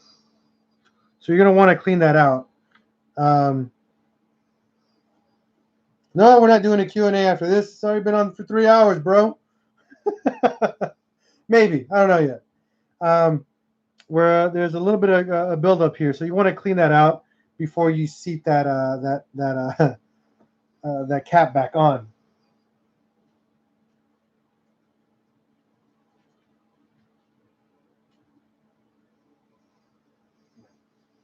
So I was correct. So this area right here, see this where I'm pointing with my flathead screwdriver? This whole area right here is where RTV has to be laid down. Just right here. Okay? Not the whole entire cap, just here. Okay, guys? So we're going to give this a quick cleaning, and then we're going to go from there.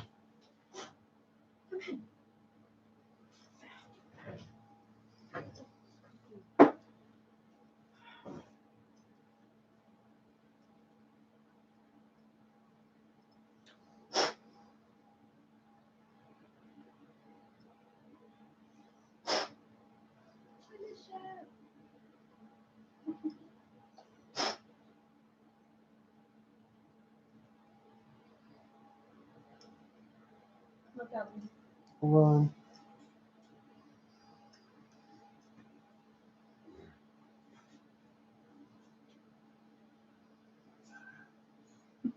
Not the real one. That looks.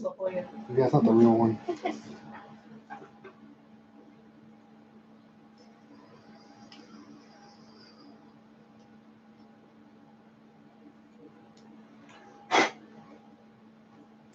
All right. No problem, Caesar. Have a good night, sir.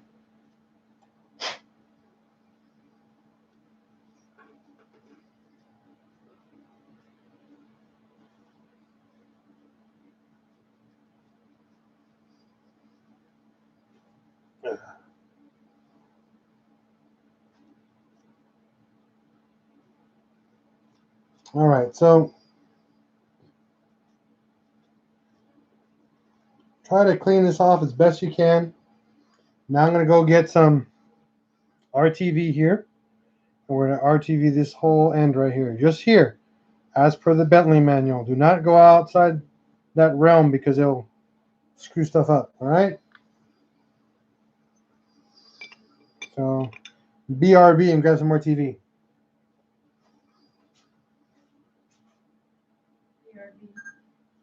Mm-hmm. What's wrong with BRB, bro? Bro?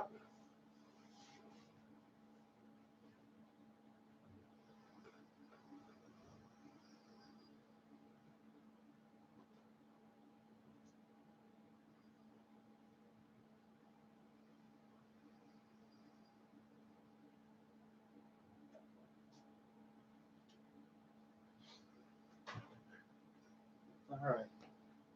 I use black RTV. It's really good. It's also very good. It's always resistant to 3 shaded areas. Let me double check. Oh, you're right. I missed the other 2 areas. Good catch, sir. Good catch. So there's 3, but the other 2 are super tiny. Right here. Right here in this corner and in this corner. Good catch, User Pike. I totally missed those right here and right here.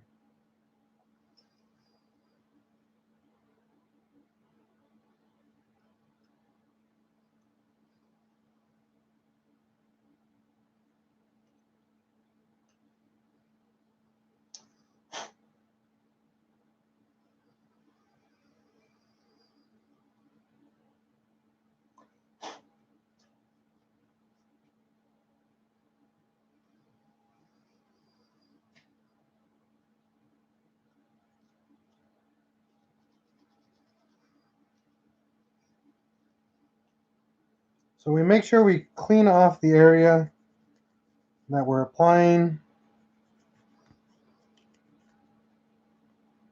the RTV. Do not have any oil or anything in that area. It will not stick. That's correct. You hit the corners again with the, yep, that's correct. Every time you lay down a valve cover gasket, you lay all the corners with RTV. Oh, good fall. Oh, I just hit that. Hopefully I didn't break my camera.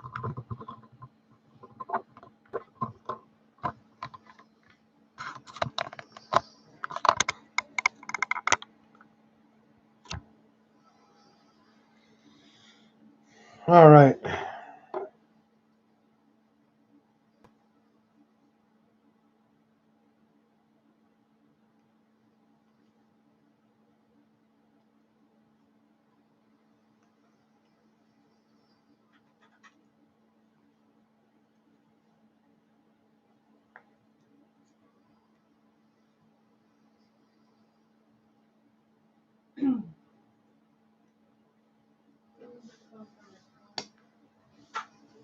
I'm using it. Code is 447449.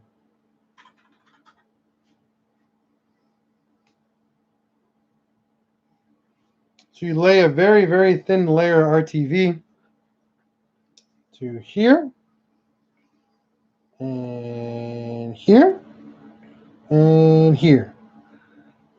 Okay?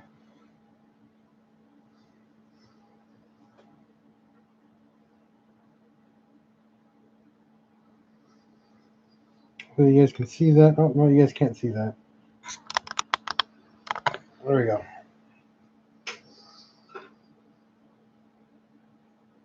Super thin layer. I usually pack a little bit and then just brush it on. I'm not a fan of gooping RTV on anything. That stuff leaks if not done correctly, or if you have too much. I mean, you're literally just painting the area as light as possible.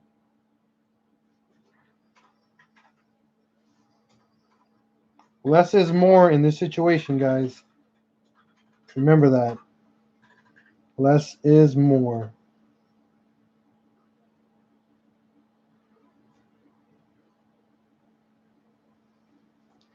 All right.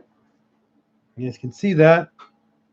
Corner, corner, the center only, not the inside caps. All right. We're going to go back down. Lay that sucker down. Put your bolts back on.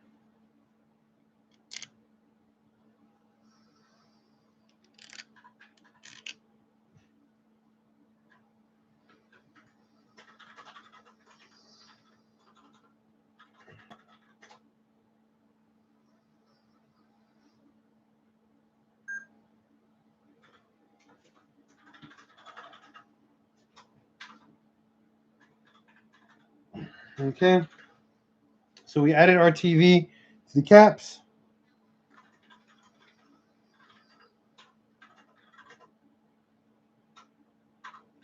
I don't have rear brake lines, buddy. So I can get you some for pretty cheap.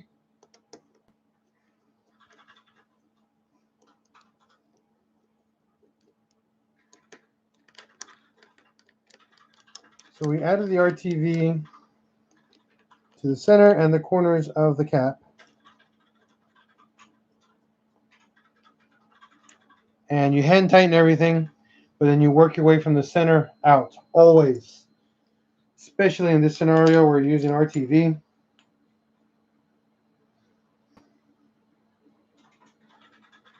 Seven foot-pounds, no more, no less.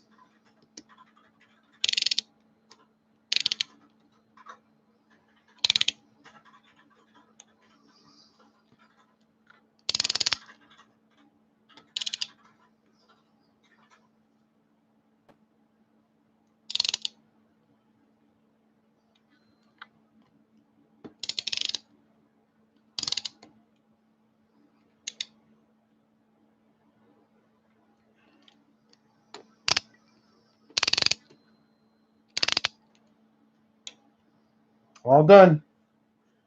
All right. So now head's fully assembled, except for two last pieces of like seals, but assembly as in head is together. We got our cam seals next. Cam seals have to go on dry, no oil, no nada. Make sure that it's extremely important that these have nothing on them at all. If not, any uneven surface will in doubt create an improper seal and it will leak. So clean your your cam as best you can.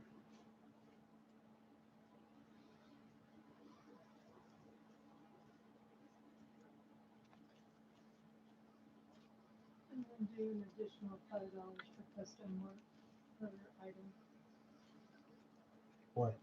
Give it one. Okay. Yeah. No? Same price. Okay. So cam seals are super, super clean. Now we're going to move this a little bit back. Actually, we're going to, yeah, should work. I'll get you guys nice and low here. Get a close view.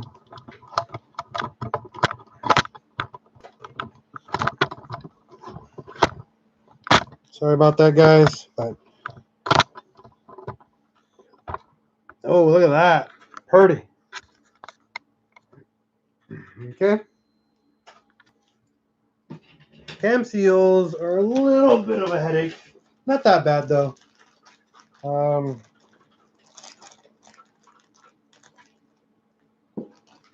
nice thing is that these came with the actual tool to push them in. And you'll see here, there's a special little tool that helps you install them. So you pop them on like this. I'll take these bolts off.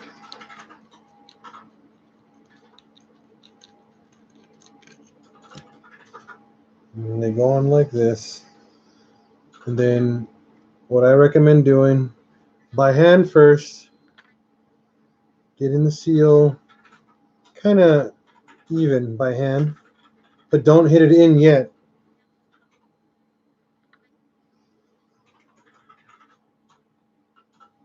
Okay. Tiny, no Q&A yet. We're not even there yet. Keep asking questions. I'm not even to that point.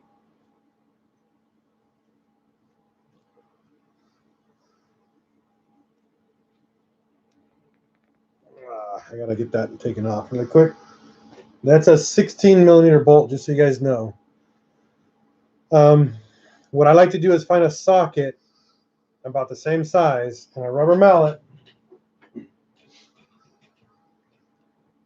and wail on it as hard as you can. No, just kidding. We're gonna tap it in. Give me a second.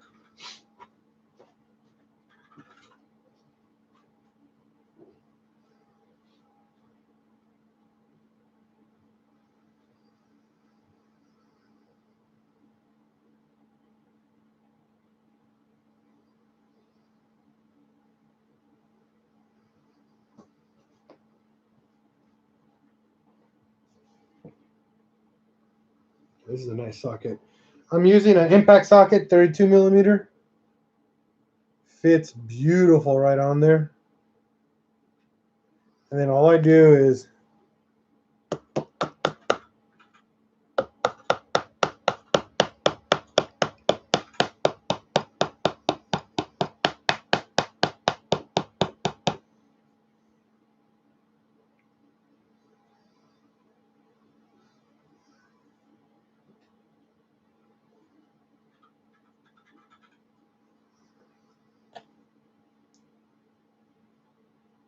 so remember, just tap it in. You don't need to wail on it. It'll go in on its own.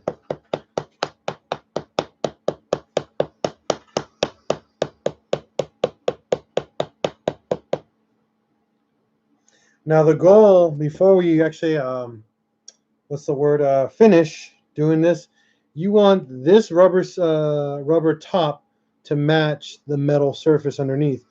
You can actually go deeper than that, I think by like a 1/4 millimeter.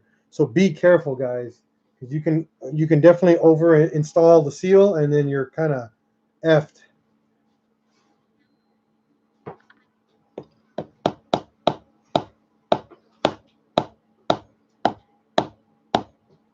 And just look at it, focusing on how even it's going on its way down. Don't rush your install.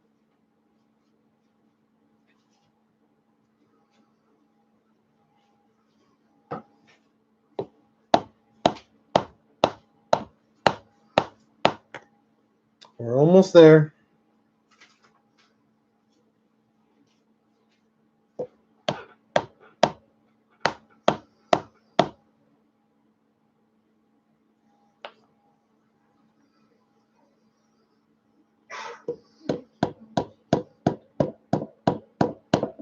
She misses you.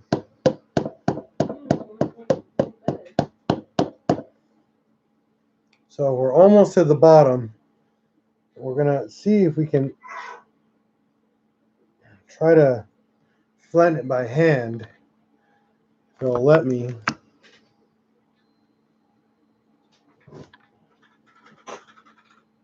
Which it won't. It's in there pretty snug.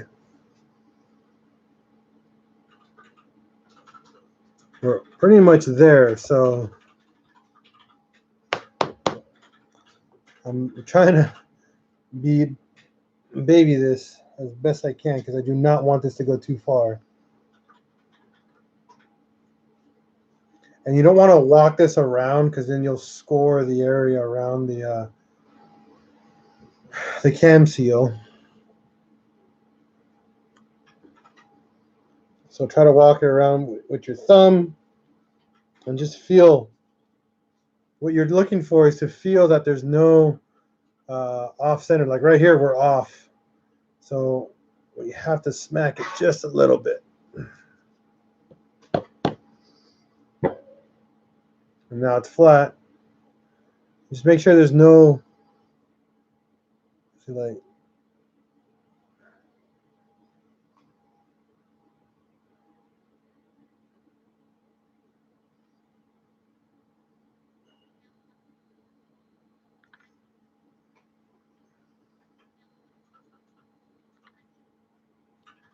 that should be it. Cam seal installed. And you'll pay very close attention at how smooth the surface is whenever you guys are doing this job. This is very vital when you install a cam seal. The machine surface should match up with the flushness of the seal. That's how you know you're all the way down. If you pass that, you got to take this cam cap off and pop that seal back out. Do not try to pry it out. You'll damage it, and you have to do it all over again with a new seal. Okay? Let me answer the question really quick. What happened? What happened?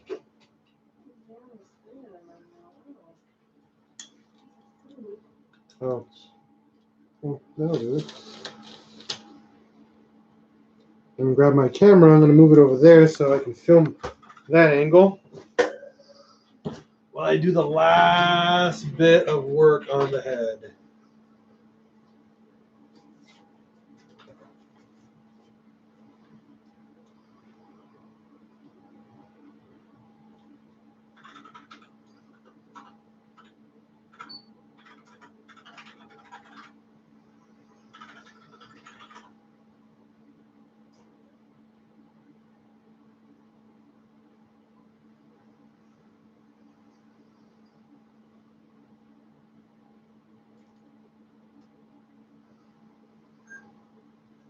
So we're going to go with 16 millimeter.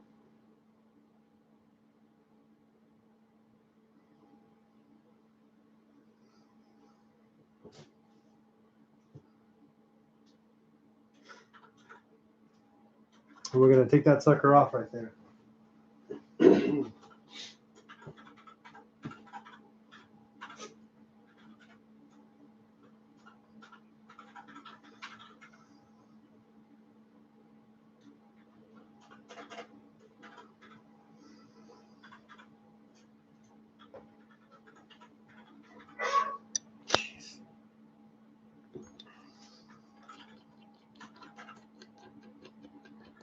This bolt we're actually no longer going to be using, by the way. We're upgrading to ARP bolts, so higher performance.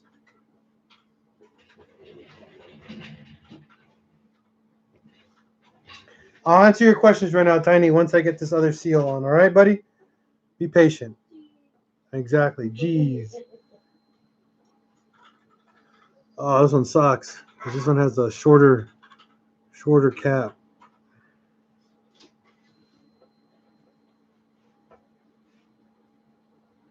So this one might not. Yep, it's not going to go in nicely.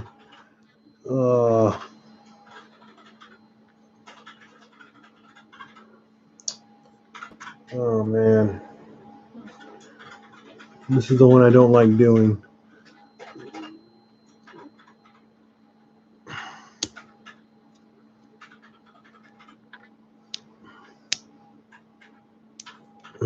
Talk about a disaster, everyone. A disaster.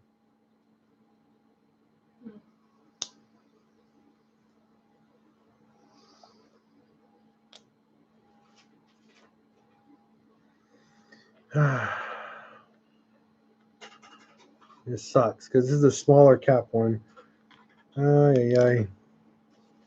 So I'm going to try to slide this on.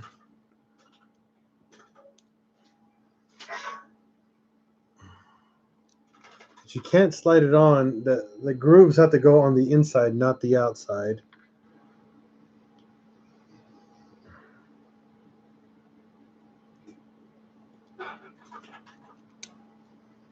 And this is where it becomes a nightmare.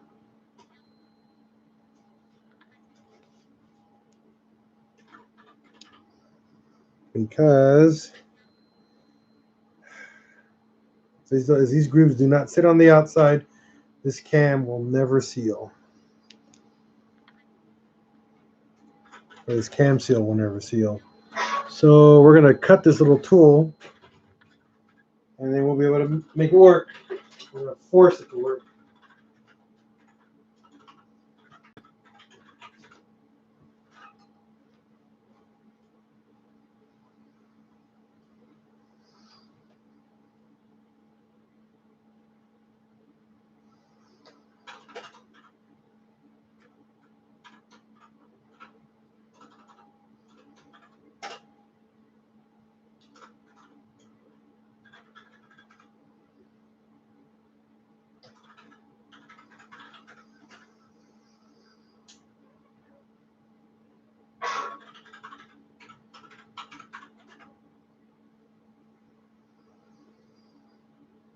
Come over here, buddy.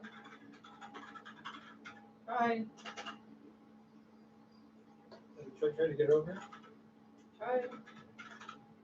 Let's say you. She does this to you. All right. So I cut this little cover on the can tool.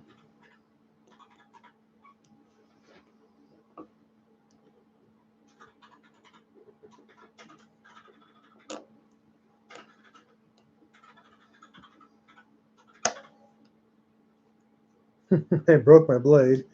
So hopefully this works. Oh, so close. Maybe if I jam it in here and then take it back off.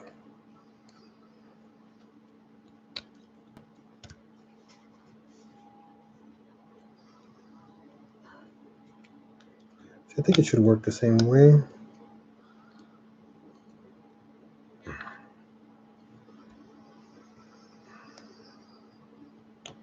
Okay.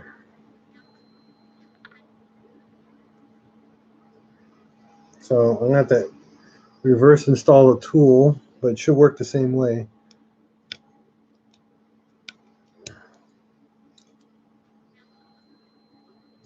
Nope. It's got to be flush the other way. Ah.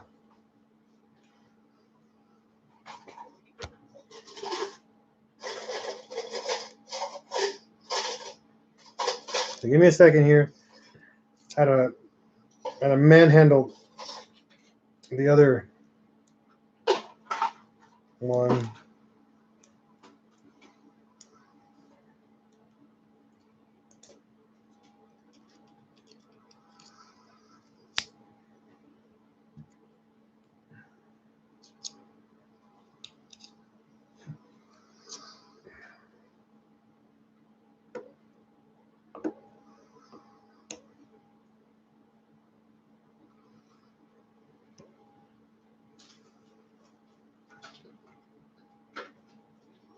Gonna clean out the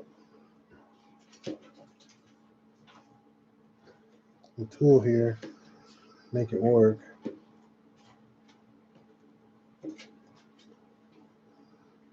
It should work now.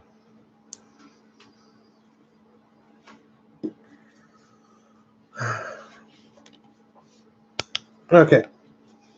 You can see now the tool is supposed to do its job here.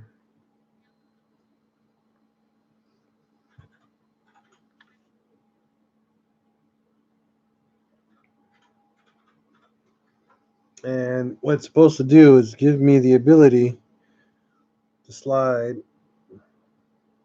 It's supposed to. Oh, come on. No.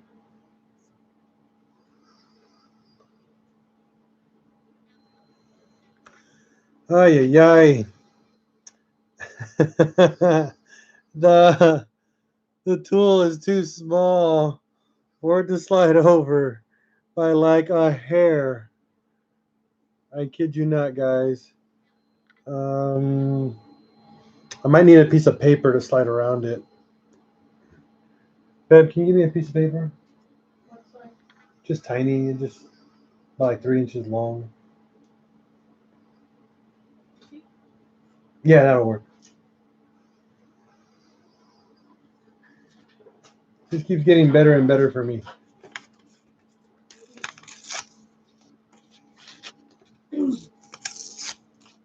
All I'm trying to do is get that cam seal over this. No, it needs to be a little bit longer, babe. Hold on.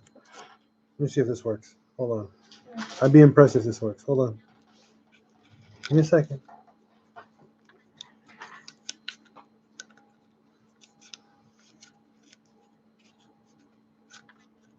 No, it won't work.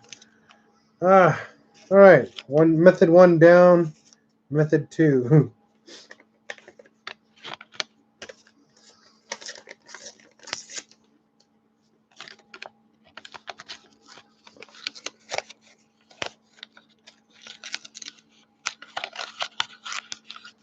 And the reason why we're doing this is because we do not want the cam seal to bend inwards. Trying to make it bend flat so it goes on correctly.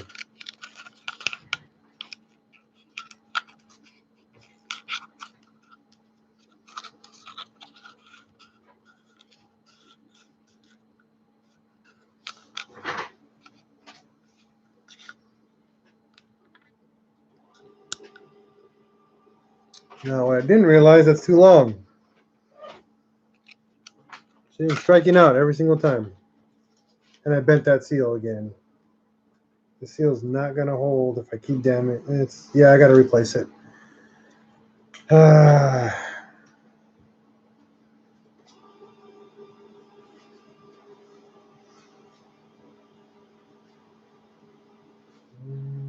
it's not bent. Okay.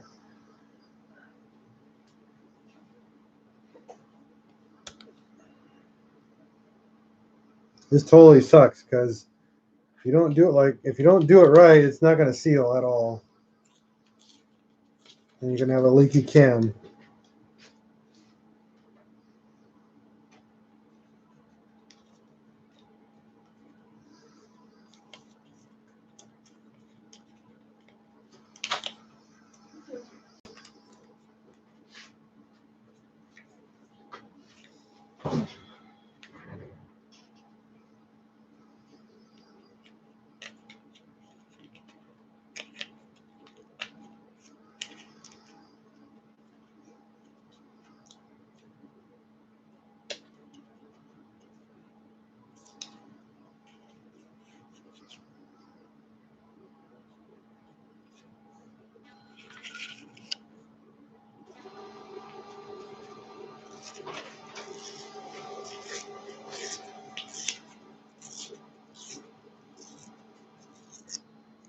All right, this should work. Whew. No, I can't because I got to be able to pull the paper out.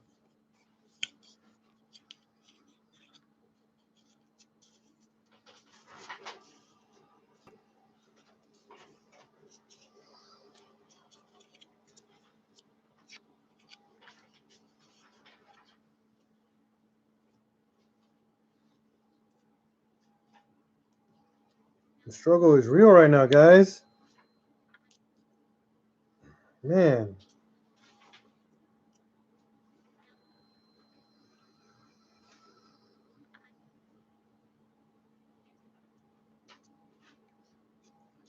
Nope. And that pushed right back in. Where it's not supposed to be.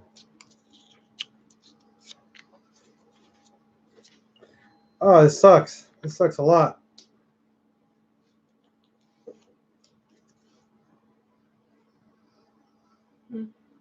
This thing needs to go in, but it's not going in. And the problem is it has to go in flat. Oh. Why? Oh, where? Right here. Well, that's why I'm having a problem with. This goes on here. Well, this goes on here. And the way these seal, see this right here? This groove? Mm-hmm. It's got to go in flat. If it goes in the other way, it won't seal. And that's why these are, this tool they provided was perfect for this side, but for that side, oh shit. No, that didn't seal either. Oh my God.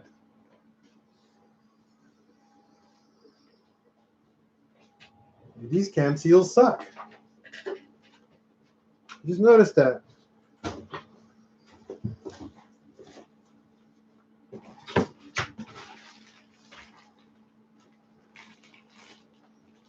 Well, I got another set of them. I gotta go buy the tool though. Oh, these are way better. These I think are revised cam seals, so much better seal. I just noticed that.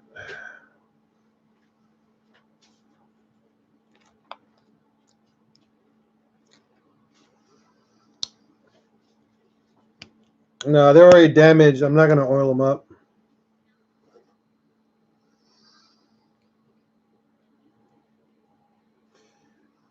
This came with my other kit here.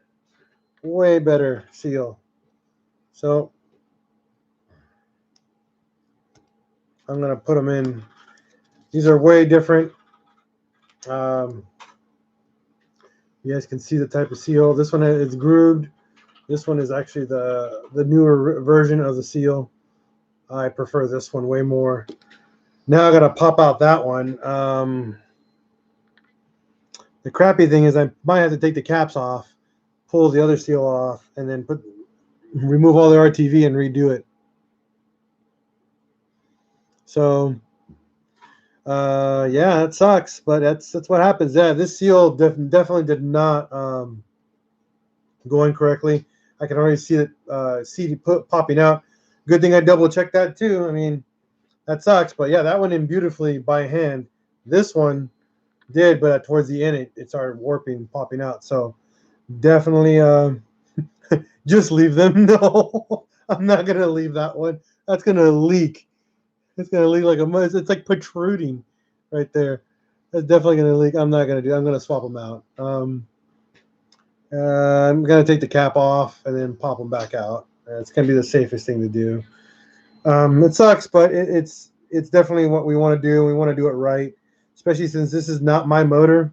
This is a friend of mine's, and I want to make sure everything's perfect for him. So, yeah, we're gonna take this apart, clean everything back off, and then reapply some RTV. That sucks, but that's what happens when you build a motor. I mean, never perfect the first time, but definitely catch it. That way you don't screw things up down the road or have a leaky motor down the road.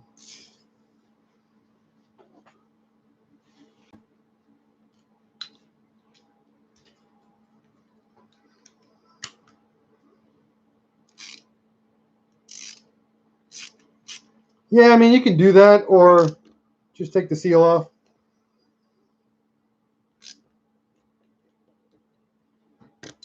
I'd rather do that. This is just a little bit of RTV that's on there. It's a couple minutes of work, man. It won't kill me.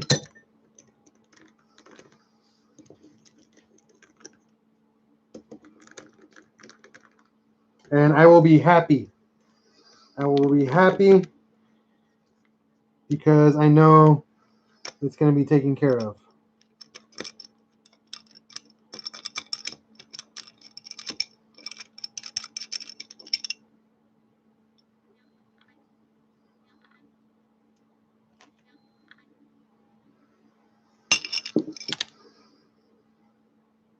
So all this has to be cleaned off again. Yeah, that's damaged. You guys can see that. That's how that seal sat in there. Not good. Junk seals.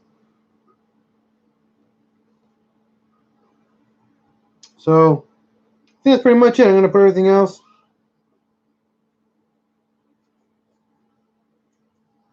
Tiny.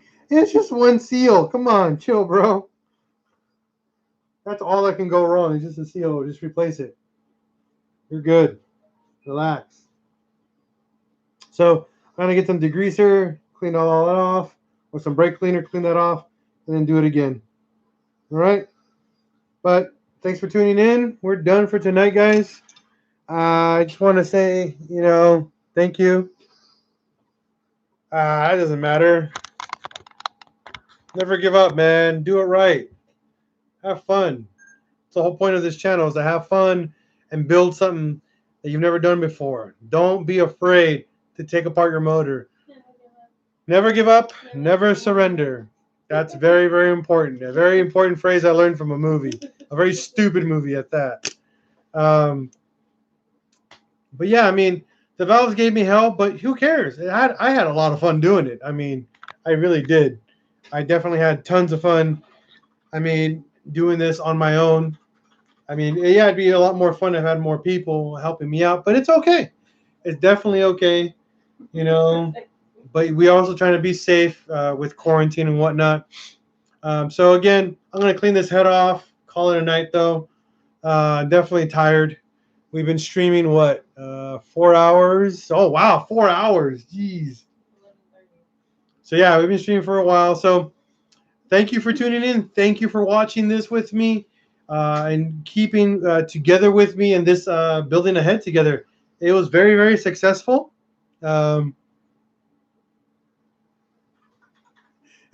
Just remember, if you have extra bolts, you're saving weight. I do not have a single extra bolt, by the way, but everything turned out really, really well. Besides honestly, one valve gave me a problem. One valve out of 20, and then the cam cap at the end. That was pretty much it. That to me is phenomenal.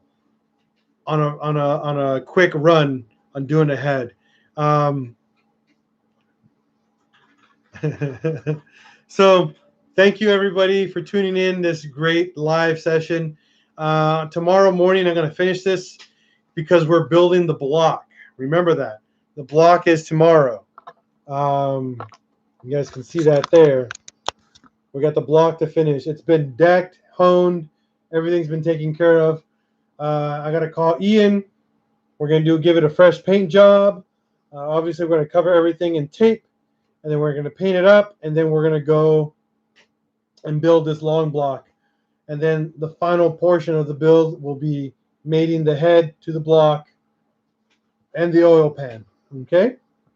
But be excited, guys, because it's being filmed again. I've already done this film before. I mean, this DIY before. But I'm going to do it again. I'm glad that you guys are learning with me. We're following the Bentley manual, and you guys are double checking my work. I freaking love that. You have no idea how much I love people correcting me. It means that we're learning together, and we're actually putting the effort to do it together. Very important, very vital that we all do this in a positive manner and having fun. Because if we don't, then what's the point? Honestly, there's no point. If we're not having fun, I honestly don't want to do it. I don't want to do this. And I am having fun. Having fun with you guys. And having fun with everybody that's tuning in. So thank you. Again, just stay home. If you're an essential worker, go to work and just go back home. If you're in the medical field, if you're in the medical field, love you guys. Be safe. Take care. Oh my God, you guys don't understand how much I'm worried about everybody.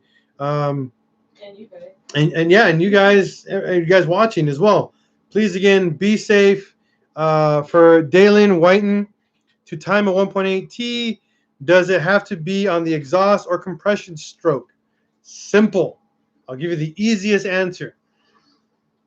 Not by telling you what stroke it's going to be on, but by telling you, put your timing cover on the front of your engine.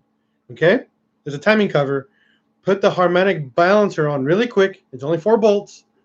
Rotate the engine. There's a timing mark right on it, and it'll tell you if you're timed or not. Pretty straightforward. Okay? All right? Timing cover, harmonic balancer, both have a timing mark. Match those up, you're timed. Okay? That's just the bottom. For the valve cover or the head, put the valve cover on, put your can gear on, and it's got its own timing mark as well. Okay, guys? Match those two up, put your timing gear on, and you're done. But we're going to walk you through that, okay? That's the next process, is finishing the block and then going there. All right? But again, I'm calling it quits. I'm tired. It's been a 4-hour live stream. We done some filming. Yeah, there is also TDC marks on the flywheel as well. That is also accurate, sir. You know, but some people don't have your flywheel on when you have a full engine disassembled. I don't. That's last. I worry about that at the end. But yes, you can use that as well as a timing mark. That is correct. Again, thank you for tuning in. Have a wonderful night. Stay safe. Stay healthy. And as always here at Pinchow's Garage, if you see a fellow dubber on the road, just give them a thumbs up or a peace, because we have to respect one another, especially in these dark times. So respect everyone. Give a thumbs up. And as always here, we're going to break, fix, and repeat, because it's Pinchow's Garage, and that's what we do. And stay home. Huh? Break, fix, repeat, and And stay stay home. home. Break, fix, repeat, and stay home. Thank you, and have a wonderful night.